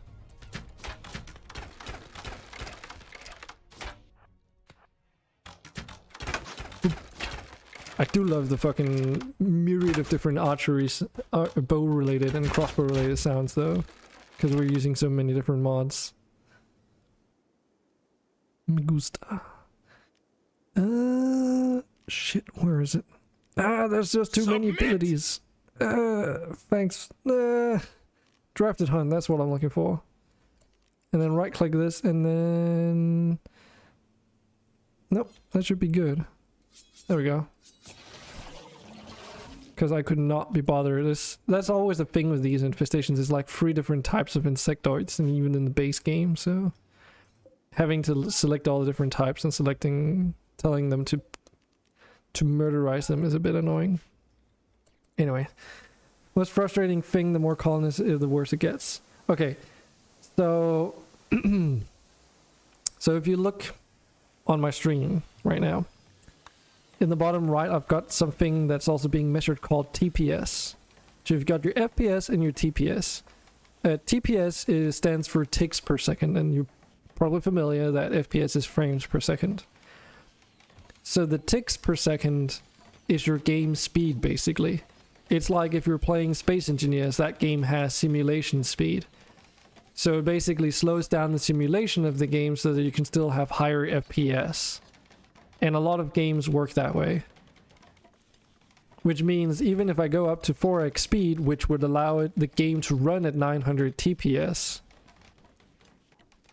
through hardware limitations, my CPU is unable to run the game at more than what it's currently displaying. And in some cases, it's worth going further down in speed increases because it makes your TPS more stable by not trying to make the game run like 4 times as fast as it actually can. And it's a particular issue of Rimworld and a lot of other games, but especially Rimworld, because it doesn't natively use more than one of your cores on your CPU. So even if you have like an 8-core CPU, it only uses and can only use by default an 1/8 of that CPU, meaning that compared to a lot of AAA titles, they are not spreading the load over your multiple cores.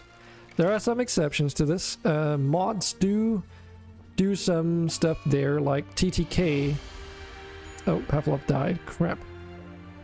Like Twitch Toolkit runs, as far as I understand it, on its own thread, meaning that it can make use of your multiple cores. And there are other mods that do the same. You say by default, can you change it? No. Well, yes and no. So the reason I say by default is that some mods do make use of multi-threading, as it's called, because it's using the different multiple threads on your CPU. So that way you can make Rimworld use multiple cores. And there is also a mod which I don't know how it's going on that one. but let me just check. Let's just talk about this. So there is something called rim-threaded, and they've now got an experimental version as well. So rim-threaded, even like the base thing, is a mod that allows Rimworld to use multiple threads, aka unlocking more of your CPU. I tried this out on a colony that was running like 15 TPS or something like that, and ran rim threaded. All of a sudden I had 300 and something TPS. And TPS is also like, you know,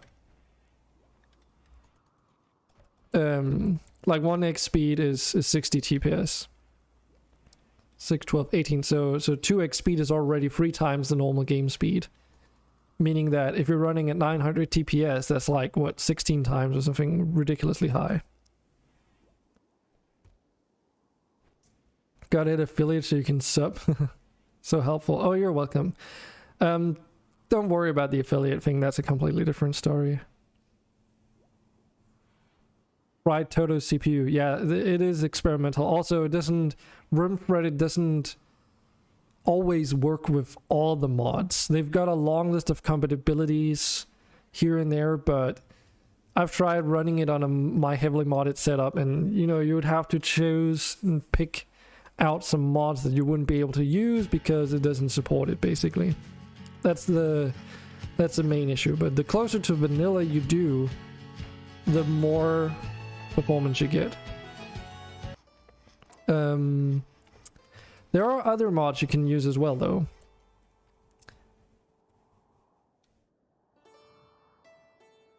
The other one being Rocket Man. I just had to remember what it was called. But this works in a completely different way, and as far as I know, is not compatible with rim threaded. Yeah, Rocket Man is also a performance increasing mod. What it does differently is that instead of allowing your computer or Rimworld to use multi-threading, yeah, Rim 73 is another one, yeah.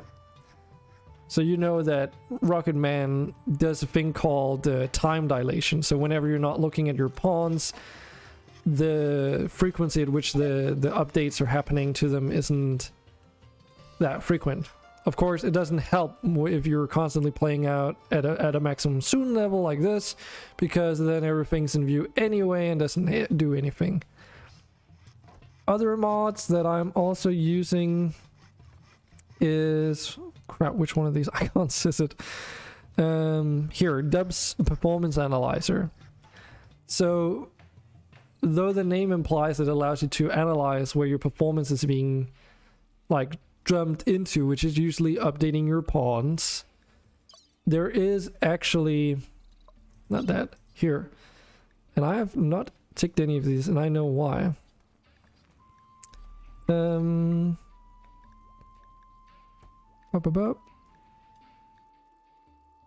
Yeah. There are some optimization settings in here too. I forgot to enable those, so they haven't been in use. But there's some stuff in there too that you can play around with. But it's mostly for like figuring out where all your performance is going. Like one playthrough I found out that vanilla fermenting barrels are super performance impacting. Which Sir made a... I don't know if it's... there was something about it, but it was called a universal fermenter. Yes, the universal fermenter. Which is kind of a performance... or it was supposed to be like a performance improving mod by optimizing fermenting barrels. Like it's called a universal fermenter because it's supposed to integrate with other mods too. So any mod that would add some kind of recipe to fermenting barrels, this would replace. And because it runs in a different way, he talks about performance and all that stuff. Like vanilla work givers scan everything on every map to find barrels. Solution, as one example, UF keeps a cache list of barrels, which is easily 1,000 times less work to scan through, and then removes the vanilla barrels and related work givers. So this directly replaces a poor implementation of vanilla. Only problem is vanilla expanded. They add a bunch of their own fermenting stuff through their booze and all that stuff, and they are not compatible with this universal fermenter. I don't know if they did their own version as well and tried to implement some of the same things, but they do have like their own structure still. What else is there? There's ED enhanced options, which can give you one thing as well, which might improve something in your playthrough, which is that you've got this option of hiding power connections. So you've probably noticed that if you're running a colony in industrial and forward and you have a ton of electronics and stuff, that you just get electrical wires everywhere. So that mod just hides all of those. Straight up. Like, they just become invisible. And I've been playing that ever since I started modding my game, which was basically almost as long as I've played the game. What else can I think of? But yeah, they do exist. They definitely do exist. There are some more brutal ways that you can try and strip down the game. Like, another very laggy element of pawns is the social tab. Like all this stuff. All these things down here. All these dynamic events that trigger. Which realistically don't really... Like, it's a cool RP element to look at and go through. But it's also a pretty good resource sink. Like, a lot of your game's resources are put into the social. So some people have even gone so far as to completely rip the social system out of Rimworld. Just straight up nuke it. Gone from the game. Just to get some more performance out of it. But that's a bit extreme, maybe. Running some Warhammer 40k mods and had a Tyranid infestation. Might have had a mod out of order. Ended up having like 2,000 bugs spawn and your TPS dropped to like 0.5. Oh yeah, that's another one. Compressed raids. Which not only is a performance increasing mod, but also can make the game more challenging in a different way. Is it compressed raids or is it raid compress? I can never remember which it is.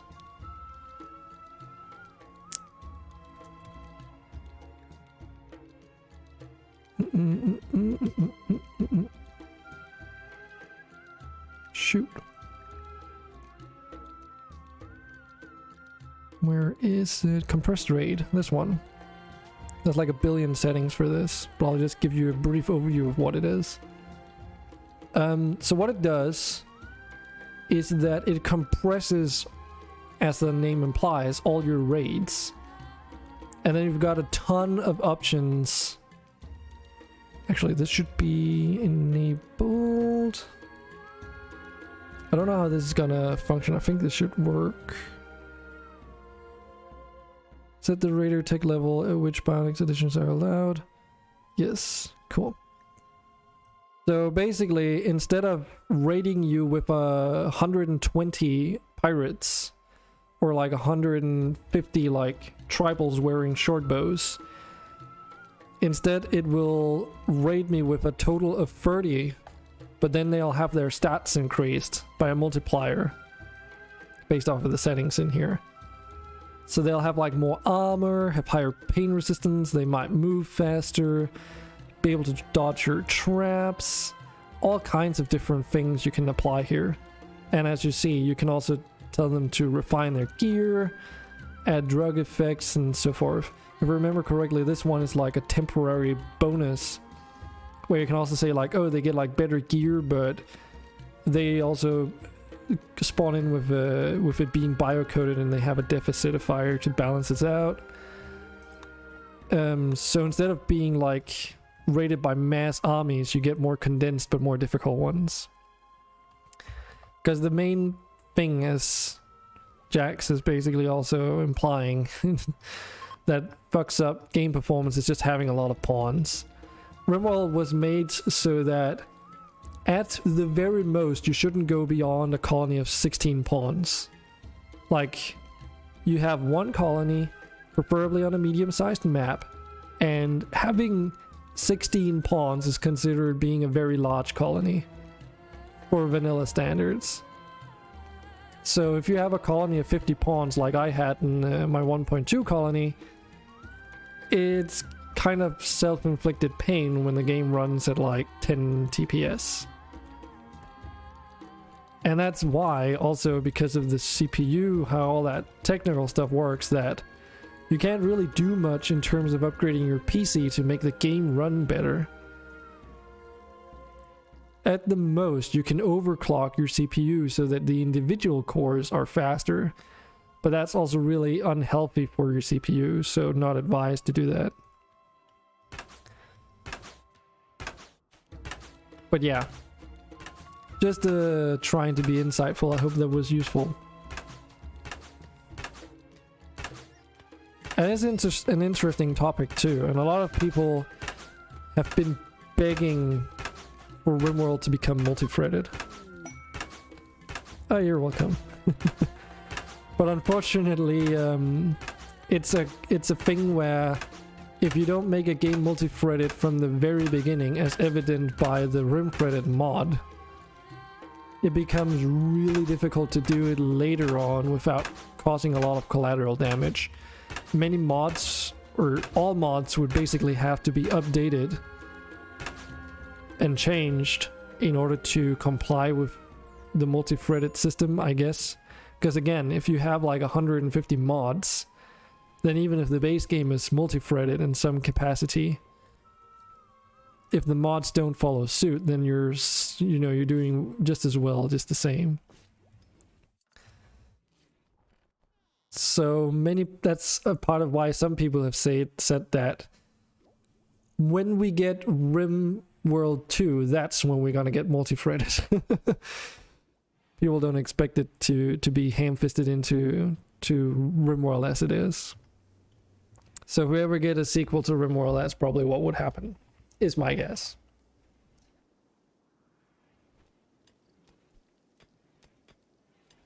Oh, and we got another slave. Nice. What can we put you to work as?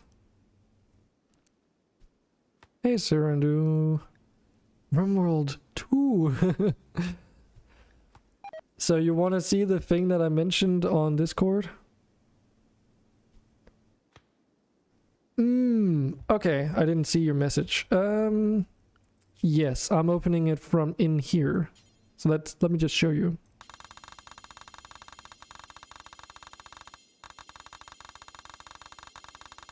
So like it highlights the things, but as soon as you click anywhere, it just closes the menu.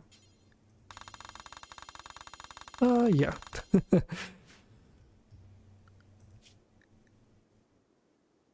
Okay, so it is that latest update, and I didn't consider that trying to access it through the options. But you're saying that it does work from in here?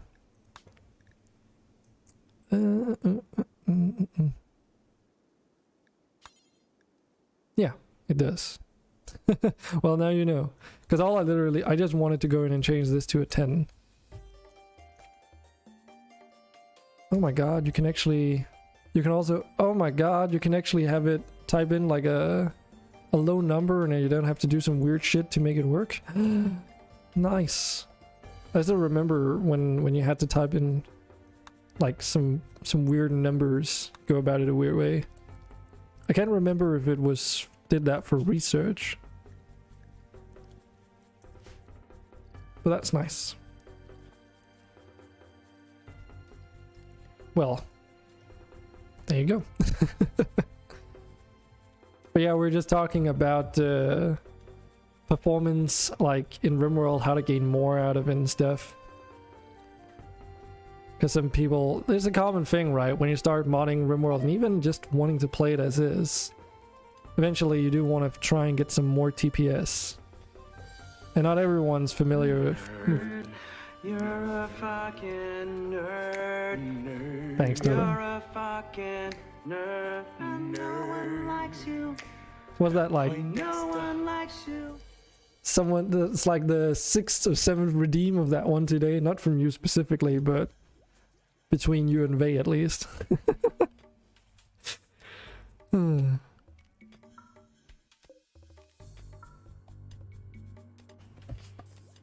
Hey, we've got our first Lucy here. Submit!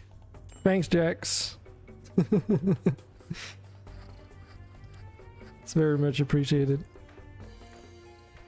Speaking of the whole affiliate situation anyway, that's a completely different story. I'm choosing not to go affiliate by choice, so it'll be a while before people can sub.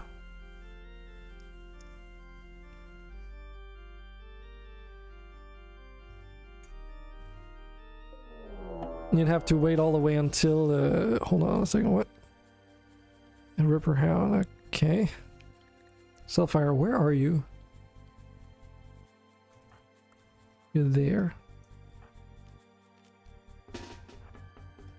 Yeah, you'd have to wait until I become a YouTube Twitch partner or something, which that's a long ways off.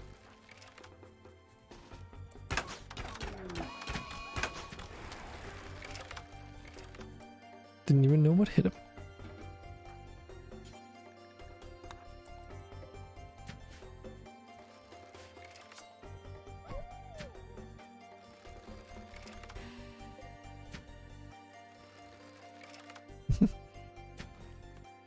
Or maybe he will never become one.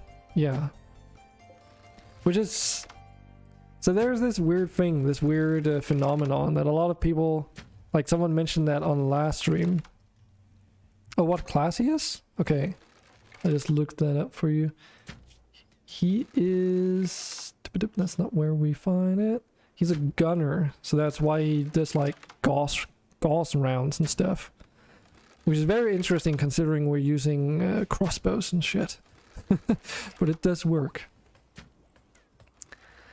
But yeah, someone mentioned, we were talking about it a couple streams ago, and someone mentioned that a lot of streamers they watch would end up getting affiliate and then they would stop streaming within like a week after becoming affiliate. I've been thinking about that one a little bit recently, or I was thinking about it earlier today actually. And I concluded that the reason might be because they are so busy getting to like affiliate, and then they realize that even though they become affiliate, they don't see that expected bump in views. They don't see a bump in like getting a bunch of subs. Like all that doesn't just happen overnight as soon as you become affiliate. And then they realize that their numbers aren't like viewer chat participation, viewer attention, all that stuff isn't really happening. And then they quit because they don't feel that instant gratitude, which the Twitch affiliate system is kind of made to make you feel. Because if you go in there, and everyone who's been streaming on Twitch knows this, that it's set up like an achievement system where you like gradually unlock new achievement, and it's supposed to give you a sense of progress. But a lot of the achievements aren't really a valid metric for measuring channel progress. And the same goes true for becoming an affiliate. It's not a good measure. Because a lot of people, they will like say like, oh, I'm trying to become affiliate, yo. Let's try and get these free average viewers over the next like 30 days or something. And then another streamer might become aware of this, and then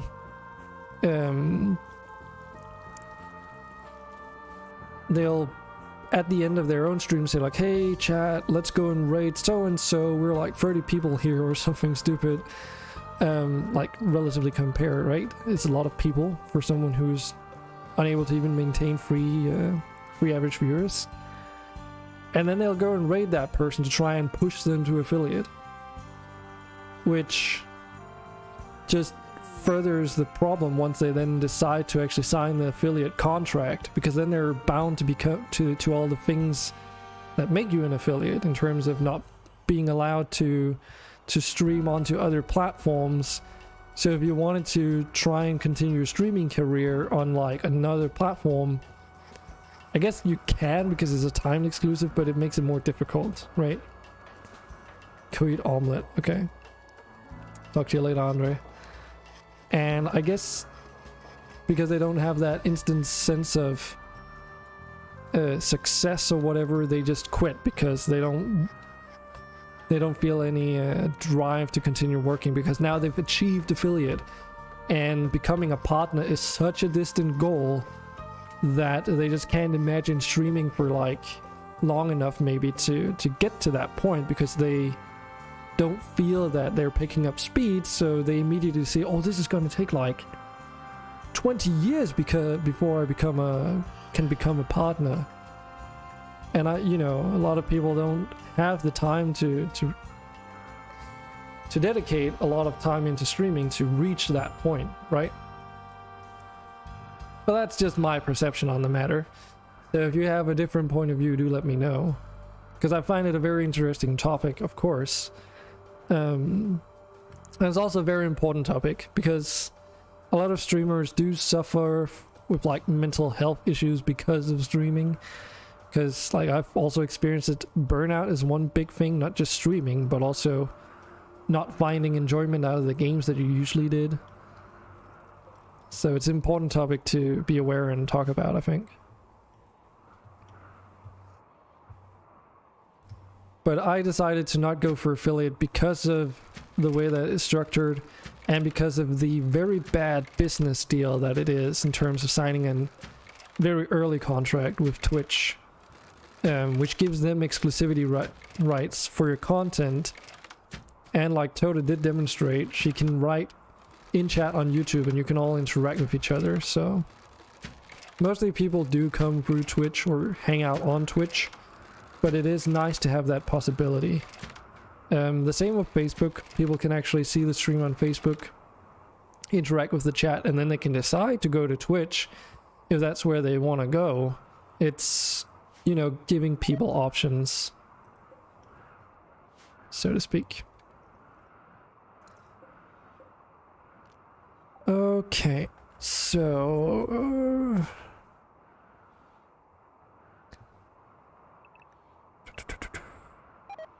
now I wanted to diversify our crop growing thing, which has only really started happening this spring, but we have more options. We just don't have the fields assigned for it.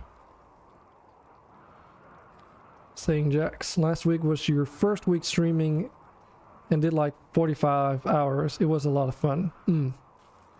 But 45 hours of streaming in a single week is still a long time. It does feel very grindy. Like Rimworld streams tend to be very long. Like this stream is like almost 5 hours soon. But I've done a lot of like 11-hour Rimworld streams because it just takes long for things to happen sometimes, especially when your TPS goes down.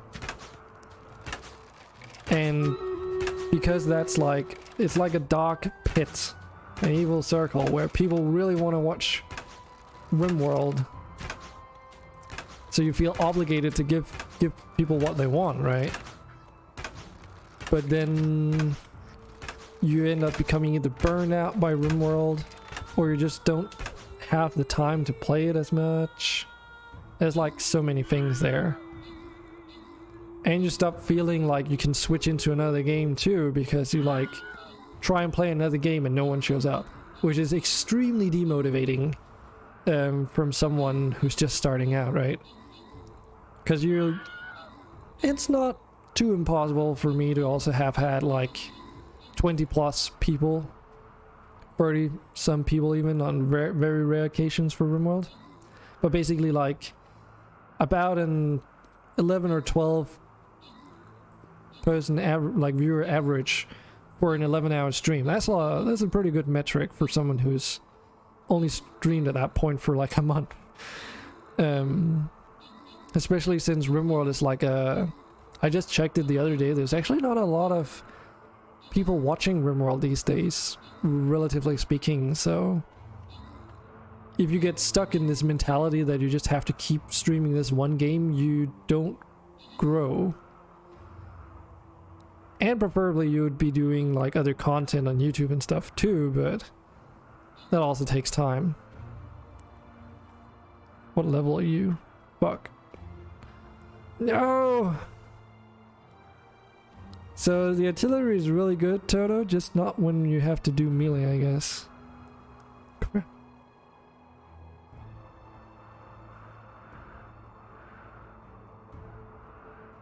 Rip. We'll try again. We've got more time.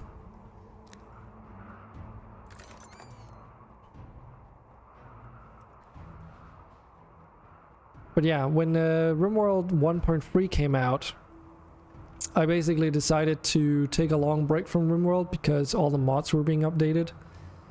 And then I just started playing all kinds of other games on stream instead. Which consequently meant that by the time all the Rimworld mods were updated, everyone who was in it for sticking around Rimworld had almost vanished.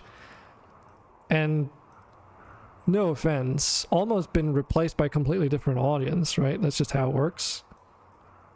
Because all of a sudden people were in here to see like the different games that I was playing instead of just Rimworld. And that suddenly means you have two different audiences to cater to. Oddly enough though, going back to Rimworld, a lot of those people didn't return, so I don't know. Oh yeah, Toto, it's your fault. Jax, you're saying playing Rimworld because you enjoy it, but yeah, if you get bored, you'll move to a different game. And that's also what you should do. That's absolutely what you should do. A lot of people, streamers, and I've also made almost the same mistake, make the conscious decision that they have to like do specific things and they don't diversify and have to play like specific games instead of being fun.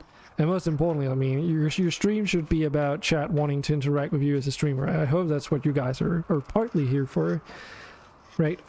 Hearing the me commentating on the game and talking about other topics and such, and just having a bit of a chat while playing something interesting, trying out different things. That's kind of what I want my streams to be about anyway. And you know, that's what streaming should be about. So if you make it about like only a particular game, then it's really hard to diversify. Some people do it, I guess. I just can't do it. Totally here for the stories. Yeah, I know. You've told me before. I hope I can keep that going because stories are good. I love storytelling. Got some votes coming in. Golden Fury. Yeah, I did see that was added to Rimworld of Magic recently. Also, oh yeah, true. We're gonna skip this vote, you guys, because I really want us to research stone cutting. I hope you can see why if I scroll through how much this unlocks.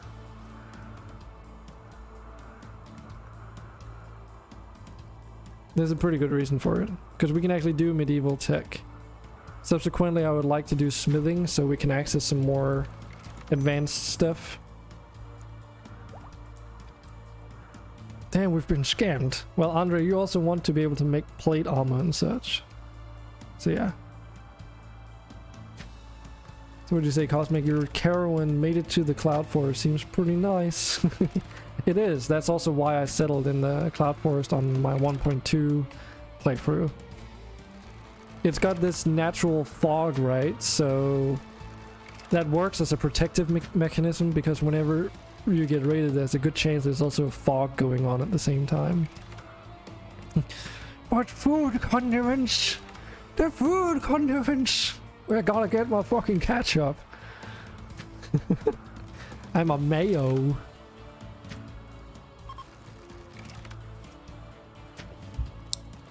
Why not also sprinkle it with some luciferium powder?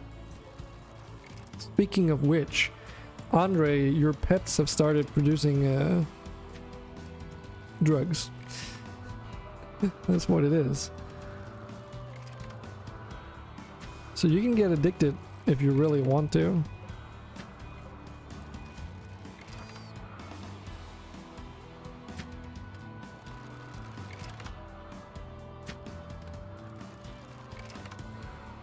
My drug bomb is growing. I mean, yeah, last I checked we had 16 bucks, now we have 17. Wait till we have like 10. Mayo and banana ketchup person? In that particular order and combination? That sounds gross.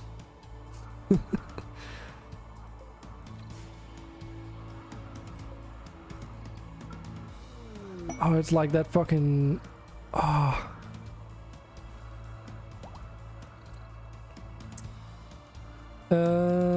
Hey, Jax. There's something called a loyalty store, which I'm using. Which, there are commands like... There's also people that can give you stuff, but you can actually, you can convert your loyalty points into TTK coins. You feel scammed?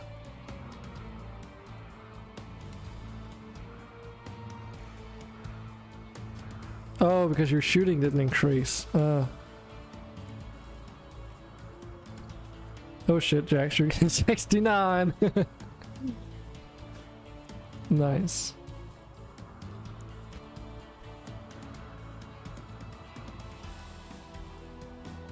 You can also type in exclamation point share the wealth in one word.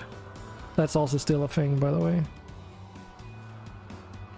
I took your advice, Andre, and I improved the rates a little bit.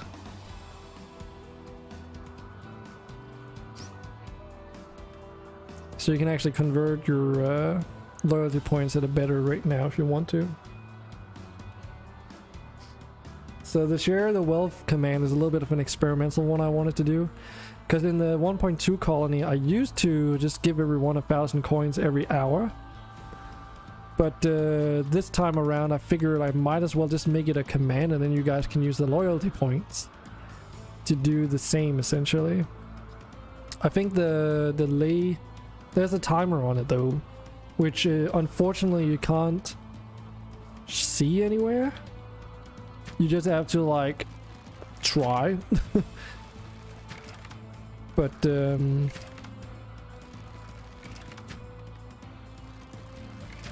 what do you mean half the profit?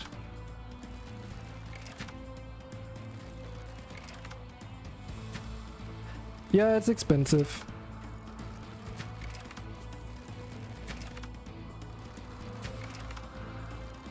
Is mainly a way to make it so that you guys can earn TTK coins outside of Rimworld playthroughs if you really want it. Because for Andre, it's not expensive. Absolutely not. Some people have way too many loyalty points. Oh, that's what you mean. Yeah, well, Andre, you forgot the part where also the command wasn't subtracting coins because of I accidentally set the cost to 0, so you shouldn't complain. You actually got like, you redeemed the thing like 8 times or something without you losing a single loyalty point. So you actually got a bunch for free that day. Which is also why I've got so many TTK coins. It's not like I reverted it, so...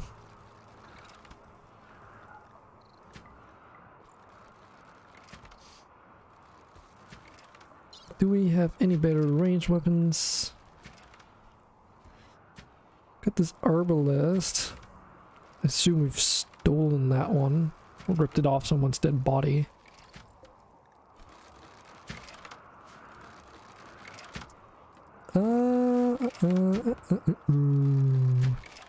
Otis, he had a heavy crossbow, right? Yes. Our slaves don't all have weapons, though. Like, Jared just doesn't have any, period. Oh, hey, Jax. Coming in here as his tiefling. I don't know what you're talking about. That never happened. Ah, did it though? Why is everyone a Skyfaller? Why does everyone have the same background story? What the fuck? Okay, not everyone, but like 90% of the colony has the Skyfaller childhood background story. Is that like where does that come from? Doesn't even say here. Because we fall out of the sky. I mean, in terms of TTK, I guess it makes somewhat sense, but it's a little bit boring that everyone has the same background story.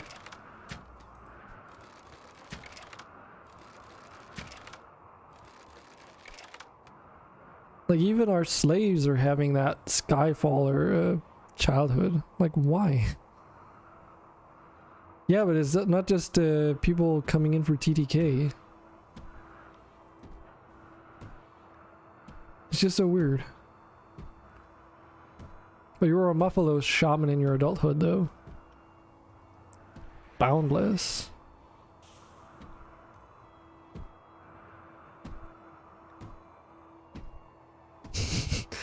What's this? What the fucking Easter egg? Are you serious? Crepuscular beetle egg. For realsies? God damn it, dude. Interesting. I don't even know what the crepuscular beetles do. Can be eaten raw, but it's much better cooked. Actually, it's a beetle egg. It is disgusting either way. If all goes well, it should hatch into an crepuscular beetle.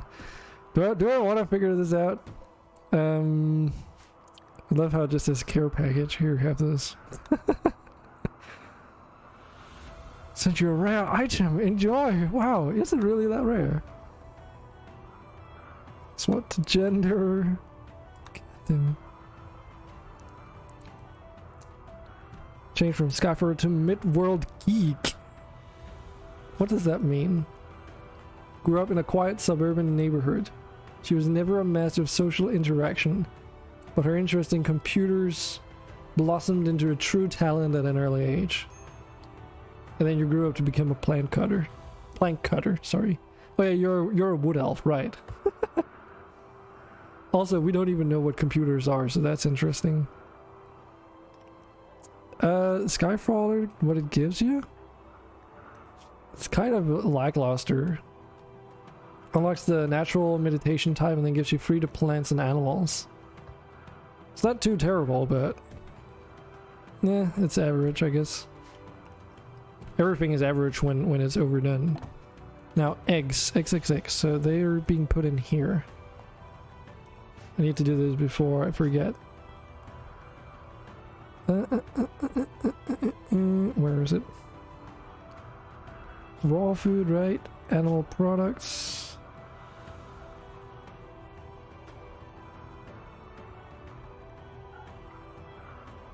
We don't want to do fertilized eggs.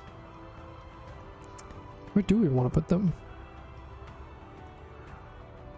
I guess we can just put them in here, maybe? Because our animals shouldn't eat them, at least.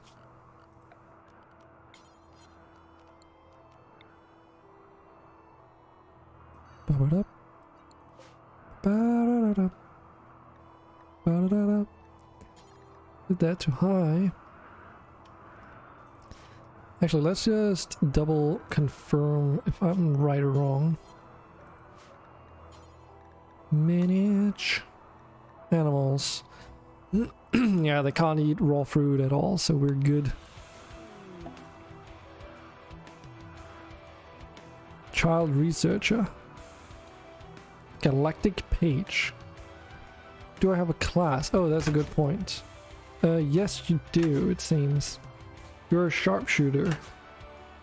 Sniper skilled in the economy and accuracy of long range, small arms combat. Training to become a sniper has caused some colonists to be uncomfortable around her, not that she cares. Okay. So negative social impact, I guess? Wait, what? Okay, there's nothing about negative social impact there. Is that an oversight? Because that's usually what that kind of stuff means, like if you're a necromancer. The fuck is galactic page? I don't know. Let's see. Also, you can get as many traits as you want, by the way. And your skills can go beyond level 20, just so you're everyone who's unaware. I have some unlimited mods on here, so you can progress quite extensively. So whoa, okay. So Andre, you served the High Admiral of the Space Fleet. You learned the ways of court, including etiquette and speechcraft. In your feudal society, it was considered a great honor to serve a man of such prestige. So a galactic page, or page, I don't know if that's pronounced differently in this context. I guess it's like some kind of... Okay. You're now a dedicated student. Why are all these poopy? Probably because there's a billion different childhood stories because of all the mods I'm running.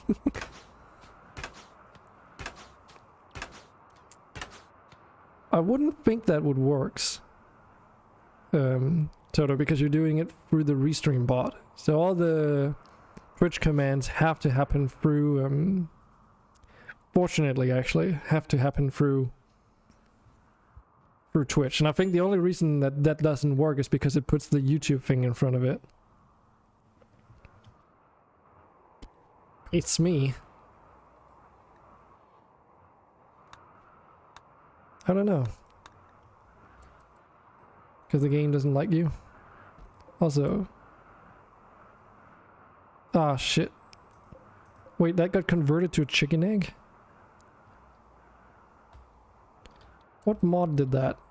Also, apparently I accidentally broke the egg before I got a chance to handle it, because I'm an idiot. You're now a disaster survivor. Okay, what does that mean? Your planet collided with a small moon. Everything you knew as home was destroyed and your entire family died. Holy shit, that's depressing. You were left in the ruins to fend for yourself. Geez, that's some disaster, alright.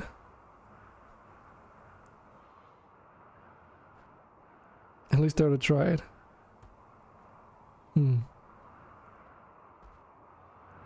Yeah, handling, fishing, and training are disabled, so you just don't know how to deal with animals. Chief Engineer.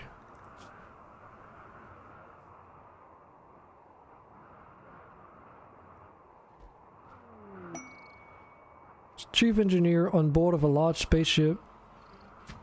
Toto was an expert in all things fiddly and complex. Okay, we'll skip that and go on to do smithing. Because that also unlocks a billion things.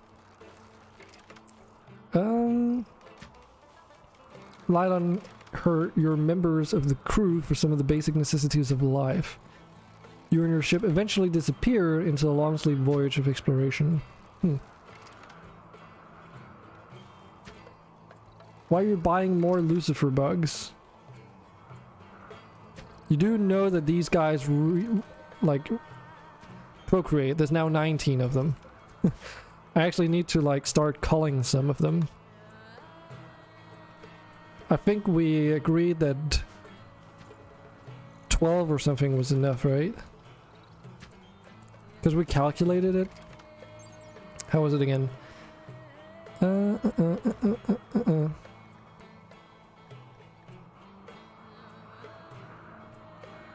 Product type there. Luciferum 1 every 30 days. And how often did you need to take Luciferium? Does anyone remember?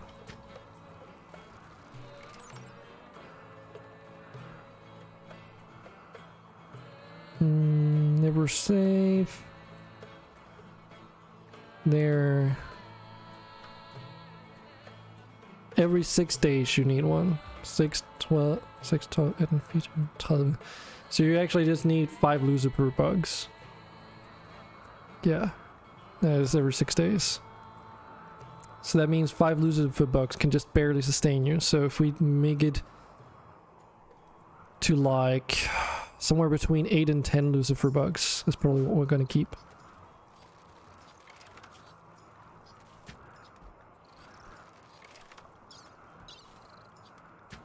Let's find them here.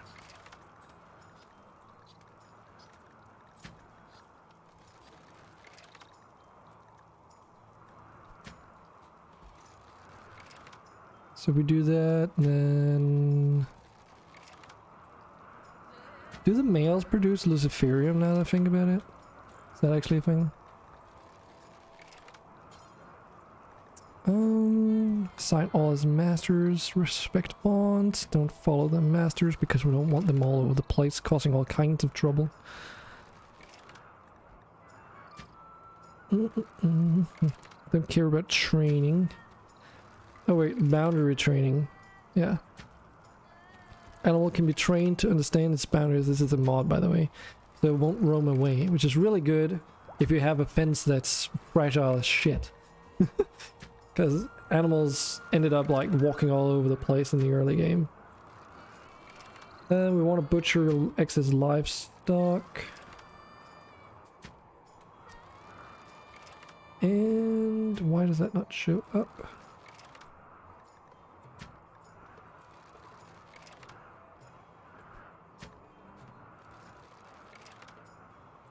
What is it that I'm missing? There's something... Oh, probably because they don't have a zone designated. Oh, okay, interesting. Bugs look gross. I mean, these things. Skittering across.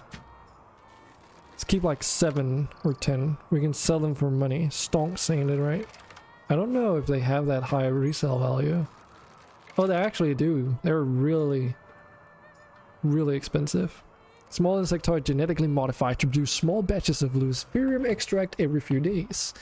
Even though they're useful as a source of the dangerous drug, the fact that Luciferium is a mechanite-based drug makes Lucifer bugs extremely unstable and prone to violent detonation if damaged. This detonation releases all Luciferium accumulated in the abdomens, subjugating any nearby creatures to dangerous drug overdose.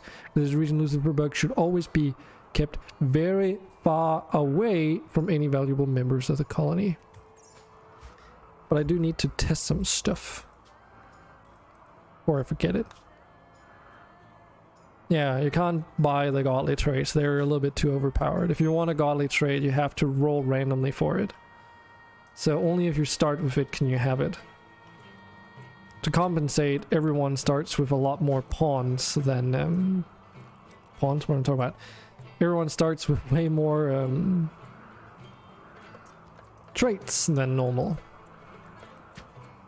Like as you probably noticed. Still like a random interval, but it's much larger than normal. I might actually have had to make it much bigger still. Okay, Andre, can you go... Oh yeah, you will never do handling, so I need to do this with someone else. There, okay, let's try this. Because I need to make sure if that the boom mod is doing its thing. That was recently updated as well. Yep, boom mod expanded. Yeah, so these are unticked. And it should work for Lucifer bugs too, if I recall. As long as you don't... Yes, as long as you slaughter them, or I think you kill them with melee or bow related weapons, they won't like violently explode Luciferium, most likely. I don't know if it's a bit different when it's in combat, but at least you can slaughter them just fine. So now I'm not too worried that we're gonna have someone go up and slaughter a bunch of Lucifer bugs. That being said though, so this is a male. Okay. Hold on a second.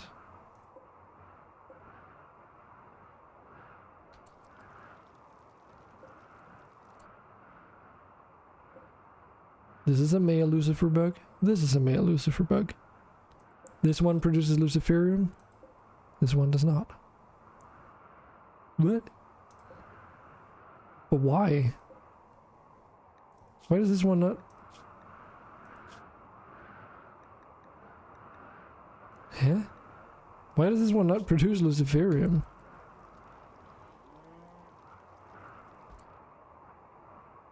If we now cut it up, will it drop Lucy? Shit. Where did the corpse go? Oh, Simo's already working on it. We'll see.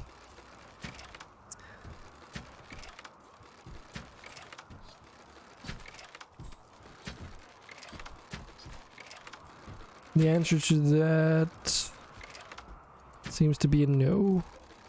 They drop insect chitin and then some meat. Makes sense. Also, otherwise you could just buy like a bunch of Lucifer bugs in the store and then slaughter them. Don't tell me they only produce Luciferium once. Why are there a bunch of these that don't produce it at all? Is it because they're not mature yet? Oh, it's because they're not mature yet. This one is H0. Ah, that makes sense. It's so hard to tell which ones are babies and which ones are not, because the side difference is absolutely minuscule. So this is a grown-up and this is a baby. This is also a baby. No? Nope, I was wrong. But this one looks way bigger though. 2 years old? 2 years old. Well, regardless, I'm pretty sure that's the cost though. Yeah, so it doesn't have to, it doesn't matter if it's a male or a female. They produce Luciferium regardless, which is a good thing.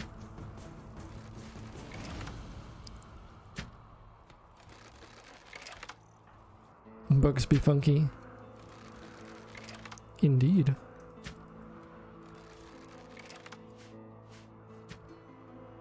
Wait, new lovers? Who is it this time? Cellfire and Toto. Oh, Cellfire. So you basically just barely bought the gender swap, and now you're already in love with someone.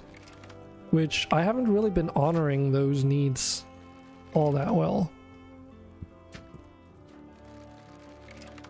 Simo, why are you... Oh, you've got worms. Okay. Why, Toto? Why? You can't get pregnant on this one. I'm not Captolamia.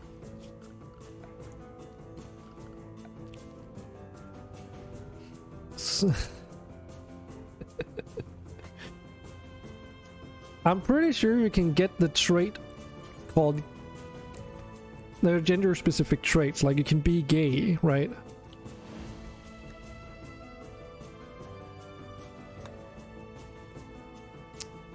Like that is an actual thing.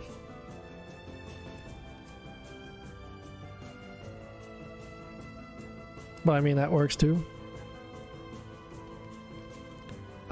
I need to make up my mind what to do with this half of the mountain here, like what we want to build.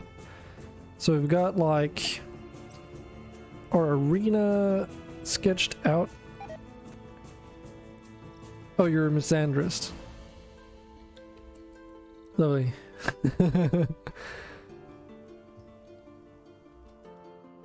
Aw, totally poor. Got our animal pen, we've got our dining hall, we've got our...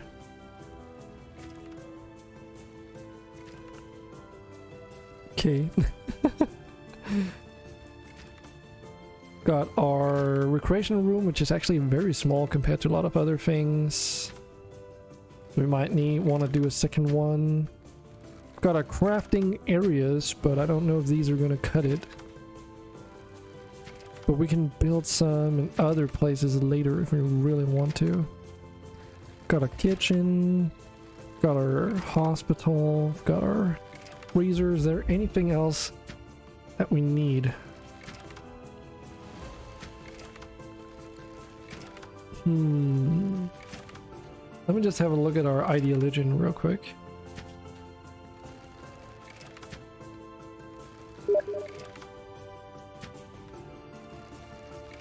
Okay, Power Dude just sent me a message.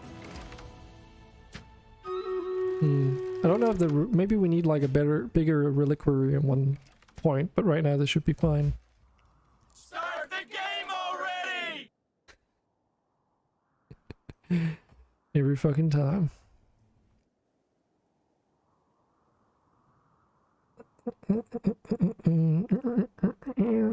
Let's try doing some damage this time, just to mix it up. It's been a while since we've used the range damage buff. An error occurred, but Toto wants me to start the game already. Rip Stream Raiders. Okay.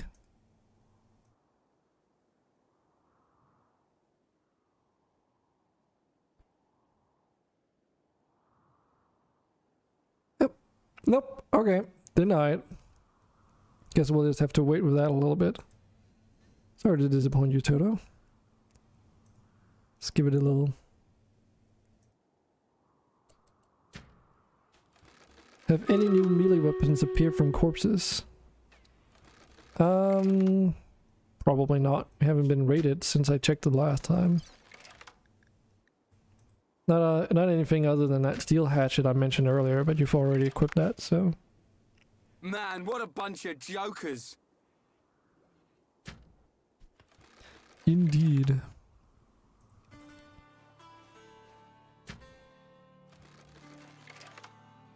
Yeah, I can't do anything. We'll just have to wait it.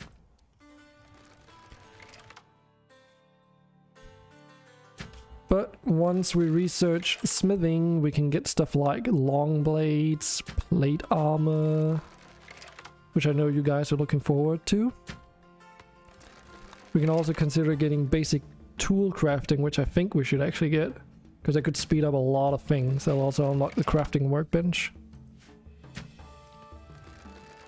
So what the fuck? Oh. He linked, honey, I joined a cult.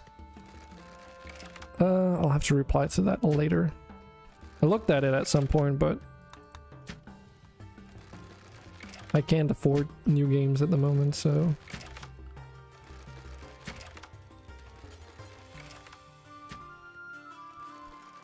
Two-handed melee weapons are so far away. Yeah, but you do...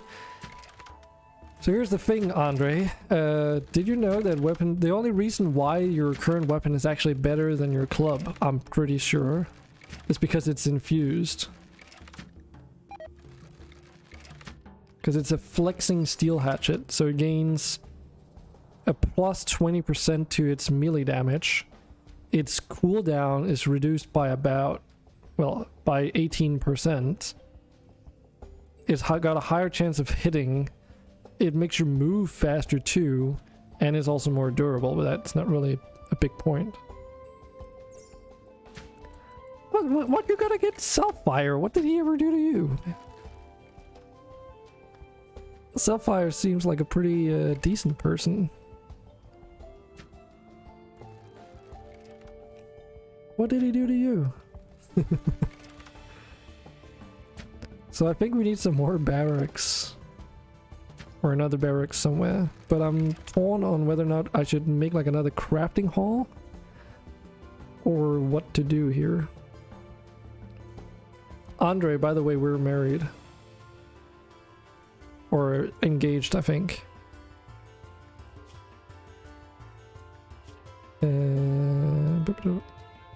Yeah.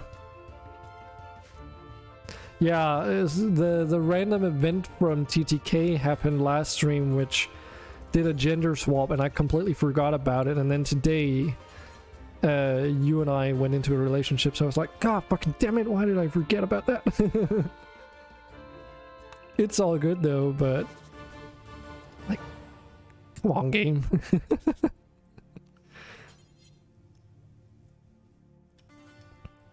It's just 5x11 missing with me. You're actually in 2 relationships, right? So you're fine.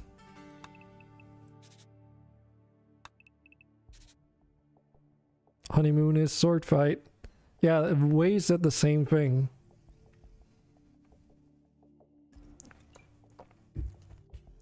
More ways than one.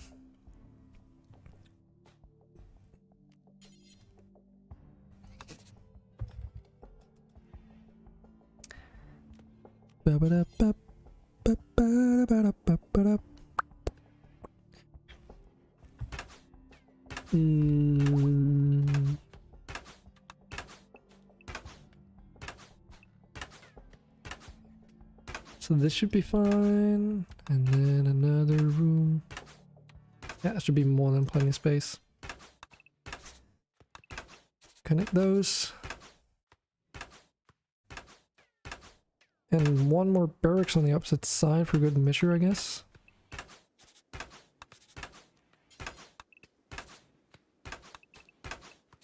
Because we might as well use as much of the mountain as we can. I mean, we're running out of space, but it's not like we want a massive colony anyway. Well, I'm liking how this is shaping up to become a pretty cool colony, though. And then I don't know if we want more storage, we can like just make a bulk storage for everything that we can't fit over here. It's like a low priority thing, maybe. The thing is, like, that's probably not going to be relevant once we unlock complex furniture. Maybe we should research that as well as a higher priority, because that would be super useful.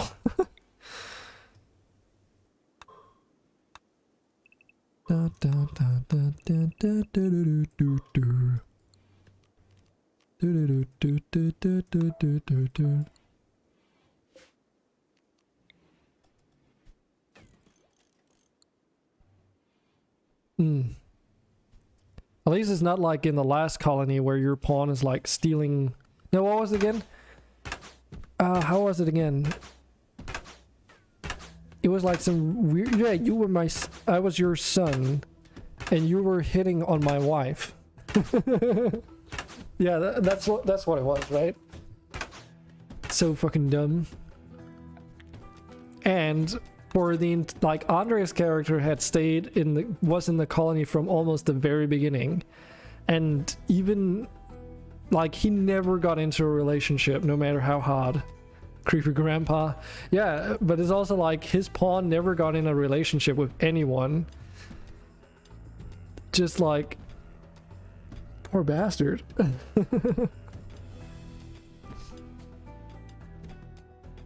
Yeah.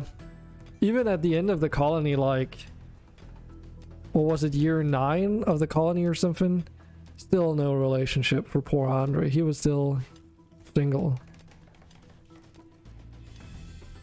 And then we went to space in our ship, and yeah, it was an experience, but not worth writing home about.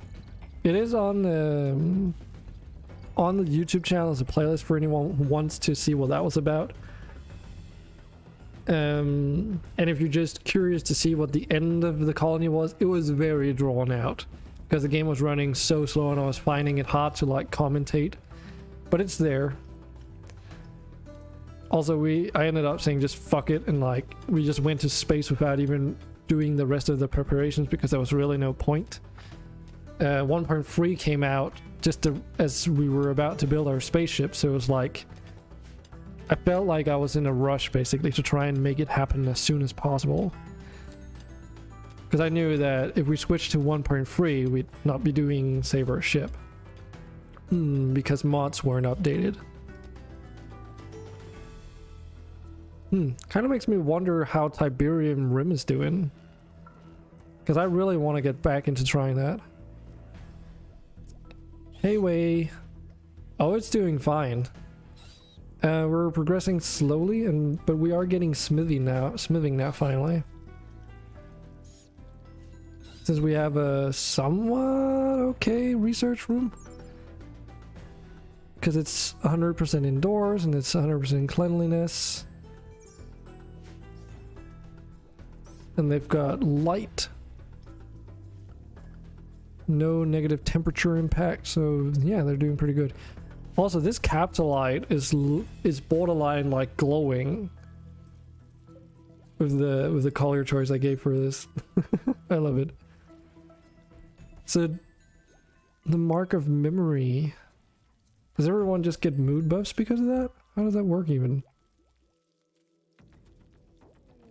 We're also no longer having issues with the mood system because people are now frequently using magic.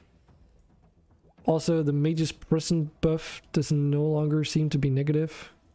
My pawn still wants Dragon King apparel, but that's okay. We haven't executed anyone in a very long time, though.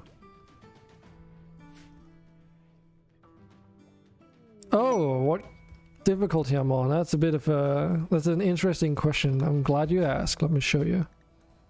Because the answer is not straightforward. And I already know what's coming. But I'll show you. So, we are running the ultimate storyteller, which is a bit of a mix of all the storytellers. So, uses all tricks in the book, being unpredictable like Randy, but keeping you under pressure like Cassandra, has no status and will give you ample opportunity through trade and questing. So, you gain a lot of quests and stuff.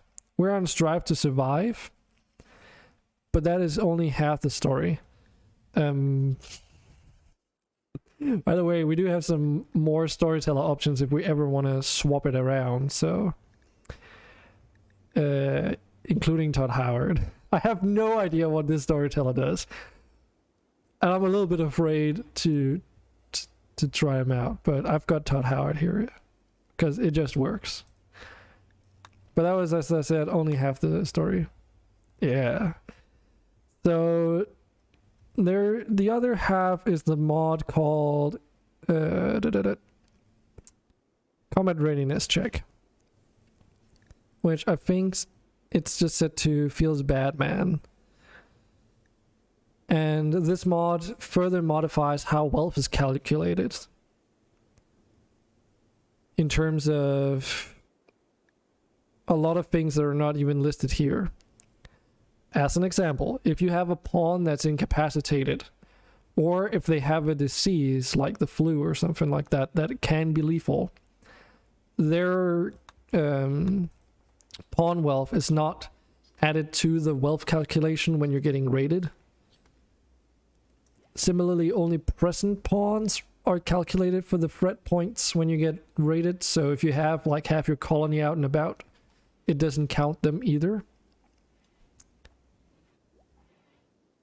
Todd and Blood and Dust win. Oh god. Just use Hot Seat. Yeah, it wouldn't really work too well in my situation. Because there's like this one, Nora Nothing, which does just that, nothing.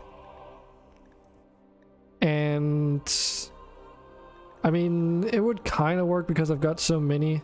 But like, Empress Evil literally makes it so there's no good events while she's running the show. So you can only get raided or have infestations and the like. Parry Persistent is a bit generic. but he will. One of his special features is that he doubles the amount of events that are generated. So if you want a lot of stuff to be happening, do try out Perry Persistent. There's also V2 Visek, which is a kobold. We can try running with him a little bit if you want, because he's got a love for adventure and glory, and will make the story such with more major events and even more tiny events squeezed in, but will give a little time to recover. Here's to serve a little me time after all. Yeah, let's go with him for a bit, because we've been running with Ultimate for a while, because I'd never ran him before, and I was curious. He seems to be pretty good. You can make hot seat swap teller every year, so but that becomes, we'll skip the vote again because we're going for basic tools, because we really need that. Toxic fallout, very nice. Fuck.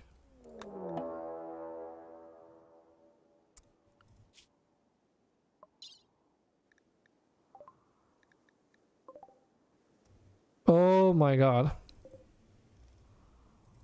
Who let the fucking cats out?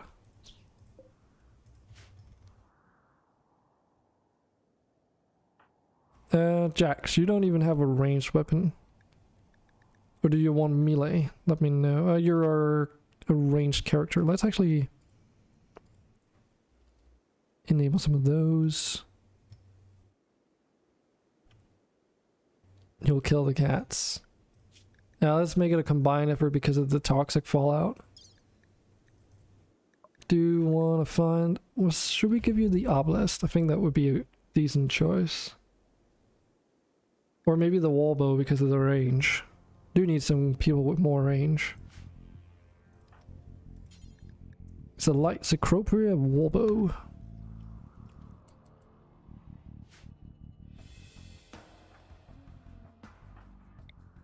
Let's move him over. Bloop, bloop. They make perfect dim sum. Want magic.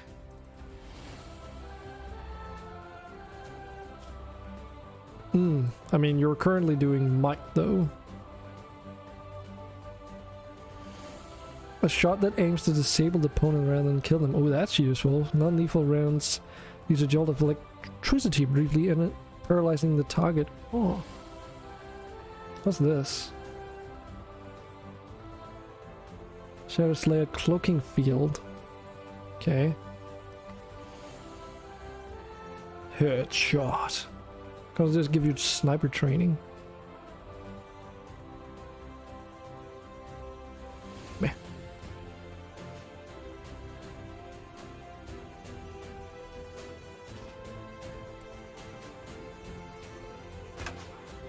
That's a lot of kitties.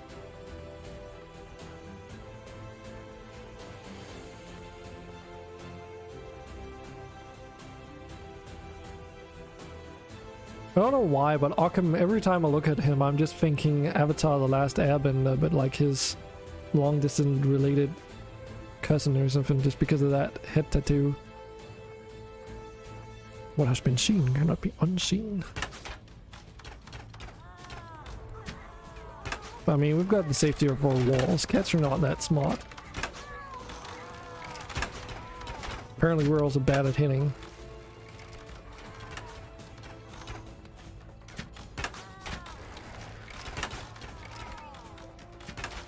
I mean, I know we've got the ability to heal, but the amount of cats that were out here, this is just way more convenient.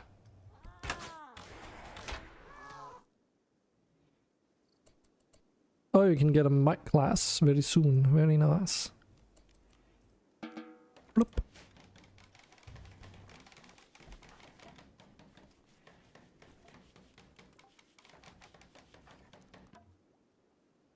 So how long does this poison trap stay anyway? Enemies caught in the poison, blah blah blah. Trap lasts indefinitely, but a ranger can only be able to deploy a limited number. Yo, Toto. How about we add insult to injury and put a poison trap during a toxic fallout?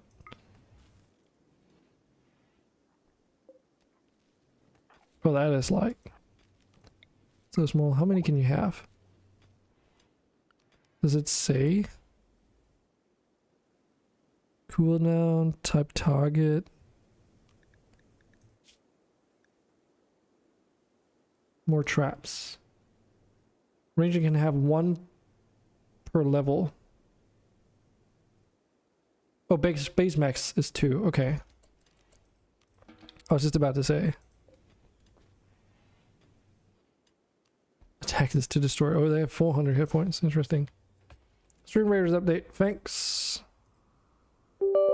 I had forgotten about that, Toto. I'll get it up and running.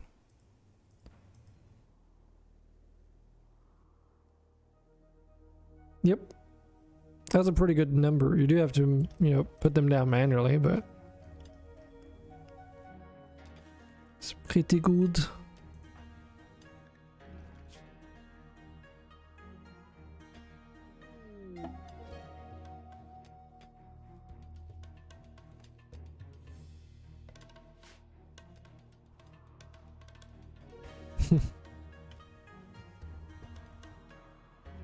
Aw, no passion in melee.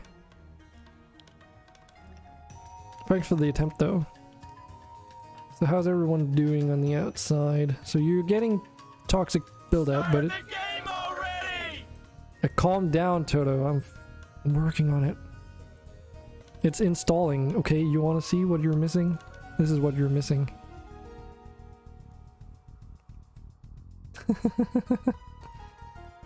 So give it a moment. So for those that are curious, a lot of you who've played Rimworld might probably be familiar with the very tedious and annoying task that is to try and keep your pawns indoors during toxic fallout, or at least restricting their movement and such. Well, do I have the solution for you? So there's a mod called, I'm pretty sure it's Brr and Few, because this one, although the name doesn't really imply it, also affects toxic buildup. So as if you go to the mod page for this particular mod, it will talk about how in vanilla Rimworld there are like thresholds for whenever your pawns will go indoors into a safe spot to try and counteract some of the negative environmental effects like cold and heat. But this mod tweaks it and allows you to configure it further to your needs if you have some others. But basically it makes pawns more self-sustaining, right? They'll be more intelligent trying to avoid getting themselves killed. Can't read your stream is fussy. That's unfortunate, Jax. Hopefully that's only on your end. Not saying that it's a good thing, of course.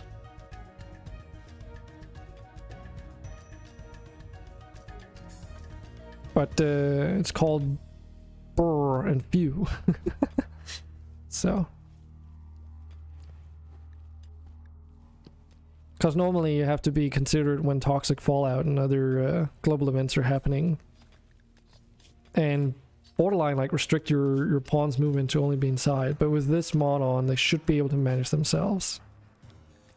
So what it does is that... Just going back to it real quick. So if you're looking at enable yuck, toxic buildup reaction, then you can set a percentage of toxic buildup to trigger, which is default to 10%. So if they have 10% or higher toxic buildup, they will try and seek like a better place to be so that they can get rid of it. Because it does decay over time, naturally. So you basically just set thresholds for when they'll stay inside and when they'll return to work outdoors. That is the idea anyway. I haven't tested it with toxic fallout yet, but it should work.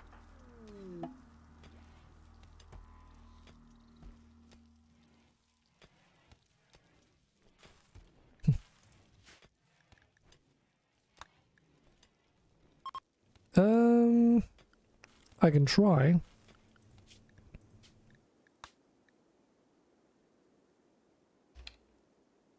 BRRR and PHEW. There you go. That is the name of the mod.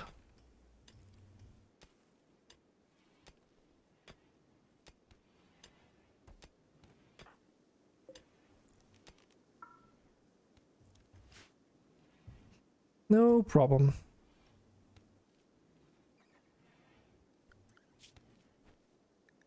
Okay, so we've got smithing now, so you can already start to acquire some new things. Ravager helmets are now available. As one example. Research request opportunity. Also, we can move on the world map, no problem, right? Pretty sure that's a thing. Hold on, did we ever, no we didn't. Nope. Wait, we've got to get sell. When the heck did this happen? Sweet.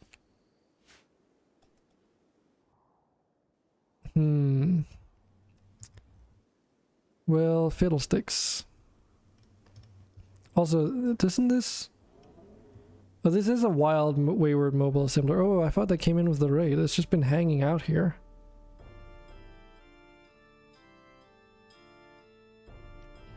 We can try and tame it. Does Lucy deteriorate when it's not in the fridge? Don't think so. No. Pretty sure none of the drugs do. Muzzle parasites, are you fucking shitting me? The timing on that one, jeez.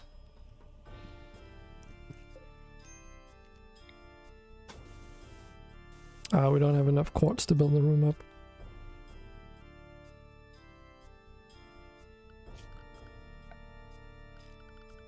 Okay, let's take a look here. Gem crafting table, stone cutter's table. This is what we want.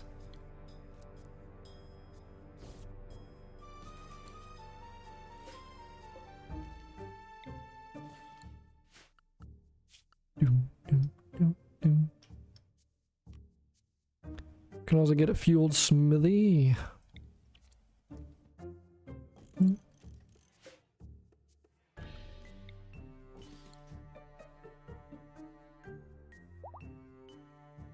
Oh, I wouldn't know, Andre. They're like all over the place.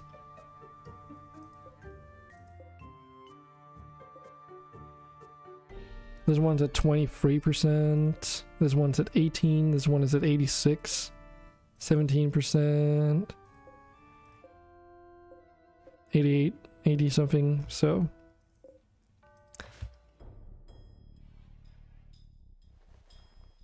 It's a bit hard to relate as well because of how game speed functions, right? So if the game runs slower, it feels to you probably that a lot of time has passed in the game, but your need for Lucy will not. Like it'll be like weird to like relate to that, if you know what I mean.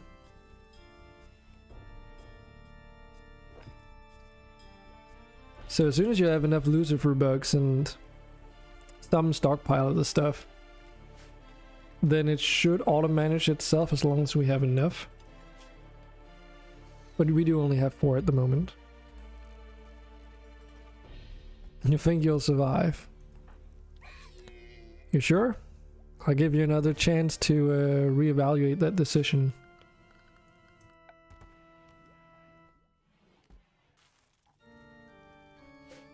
Pine doors. We got to add one in over there, so it's actually like open to all of this. Yeah, look at all these wall pieces. We can build a castle. That's gonna be awesome.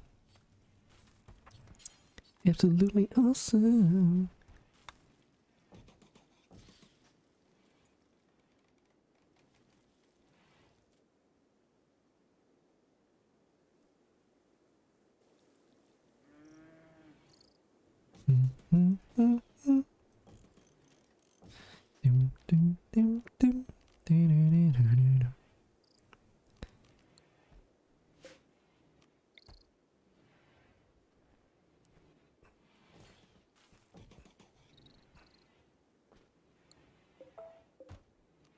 want a gate going in that direction.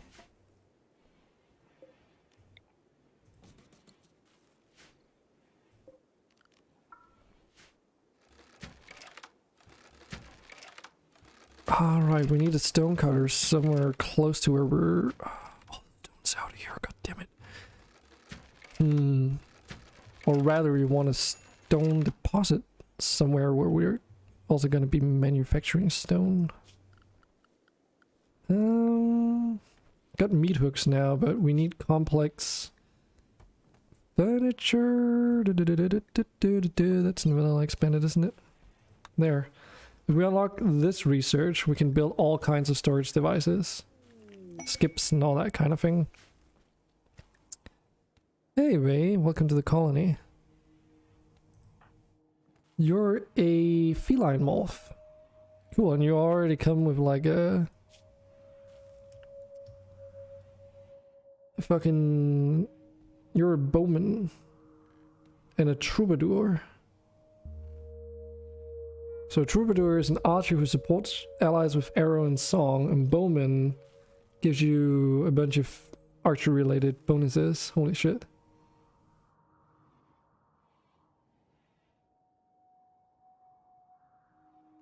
It's only one per bug.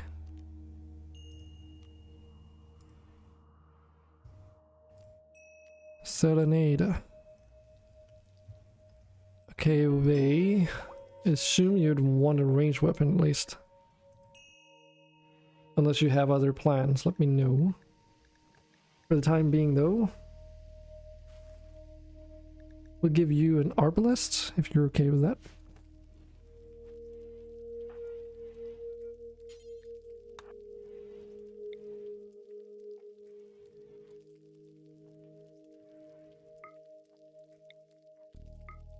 Andre and Ben.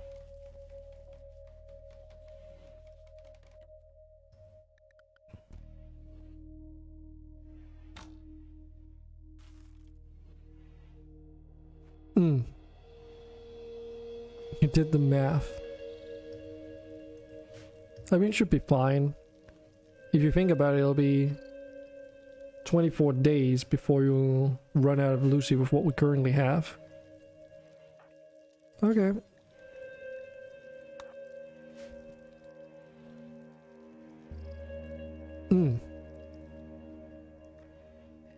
Well, true. But you do have loyalty points as well.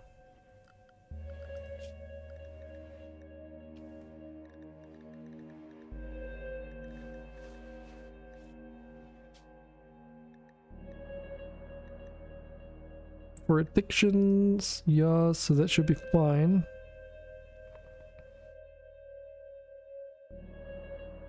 Yeah, so you're automatically taking Luciferium for your addiction.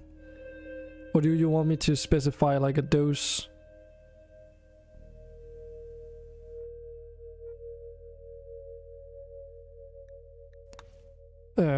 Like specifically. What I needed for the nerd sound regime. I'm contemplating increasing the amount of loyalty points you get, but that would probably also, because it's like the more points that I give you, the easier it is for me to balance out the costs for the sound clips and everything else. Because larger numbers allows me to do more variation, right? Like say I were to only give you 10 coins. Then all of a sudden, the difference between something costing 1 coin and 5 is really big.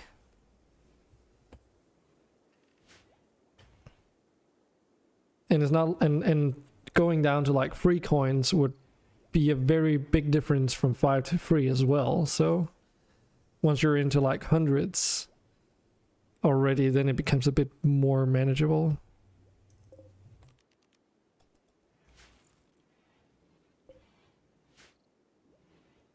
Because I also don't want to overdo it so you just get like thousands of points. Oh shit. A big siege, a big mechanoid raid, or a small raid? Oh shade. Shade.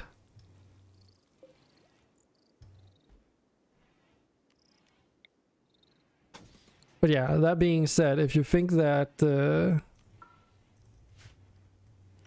some of the things are a little bit too expensive and such, like for instance, if you don't feel like there's enough points to both be able to use the sounds and like do the conversions to TTK coins, then there's no reason for me to even have the command for TTK coins, you know, if no one's ever going to use them.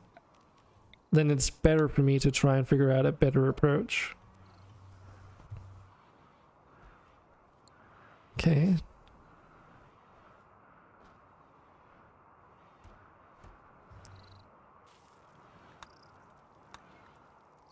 Well, still a vote going on, you guys.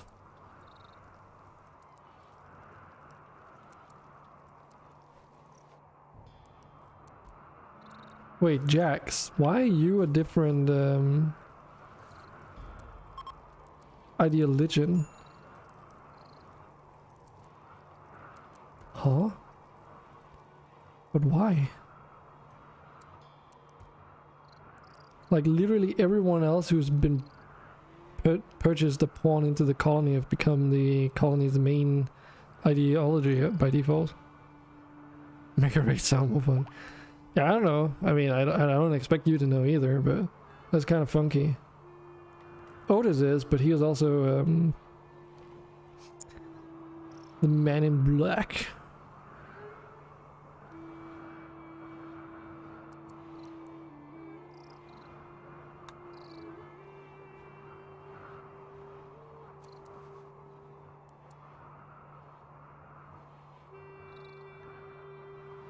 What? The vote ended, but... Does it not trigger immediately? Is that a thing?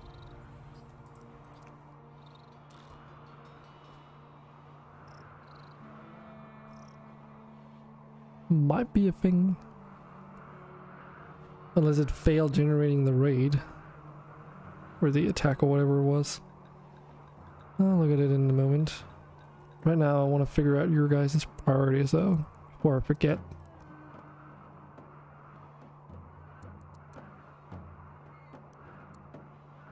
Vey, you can be our manager. We need someone to do managing as a high priority. And then we can tell you to do stuff like stone crafting and smelting, because we're going to start needing that. And Jax, you can do training as priority number 1, and then stone... Actually, let's swap those around, maybe? So you can aid in, like, animal training, but we really need someone to do all this stuff. Ben, you don't really need to do cleaning, because we've got slaves to do that. Now that the most of the base has also been cleaned up, we should be doing good.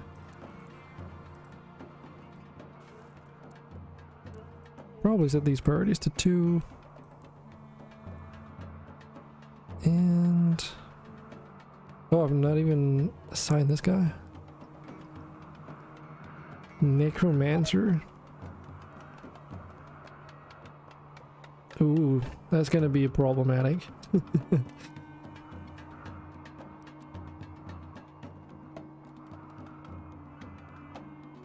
just realized Otis cannot do a lot of stuff.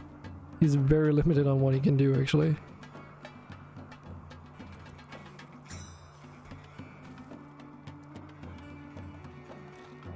Oh, right.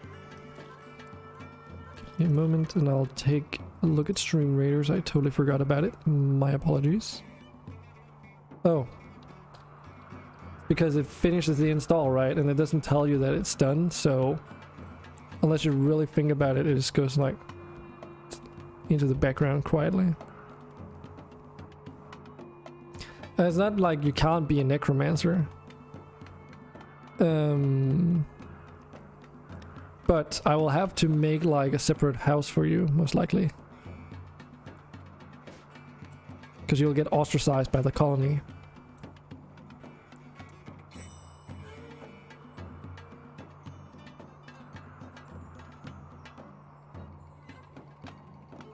Transfusion, what a track number. Okay, fucking stream raiders. Let's try this again. My apologies. When everything's ready to go, we just gotta literally hit start battle. There we go.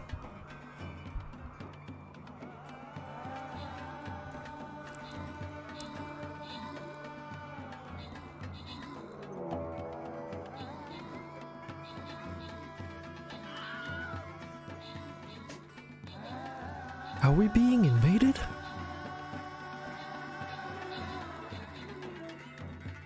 Fucking hell, Toto. It's gotta be you.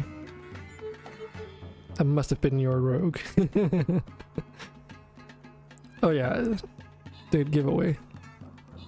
Toto killed the treasure chest. Toto killed the treasure chest. Toto killed the treasure chest. What a move.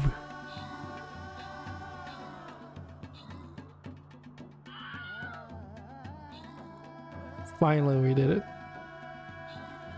What the fuck? That's like, oh, that's genius. That looks so that's basically the default Centurion, but like a bird head. I love it. Pretty cool skin. You guys go. Some rewards.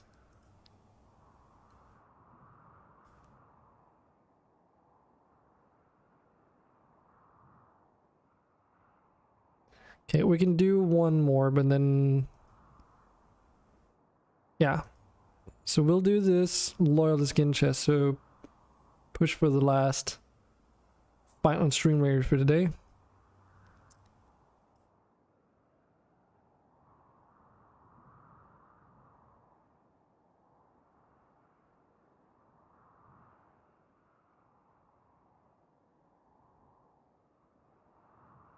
Because I have not eaten dinner, and it is 19:02 right now. Just been running off of energy drinks and good vibes. Anyway, so that should be that one. Did we get a... Because we got some... I got some scrolls, but... Were they spell scrolls? Yes, they were spell scrolls. Okay.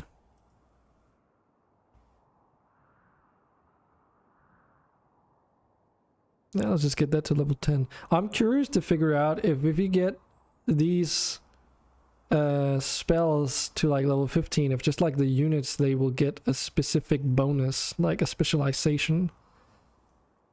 That would be cool. Your stream is dying? Is Twitch just being a buggy miss today? You can try YouTube if you want. Obviously a problem because it doesn't allow you to do TTK commands. But I'll be right back. I just need to take a quick toilet break.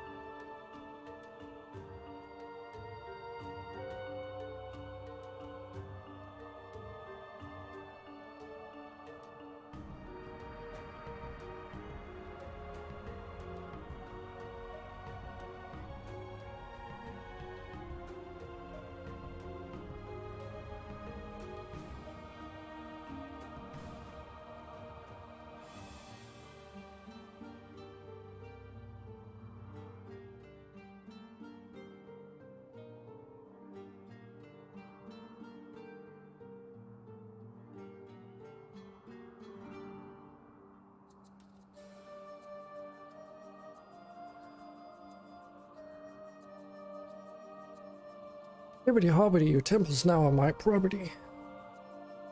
Is your internet probably? Probably. Okay, so we were being sieged by Faroe. Yes.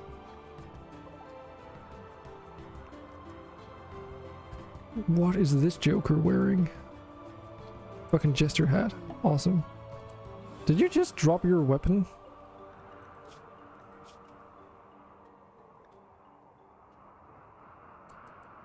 Is that because they're a monk? Is that like a talent bowman, but they're a monk? Okay, let's give them a sec to figure out where they want to build their defenses. And then go and meet them.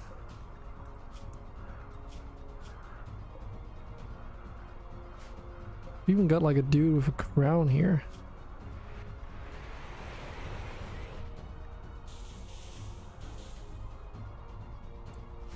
So they're gonna establish a wooden catapult, 2 wooden catapults.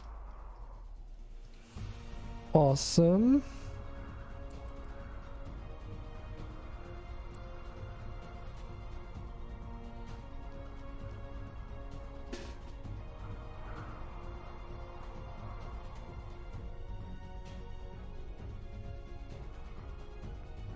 Let's line up our people here just to, for starters.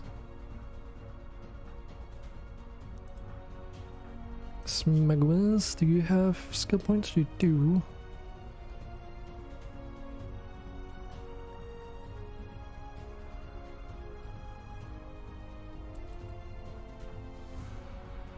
Ammo doesn't, Arkham doesn't.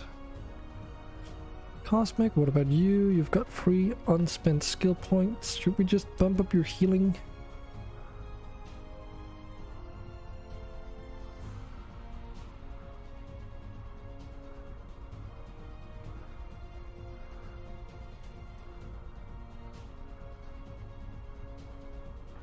Takes care of that. Toto, what about you? You have, we've already been putting points into your skills. Wait, you can have... Wait, what? So the troubadour gets both magic and might skills? Is that something you're trying to... Do you want to keep that, May?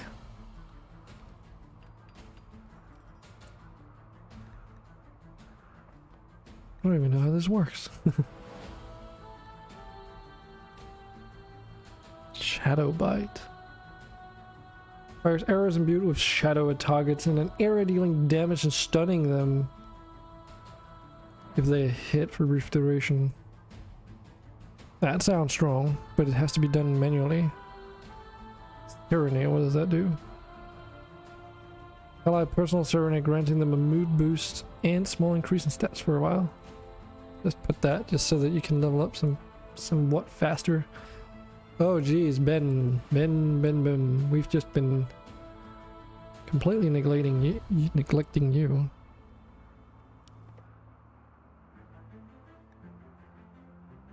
Don't even know what all these abilities do, but whatever. Lops an explosive bomb, imbued with shadow magic.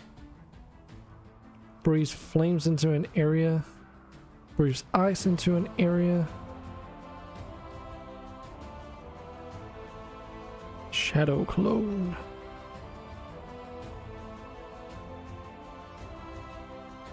Let's just upgrade this. Firebombs sound like fun. And increase the damage. Okay, whatever. Andre, you don't have any points. And we should be good. Finally got the solution for Minecraft hat. For what problem, Toto? You're talking about the skin, or what is it? Oh, okay, you want to be a chroma mage, huh?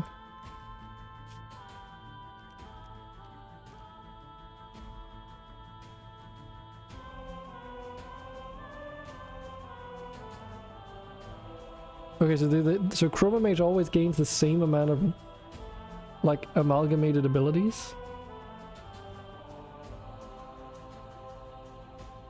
Cure Disease would be very useful. That's normally a druid spell. I'm not familiar with many classes, mostly just the ones from the original Rimworld of Magic.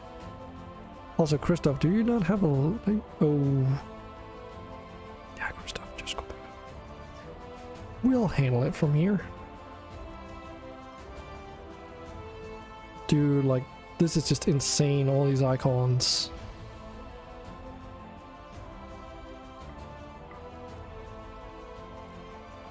And we also have like the ideology stuff. Create an aura that boosts the combat skills of everyone nearby. Convert, reassure, counsel, reach health. Like that is also something we could use more actively, but I just keep forgetting it. And you can't auto-cast this shit, so... Actually, let's start from here. Recall. Nope. I can raise undead though.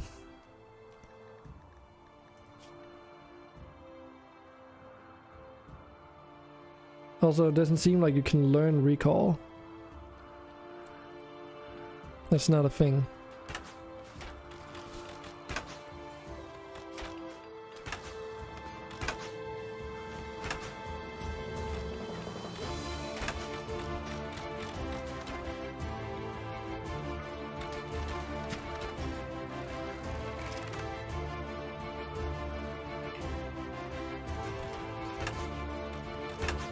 Did Ben just...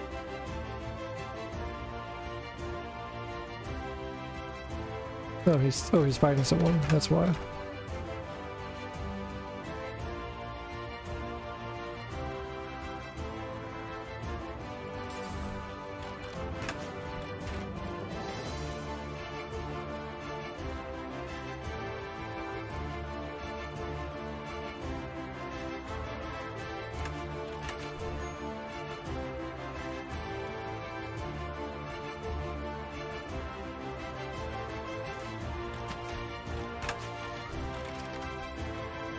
No, we grabbed the wrong trait. You want a Chronomancer? Oh, that's a really cool thing.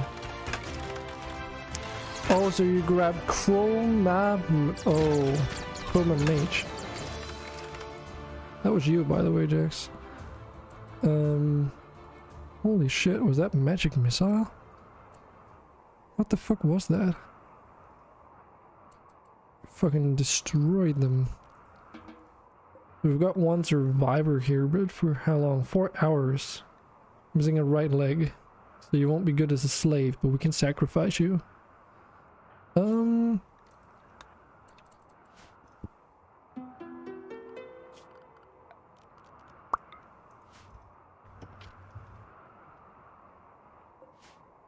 Cool. Oh, look at all this mixed lumber. Nom. Yum. That's what we like.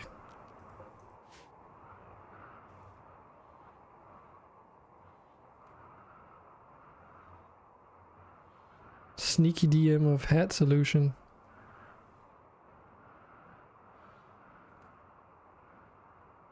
Oh. Hehe. That is very clever.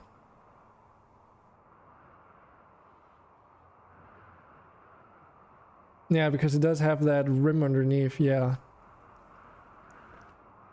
I can see why that would be difficult.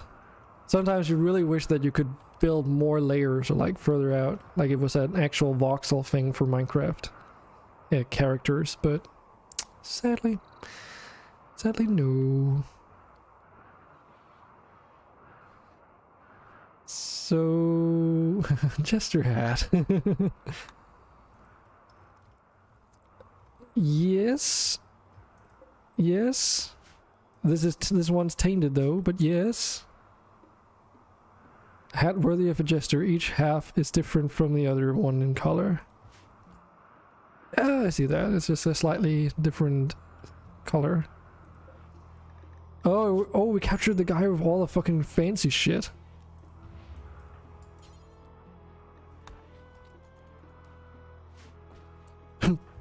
Just a bunch of items.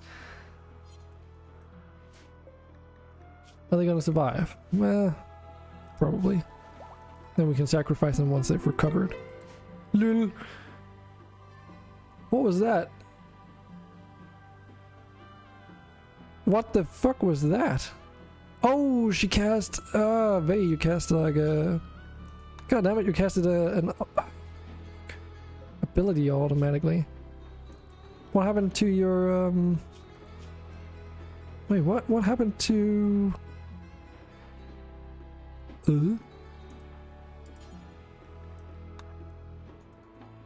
There it is. Oh shit. Is he gonna survive now? Toto one just to I knew you were going for that, Toto. Yeah, we can also do it with... Wait. Chronomancer can do that? Really? That sounds like something new. Or is that like a thing with the undo thing? What do you call it? Not undo, like reverse time or whatever? Does that actually do that?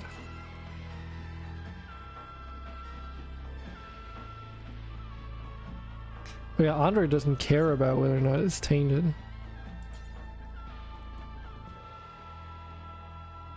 Force... Wear play blues and keep it replaced. There we go. Does reverse time actually do that? Instant and will regenerate items. Yeah, restore materials to previous state. Reverse time can be used to restore rotting food, decaying equipment, and tainted material. Oh! I guess I didn't know about that. Like, I never paid attention to that last pod. That's pretty cool, though.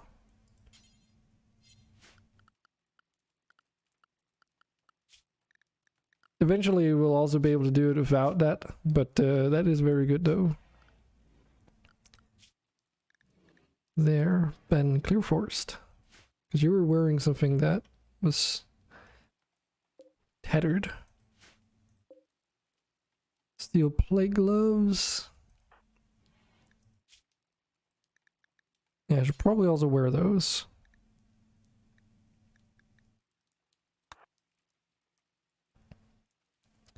I mean, he was wearing a crown, had 2 weapons, I think. Was also wearing a diamond gold bracelet of infinity? What?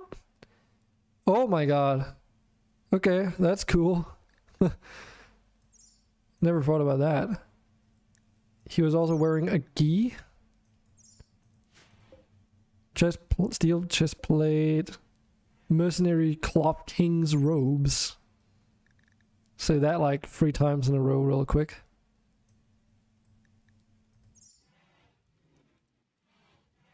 Can't decide what's the best material for your armor. There's so many options. I mean, Andrium would probably be some of the best for one of the stats. But then there's also like things that are outside of your control anyway. Like the infused. The infusions are more likely to happen on higher quality equipment, but they're still random. Called dibs on the bracelet. I don't even know if you even do any of those tasks, Andre. Global work speed. Movement speed is nice though. Yeah, global learning factor, work speed, and research speed. I don't know if you do research.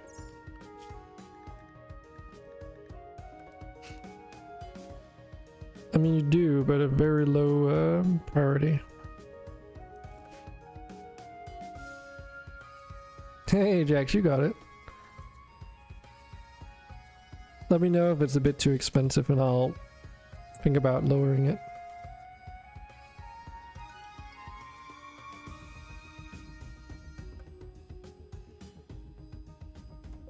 Got a fucking legendary Baobab War Mask. Legendary. Ally +1. Small ally. Small of alliance. Yeah, the infused thing just makes it really chaotic because is it in Spoonerton's stream I've seen, like he has his coin set up so that you can get everything is like fairly easy to acquire because you get a lot of coins. But it's also because everything is balanced according to the fact that infusions are more likely with higher rarity stuff, so you basically can end up re-rolling by buying multiple legendaries of the same thing. Oh yeah, yeah, coins aren't too difficult. It's more the points thing. Well, the soul points. Because I do realize that once you get to 160 coins every 2 minutes, then all of a sudden 750 coins is not that much.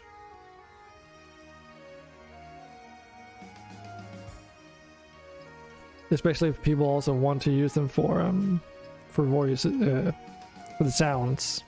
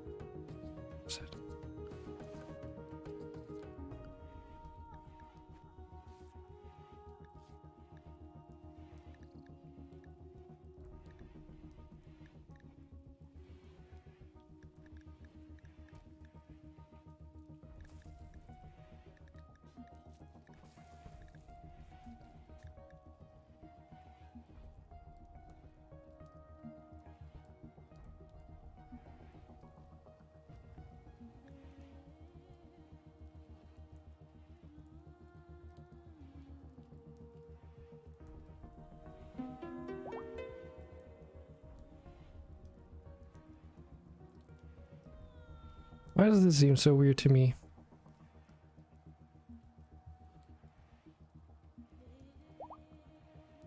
There's something here that doesn't make sense to me. Why is that? Why is it so low? It shouldn't be that low. I only made the mod, like, it's not like I would know, right? There's something that seems weird.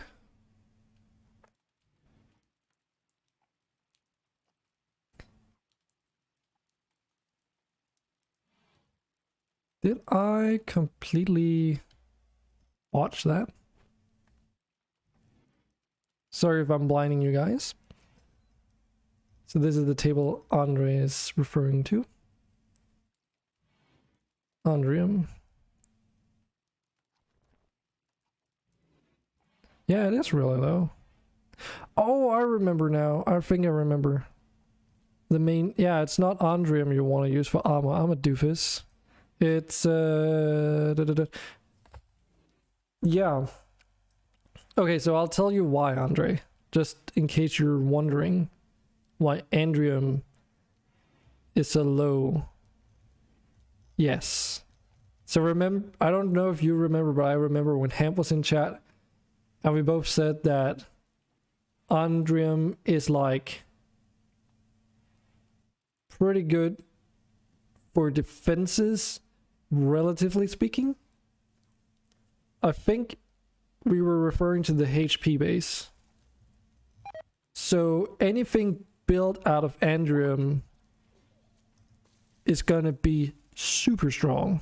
So it's like not for armor, it's for structures. That's the thing that I forgot. So it's not because of the resistances. Those are what they should be. And the reason is that I wanted it to be best in slot, or like a really good material HP wise at the cost of the other stats. Basically. Also why it's so valuable. I think, is it like, yeah, it's like the most valuable ore as well. Sitting at 22 per ore, mind you. 22 silver for one piece of Andrium. So if you build a base out of Andrium, it becomes very valuable but also extremely durable. And the thing you see here is adamantite from Fantasy Metals Reforged is here, which has an HP factor of 8, which is why if you make a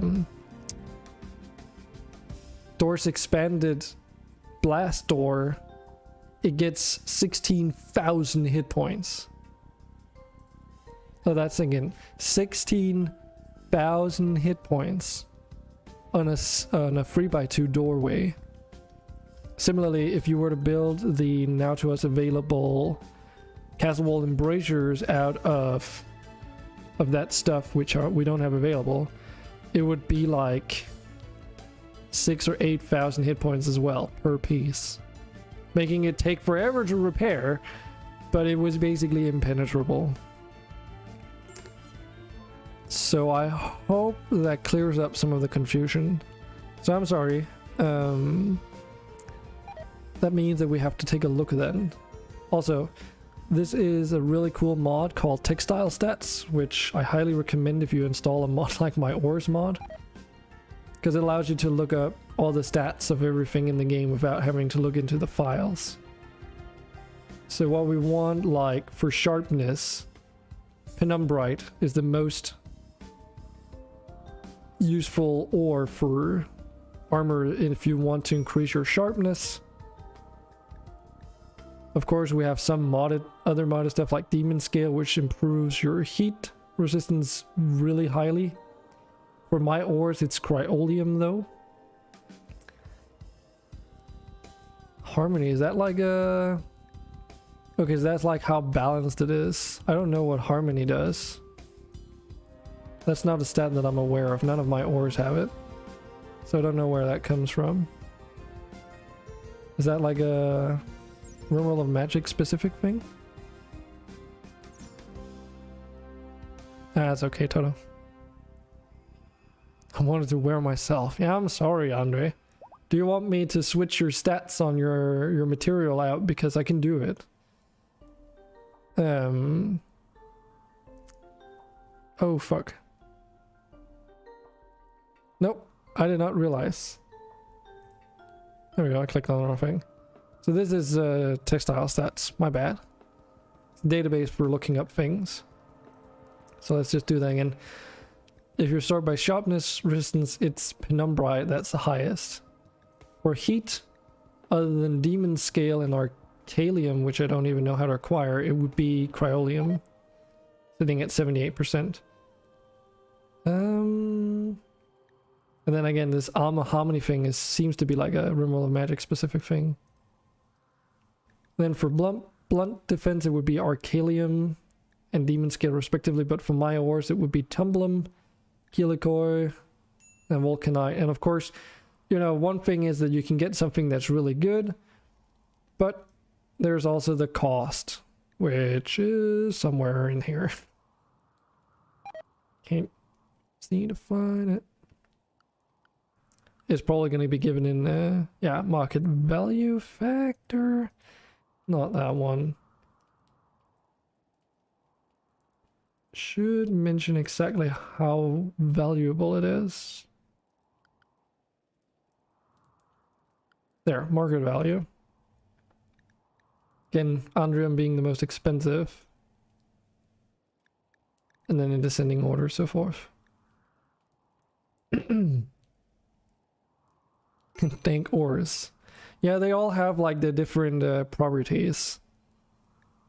Like for instance, if you make an armor set out of vulcanite, even though it's a metal, because it's, as its name suggests, creates heat or whatever you want to consider like imagining, it actually gives you pretty decent insulation for a metal in terms. It's not nearly as good as like a leather type, but oh god, can't even find that in here,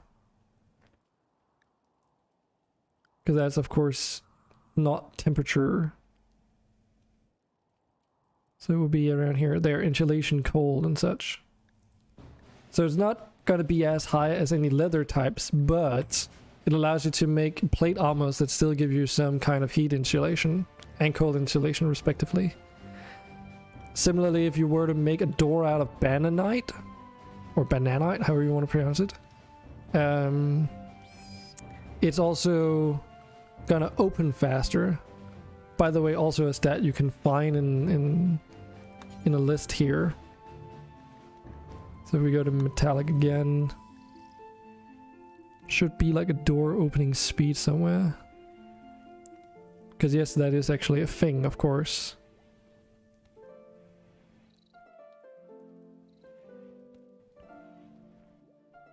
There. Door opening speed. So that means if you make it out of bananite, it's got a 170% door opening speed. I can't remember what wood is, but we can take, which normally is like amongst the fastest. Woody wood. There. So the fastest wood is mixed lumber in my case, which it sits at 160%. So bananite is just slightly faster to open than wood, but it's also metal amongst other things, so it's like non-flammable. So who's gonna be your next and cheapest ore? Well, it depends.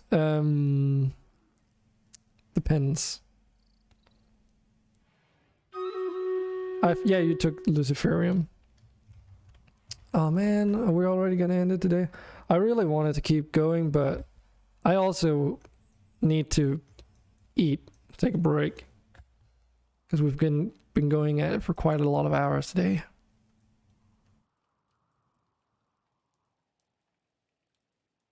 But yeah, I don't know.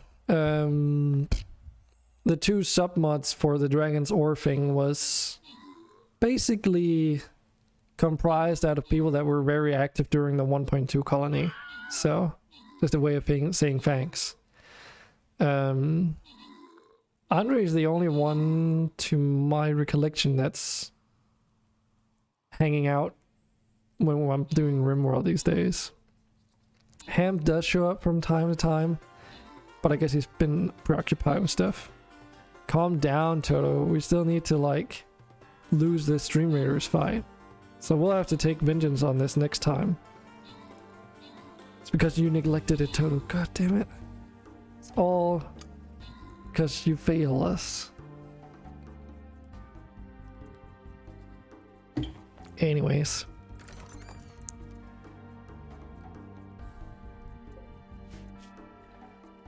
Let me save Rimworld. You played 2 hours to die like this? Yep. That's not my fault.